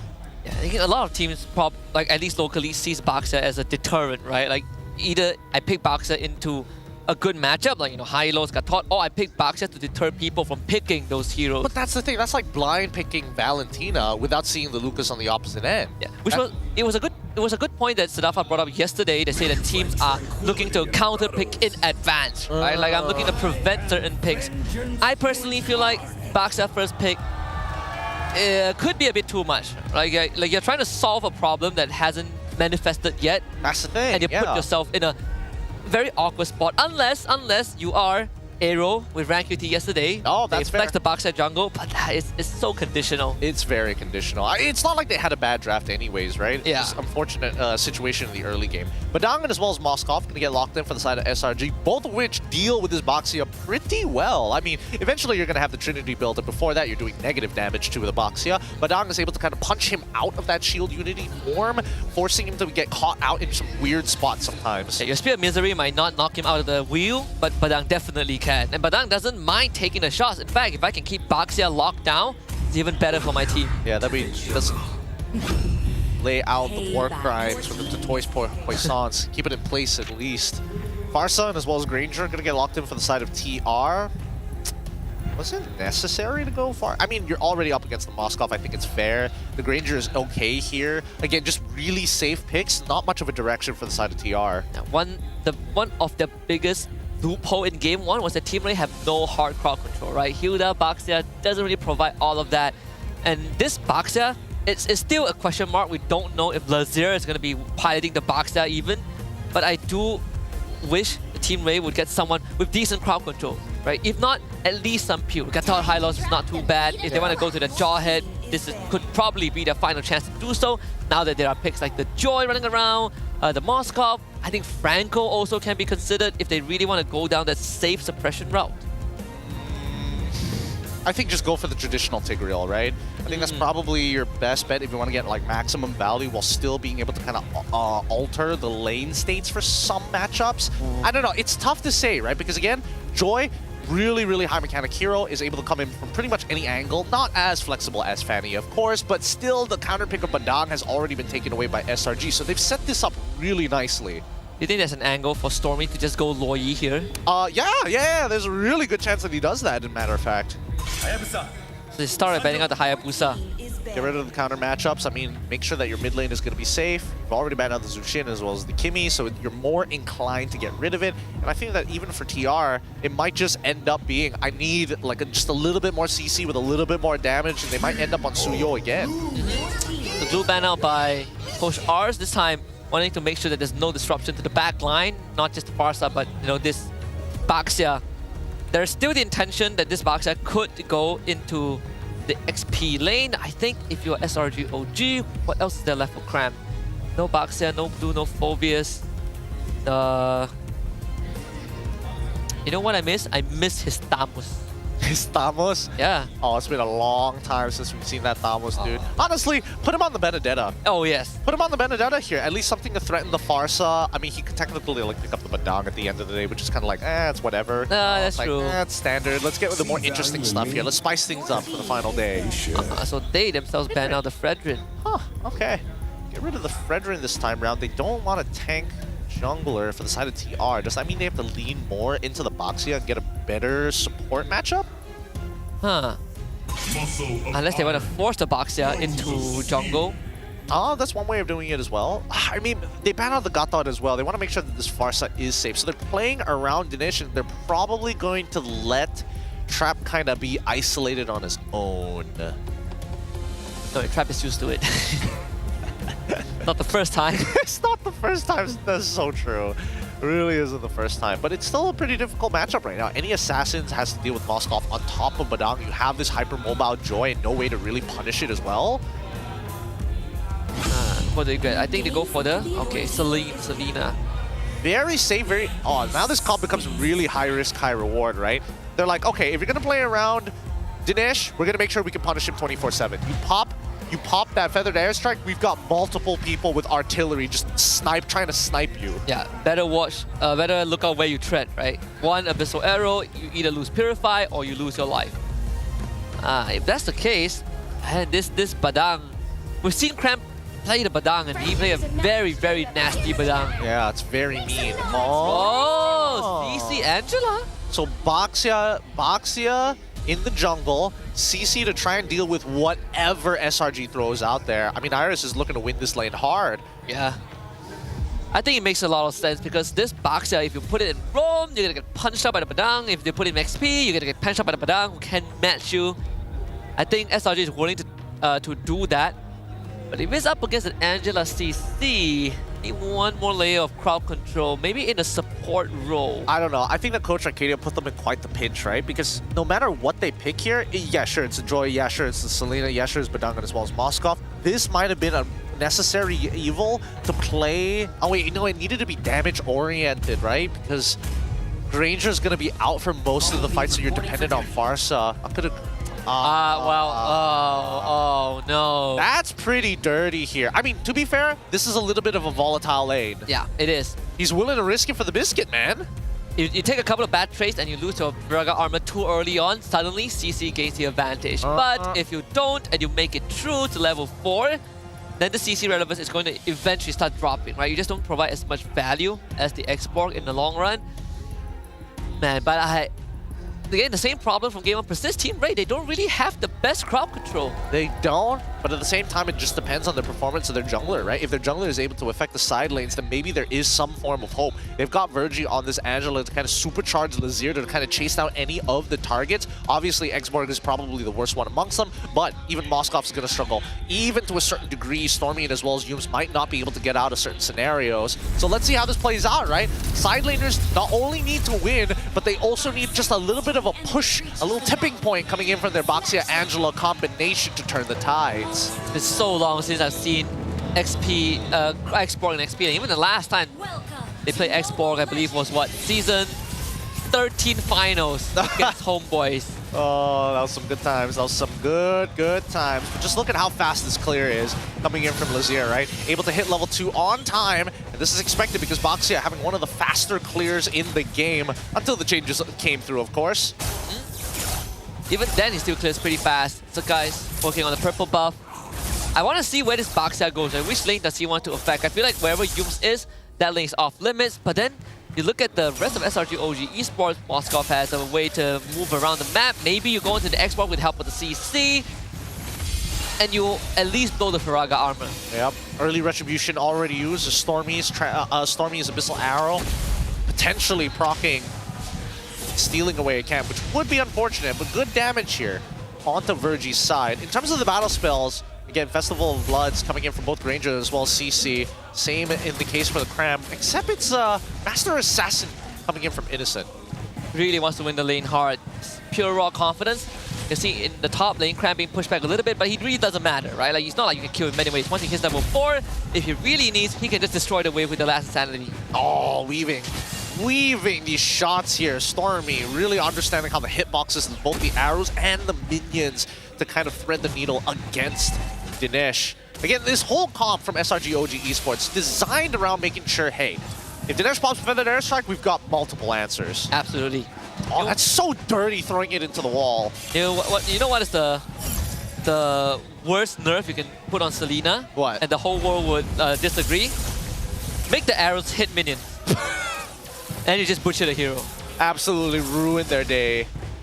I mean, we'll see. I mean, if there's enough people complaining about it, I'm pretty sure Munton is going to think about it. I complain about Layla every day and still buffered. I'm not really sure if that's the case. First blood for Sakai's. Electrifying beast onto Dinesh. Double kill already. The hard guard just too late. Maybe they want to at least get Sakai. He just dashed it away. He's so good with the movements. Fancy footwork. Yep, he is hyper mobile here. I don't expect Lazir to ever be able to chase Sakai's down. There's no real world where that happens unless he makes a mistake. Oh, man. This is not looking good already. Cram shows up and just blows up Virgie. Yeah, this is... Oh my goodness. SRG. Wait, hold on. Innocent actually losing the lane this time around. Trap wants it. He has no energy. Ah! But the bird! Not enough! No flicker. No flicker and didn't proc the magic worship. Ooh, trading flicker for flicker, but now Dinesh ends up having to sacrifice his life. He was so close, dude. Just didn't have enough Death Sonata. Yeah, even the pigeon was, you know, pecked Innocent. Innocent was like, I gotta go away. Oh, Stormy did have the flicker. Got the wheel on top. This should be a kill at least. Stormy goes down first for Team Ray. All right. A lot of resources being blown for the side of SRG OG Esports here. A little nervous, of course. But Innocent not dying is a good sign. Can't believe he didn't die. Yeah, I still can't. I'm like, I thought maybe Magic Worship is going to get him, but it didn't trigger enough times, which is a little sad. I only hit him like once. Not enough. While that being said, Iris actually rotated all the way to the bot lane. Oh my god, they froze it on him. They froze it on him. What is he supposed to do? He wants to get it? Alright, good. Use the Death Sonata. That's all you can do right now. Held hostage in such an awkward spot. And they called Lazir in to free the lane. Yuz gets pushed back a bit. There is Stormy. The arrow, that one's not gonna hit. But at least it frees up Trap, right? You know, sets him free. D push the lane. All the lanes become dead lanes again. Oh my god. The guy just stole the buff. Very rare that you see him being faster than Lazir and still gets away. Yep, no issue for Joy, right? Joy doesn't really care with what Boxia provides. Oh, you provide a slow... Alright, I've got multiple dashes to work with and a temporal rain if I ever get caught out. So it is very unlikely unless he gets pulled in or gets locked down by popping on a string. Look at that, Dennis just lost half his health. Just a minor interaction with Sakai's without the connection of an arrow. Gonna go for the golem. Gets it. I think Stormy got that. Yeah, really maximizing this early game. The famous words of Innocent. Oh no. The hard guard comes out, and now they back off. Back off from the hard guard, curtain call, and also the fact that airstrike Sakai's gonna destroy the backline. Meanwhile, Crams will be tied together. Last suddenly, the zone away the rest of Team Ray. He survives. Sakai's comes back, forcing Team Ray members to scatter into the wind. No more curtain call. Team Ray should get the turtle, but Yuz goes to the counter engage. Virgie able to get away from the turtle. The rest of the players disengage. Yup. First turtle falls, another turtle falls into the hands of Team Ray at least this time. They're not just giving everything over to SRG OG Esports. They're fighting for what they can. Even so, Dinesh. Wow, first item Blood Wings. Didn't even complete his tier 2 boots. Yeah. Okay. Alright, gets the flicker. Okay, slows him down. Feather airstrike, not gonna land all the shots, which would have been nice. No Innocent surviving. Team Ray have expended most of the resources. They will see Stormy the arrow. Oh, if that connected. Ooh. If that connected, that would have been dangerous. Very, very dangerous. I mean, this game is already pretty dangerous overall. Cram, gonna try and sandbag this wave here. Uh-oh. He wants his Paragon Armor flickers to get it. And he's out. And away he goes! Cyclone Knight. Oh, he did a step on top of the... Wait, no, he get it! Because Trap picked it up! Oh, he still should go down, right? Crab, no way, praise by Crab! You're kidding me. No, he takes it! And he now takes Virgie it! dies! Surely he goes down, heals back up a little bit, almost pinned to the wall, puppet in the spring. Just enough, Virgie survives, but Trap, he is abandoned! He can do something here. All the flicker. Not anymore. Sakai takes care of the Angela, Granger is dead, and they just teabag him. Oh no! How? They're so fluid with their movements. Can't catch them all. Oh man, this is why I love Export. God, really great management of the energy there. Keep in mind, every single time somebody has had max heat, Cram is naturally going to spawn little cubes that they drop. And whenever you pick up those cubes, it gives him a little bit of health and also stacks up upon his armor, assuming that you have lost your Faraga armor. You're passive early on. Oh god. Trap. He has nothing. Guys almost runs him down thanks to the hard guard. Sakai still gets away. The current call on top of him, but it expires. They flick on top of Sakai. They really want him dead. Iris finally claims the kill. Last insanity for Cram in the midst of the entirety of Team Ray. Iris actually ends up surviving, and now Cram, he should go down, and he knows it. Double kill for Trap. Nicely done by Iris. Able to kind of really punish the guys. Unable to kind of anchor down, in a matter of fact, because Yums was also attached to the strings. And he goes out. Stormy, good arrow. The trade, but hey, Team Ray keeping this game under control. The SOD actually connects. Lazir will get the turtle. And Innocent is not going to take this. Clash clears at the bottom wave, get the gold crab.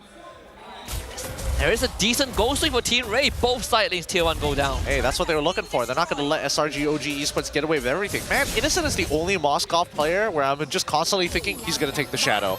He's going to take the shadow no matter what. I think after the M6 stage, yeah. that's what we think too. Oh my god. He listens to no one but himself. Oh, full faith. Full faith. Now it's going to be the War Axe already purchased by Cram. He's even more sustainable. Anti-heal is going to be coming soon. Holy Crystal already done by Sagai's? 8 minutes, 15 seconds. Right on the money here. Dinesh losing his passive shielding from his Blood Wings. Wow. So it's Brute Force Breastplate's first item coming in for Cram. Then he decided to get the War Axe, really just trying to stick on his targets. The damage is going to come naturally with the passive, the heat anyways. Where have I seen this? Yesterday, who picked the Xbox jungle? Was it Amal? I want to say that it's Amal, but there's also a chance. Wait. There was an Xbox jungle yesterday, and it was the same item build, right? Yeah, like Brute Force and the War Axe. Was it Amal? I have a feeling it's Homeboys against MV in game 3. No, it was MV. It was MV. Yeah, it was Uni. Yeah, it was Uni. It was that game 2 where they banned like 10 junglers. Fun times. All right, the Trinity already completed 9 minutes, 10 minutes in 9 minutes, 10 seconds. Sorry, in the game for Innocent. He's got his 3 items. This tank is not going to be much of a problem. The only thing is keeping him in place. Because keep in mind, we still have to worry about that heart guard. But the way that SRG OG plays his trap is very different, right? The Selena, the arrow lands, but you're looking for conversion 2, and Team Ray, they always form this formation around those who get hit by the Abyssal Arrow. So all things considered, this is not too bad, but this moment in time where the Lord spawns is going to be where Team Ray will be put to the test. Yep, Cramp's gonna get his energy, his Faraga armor back, building up that War Axe at the same time. He's got the stacks for both. As long as he's attacking something and maintaining those stacks, he is ready to fight with maximum damage output. And regaining that Faraga armor health bar with the War Axe 2. He's going to clear the waves out pretty fast, right? And SRG, they have very good ways to manage wave. Innocent on one side, Cram on the other. Oh my god, look at how much damage he's doing already. And Cram is really burning it down. They want to get the armor away, and they force Cram to use the last insanity. So they stall out a little bit. We're at top side. Virgie almost getting solo kill by Innocent. Lazir, he wants to stay in the fight, but I think he has stayed there too long. The hard guard being forced to use on Trap instead of Lazir, so Lazir goes down. Trap still ends up dying anyways, as Sakai just gives him an electrocution. Triple kill, a maniac for the joy. And Sakai, he's hungry for the 5th, he's hungry for the stabbage. Sakai is looking for it. One more death. No, but Iris denied. No savage for Sakai, but SRG, they will still get the top in him. You can see Innocent is like, all right, you could potentially get a savage. I'm not going to participate. I'm going to take the inhibitor, but if something goes wrong, I ain't saving you, Butko. Oh, okay. Okay, the 1v1's pretty well. Like, Iris, he's dealing a decent amount of damage to Innocent, and Innocent's going to remember that. Like, okay, he's chunking to me about 50% if I am solo curtain called. Wow, I mean, he survived a solo curtain call and almost killed Iris. Oh, it's going to be Lord. Malefic gun for Innocent. I don't think SRG OG is in a rush to take Lord at this point. No, they're probably going to play for the fight anyways, right? They're just looking for pickoffs. They're waiting for Stormy to land an arrow. And not to mention that they can actually gain a lot of vision with just the Abyssal Trap. Let's see how Team Ray wants to contest this. Again, if they can pull off what they did previously, it would be great. You know, they park Virgie, the D-push the lane. But the hard guard, right? The choice of who to use a hard guard on is going to be a tough one. Iris target number 1. That's hard guard forced out. Curtain call is going to expire soon as well. SRG OG again not in a rush. Last Sandy being used. Cramp, disengage. Yums finds a two-man Fitzcracker. Now they're all trapped. The wall, the arrow doesn't connect. The guys is all alone in the back, trying to look for Tree and once ends up going down. Finally to Virgie, 1-for-1. The arrow almost connects. SOD would have been disastrous for Team Ray. Yep, and Lazier didn't get chunked out that hard, so now Selangor Red Giants understand that if we zone him out, don't let him in the pit, then it's totally fine. So Cram and Yums on guard duty as we see that Innocent, with the help of Stormy, able to chunk down this Lord extremely fast. SRGOG can now take that time. I'm trying to figure out whether is there going to be a point in time where Team Ray is going to be able to match up to SRGOG in terms of just when they is it when they get all their items? No, is the lake is scaling? I think the only problem was whether or not Iris has enough to get a kill on SRGOG Esports, right? I think if there's Vengeance, then yes, right? Then I can see him. There's a potential, yeah. There is a potential, but instead he has taken Flicker, knowing how mobile SRGOG Esports is. So I think it really boils down to his current call. Can he find both the carries at the same time, or at least do the same thing? Fizzcrack from Yums, lock him down with maybe Sakai's or Innocent. Yeah. And they just got Virgie the fleeting time through, so the timing is incredibly late. But at least Team Ray will be able to deal with this Lord appropriately. One more wave in the mid and bottom lane. Wishing Lantern glowing one for Stormy, so every single arrow is going to hurt Cram. In the sandbag alone, here comes Sakai. He charged up the charge and they get the arrow to Lazier. The hard guard, where is it? Lazier doesn't get it. Virgie not able to provide the support, and that could be the game ender. SRGOG takes care of all the structures. Lazier needs 30 seconds, but I'm not sure if Team Ray have the luxury of half a minute. Innocent now jumps on the Iris, but the airstrike to throw Innocent out, but he just goes into it with the flicker. Innocent gets tied up, but instantly dashes away. Iris takes it, the hard guard on the trap. Trap needs to provide Yums in the engage, and it is lights out. SRGOG closes out the regular season with a perfect record, no losses in terms of series. Oh my goodness, Innocent, he's still such a beast on that Moskov. He has no fear. Flickering forward, dashing backwards, he knows exactly what he's doing to maximize his damage. That being said, once again, thank you to SRGOG Esports, making it a fast day, 2-0 against Team Ray. Hallelujah. If we had 3 series, it would have been a 2-hour break time, but hey, everyone gets to go home early. It's no hard feelings, Team Ray. Enjoying that last game. This is not going to be the last time we see them. They've locked in their slot for the next season. But the journey in Season 15 ends here. No playoffs for the second season. Yep, and now we have the SRGOG Esports fans ready to go. The Supers, the Ultra. The Ultras. God, there's so many fan names I gotta remember now. So many fan names. They're all out in those, though. We've actually got a pretty packed house. Yeah, this is crazy, right? For the last match, I was jokingly saying, is there going to be fans today? But it's a full house. Yeah. Oh, with that being said, let's go up to the stage. Give it up to Rose for SRG. Walaupun perjalanan Team Ray untuk musim ini akan terhenti sekarang, I would like Stadium Juara to give a warm round of applause kepada mereka. And of course, we hope to see you guys come back stronger untuk musim ke depan. Now, sebelum we wrap this up, is there any kata-kata terakhir di atas pentas sebelum we wrap this up?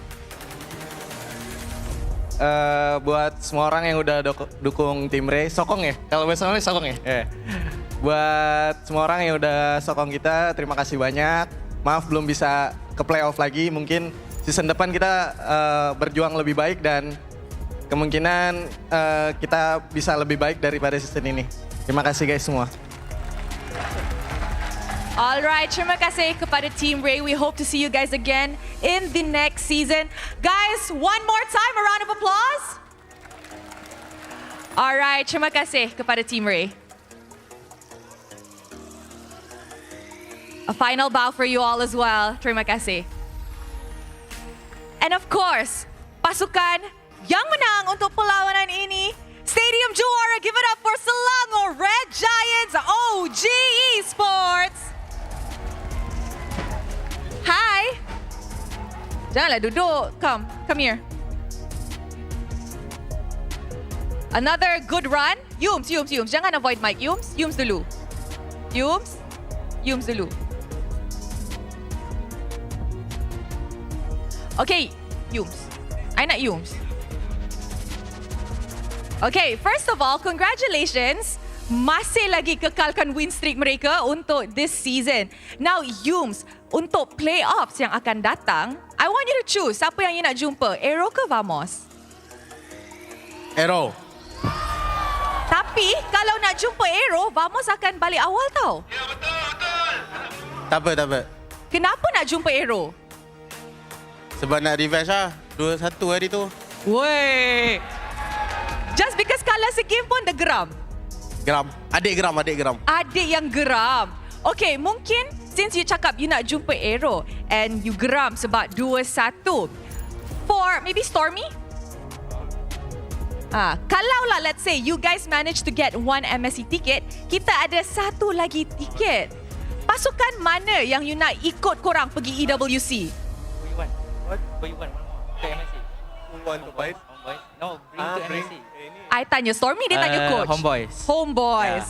Kenapa you nak Homeboys ikut korang pergi MSC? Sebab diorang konsisten kan? Ya. And you feel like they have more to give? Ya. Selepas lawan mereka minggu lepas? Betul. Okay. Now, kita akan tengok in the upcoming playoffs. Now guys, you rasa tadi MVP siapa? Alah, kenapa audience macam sendu je? Korang rasa siapa yang MVP? Kangkong. Alright, apa kata kita tengok MVP perlawanan ini? In 3, 2, 1, MVP jatuh kepada Shakies.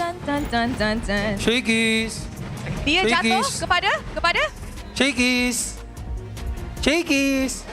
Sekais. Wish. Okay, adik. Sebelah row sekejap. Tadi masa you dapat MVP of the first game lah kan? Kita nampak dekat whiteboard, ada tulisan lah. Ada The Sky Prince, ada Yums the Goat. Tapi yang satu tu, Kangkong Prince tu apa? Tu siapa punya kerja dan mungkin you boleh explain kenapa ada Kangkong Prince? I think that one better innocent kot. Sebab dia yang tulis, so kena tanya dia lah, owner yang tulis. Okay, kejap. You mengaku ke you ni Sky Prince? Yang tu Yum tulis, saya tulis yang bawah tu. Oh, Yums the Goat. So you mengaku lah Yums ni the Goat? Ya. Okay, in MSC, kalau you guys dapat tiket tu, you nak buktikan sekali lagi ke you adalah Sky Prince yang sebenar? Macam nak tukar pula. Nak tukar? Nak tukar ke apa? Ground Prince. Kenapa ground? Macam lagi style lah. Ke tak? Kan? You guys setuju tak? Tak, macam tak style. Kita kena try again lah. Okay, Innocent? Why Kangkong Prince? Kangkong Prince, why? Viewers. Hindi. Kasi si Sekes kasi ginagaya niya yung outfitan ni King Kong pag nag-gym. Oh! Dia cakap... Nag-gym na kasi. Okay, so, fun fact for you all. Adik dah start main gym dah. Adik dah start main gym. Lepas tu, the reason why Kangkong is because dia suka tiru style King Kong dekat gym. So, bergaya King Kong bila pergi gym, adik suka tiru. Interesting. Soon we can see a Sigma jungler in Malaysia also. MSC. In MSC? Okay. Ini adalah satu benda yang semua orang akan stay tuned. And of course, Gorgeous, before we wrap up this interview, is there anything yang you nak cakap kepada fans? Last kata-kata untuk regular season sebelum playoffs. Okay guys, first of all, that's our performance untuk regular season. Thank you kepada semua yang datang support daripada row sini, maupun di sana. Thank you sebab support, sebab tak expect pun dekat sini pun penuh. Thank you guys for supporting MPL MY daripada week 1 sampailah week 6 sampai sekarang. I hope you guys keep on macam ni lah sampai ke playoff. Thank you guys. And for you guys information, SIG akan keluarkan lagu and kita orang akan shoot music video tu today and kita orang perlukan a few people yang nak join the MV to stay dekat stadium. All. Okay, I need all people to stay untuk masuk ke dalam music video.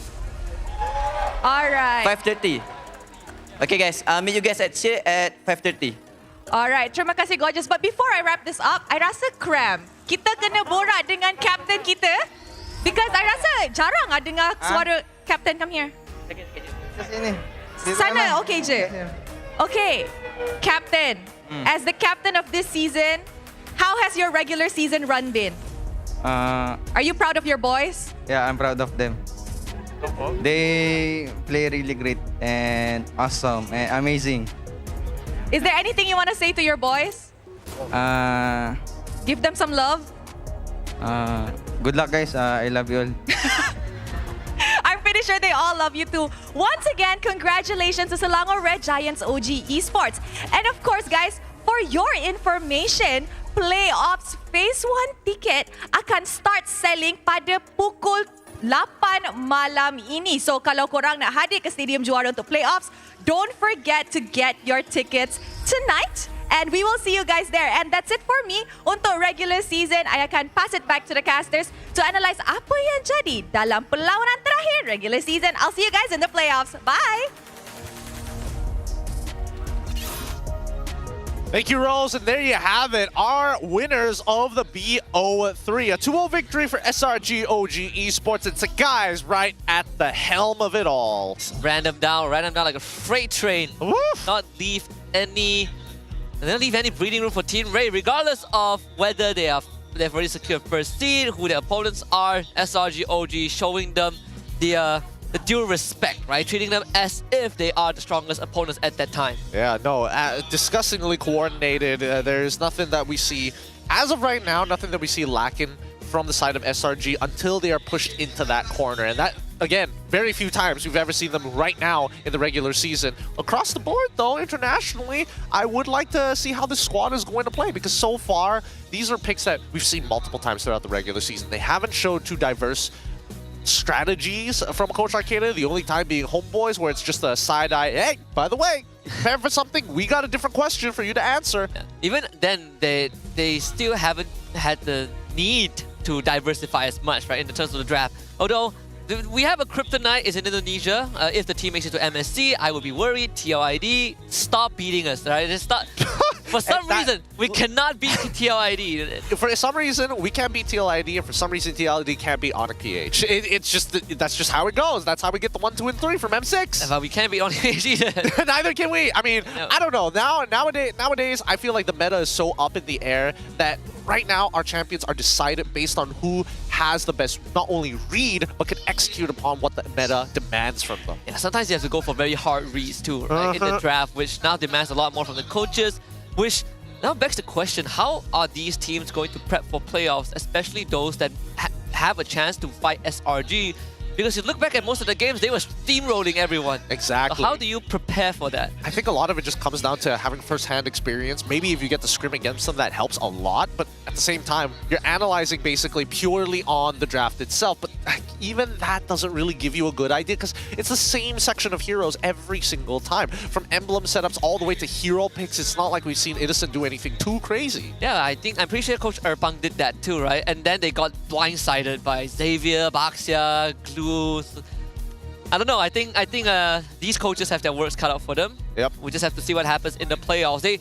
SRG OG are in the Aero Vamos bracket. Yeah, that's true. We'll see if Aero faces off against SRG OG. We might have a great best of 5 on our hands, but that is if they beat Vamos. Because Vamos did beat them yesterday. Yeah, I mean, it's who knows what could happen, right? It is 1 week worth of time. I think that it's not a lot of preparation time for some of these teams. We don't get to see the big playoff strategy reveal like we've seen a lot of MPL MY teams do and take advantage of that 2-week break. It's just very early on. You got to deal with the hand that you're given. Yeah, I think the best case scenario for some of these teams, those in play-ins at least, just prepare for the play-ins first, right? Yeah. You make it through play-ins, you are in the double elimination, you will make it to phase 2 regardless. But so for SRG OG, they get a bye. Well, at least they get one extra day. They get one extra day, you know? They get one extra day to play. Who knows? If they ended up dropping, that would be pretty crazy. Who knows? I know, you need that Todak magic from last season. Oh, that Todak magic? Ah, it's a genie in a bottle, man. This you don't know. It's gone. It's no more. The 3 wishes are done. Where 3 wishes are done, and he's free. What did he use the genie for? Well, we hope we can beat SRG in regular season. We hope we can beat SRG in playoffs. There's one more. What did they wish for? They didn't. We hope we can beat MV. We hope we don't. They ran out. They ran out last season. It ran out. It's unfortunate to say the least, but I don't know. I'm looking for our second competitors here. SRG is just a cut above the rest. And obviously, we're going to see our Hall of Famers once again. Rich Guy, the carry, going over to Innocent. No surprises there. Best Wingman, Stormy. No surprises there. Honestly, I'm surprised that Iris was able to take so much damage in this game. I definitely thought it was going to be Lazier on that Boxia. Without Vengeance. Without the Vengeance. Without Vengeance. Yeah. Didn't really get... I think he got like a hard guard once or twice. But I agree, I'm very... it's a pleasant surprise. But they just couldn't keep the guys under control. We knew at one point that Surgeist is going to be the reason that Team Ray collapses, and he almost got a Savage. Almost. Almost. And then Sandbag comes in the way. No, sir.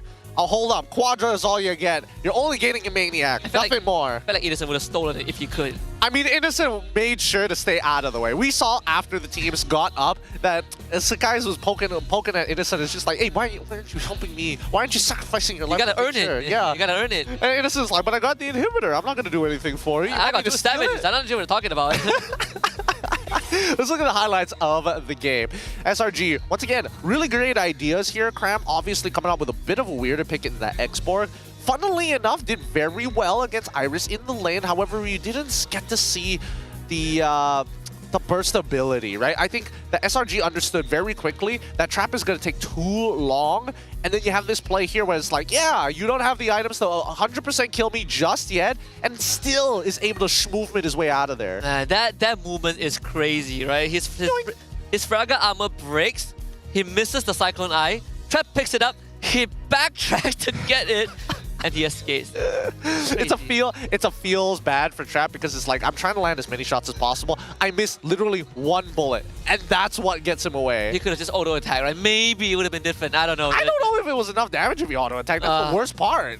There's no guarantees of it. And then while everything is happening, it's just a winning board all the way through, right? Across the map. Yeah, and then there's like, you know, Virgie. Actually, this was a genius play that I just realized. SOD connects from Innocent, Virgie hard guards to escape, and they lose 1 inhibitor. Yeah, and then also Winter crowds to ensure that he doesn't die to guarantee the transfer over. Fun stuff that we see from SRG OG Esports, especially when they're mucking around. Even so, I would like to see them at their peak once again, just another taste of it, because you can see that Innocent is just hard limit testing. I mean, that's the conclusion of the regular season. It's been a very interesting season. I would say it's a lot more competitive than season 13 and 14, where it's just SRG and Vamos, maybe a bit of Todak and MV. Yeah. But this season is pretty tight. It has been pretty tight, and I think, the gap is closing between the Homeboys as well as Monster Vicious. They put up one hell of a fight yesterday. I think, honestly, if all games were like that, I think more people will come by and watch MPL MY just to see how hard we can actually brawl. Even so, here is your final standings here with SRG OG Esports sitting on top at a whopping 26 points. Trying to max it out, but unfortunately dropped a single game for getting the extra 3 to put them at 29. Homeboys, on the other hand, 22 in second place. Monster Vicious 17 with 17 points in third. Arrow in fourth with 16. Vamos in fifth at 14. And 6 DX Soul at 13. Everybody below didn't make it to the playoffs. Now with the top 6 locked in for playoffs, I want to see the brackets, right? I want to see who has the unfortunate luxury to be in the SRG OG bracket, and who has the slightly less unfortunate luxury in being in the Homeboys bracket. Slightly less. All right, let's show the brackets for our playoffs. For the play-ins, it's going to start off with Arrow versus Vamos, MV versus DXS. MV and DXS will be headed towards the Homeboys. The winner of that matchup will then face against them. Arrow versus Vamos, the winner of that matchup, face up against SRG. I mean, to be fair, Coach Theo, he was like, we want to avoid SRG, and they've done it. The craziest thing is that Arrow and Vamos, I mean, Arrow previously was Red Esports, right? They both made it through the play-ins last season. Vamos got a bye, of course, but Arrow made it through by beating JP Niners. They finished 4th because they lost to SRG OG. But for DXS and MV, this is going to be one to watch. Last time they faced off, MV won 2-1. We went the distance. DXS's curse is that they can never close things out 2-0, but now we go to a best of 5.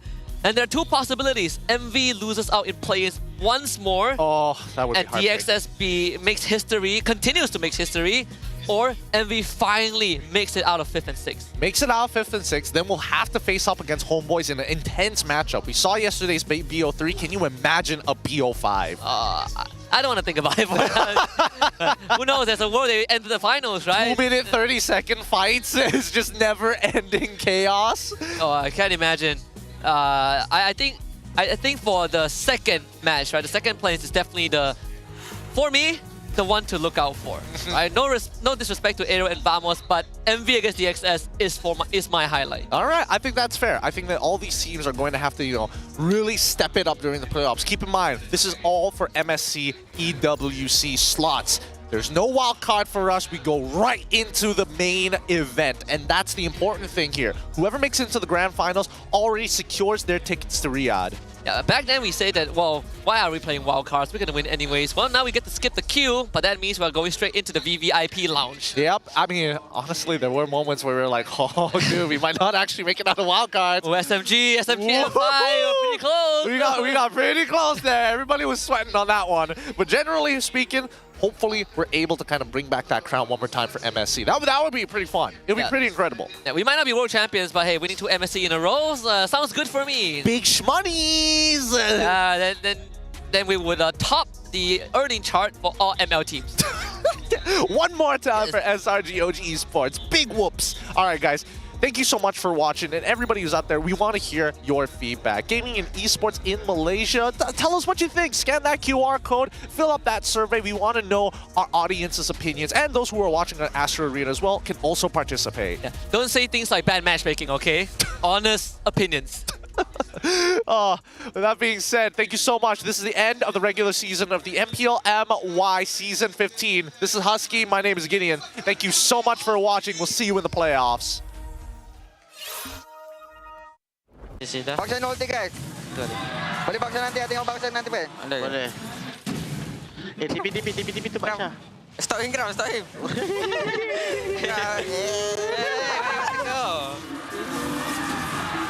Keluar atas dek.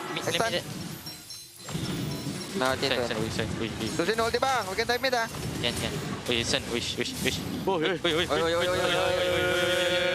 Dia marah. Want to pro something ah? Mimpi je lah oh. Oi. Try, mana kau? Try, I want you. Tower guys, kita tower. No. No, Hero. Hero. Set. Woi, sono loh. Hero. Aku no ulti oh. Innocent. Purify. Enggak. Kente. Nice try guys. Kente. See you next season. Gawin ulti ang Kram.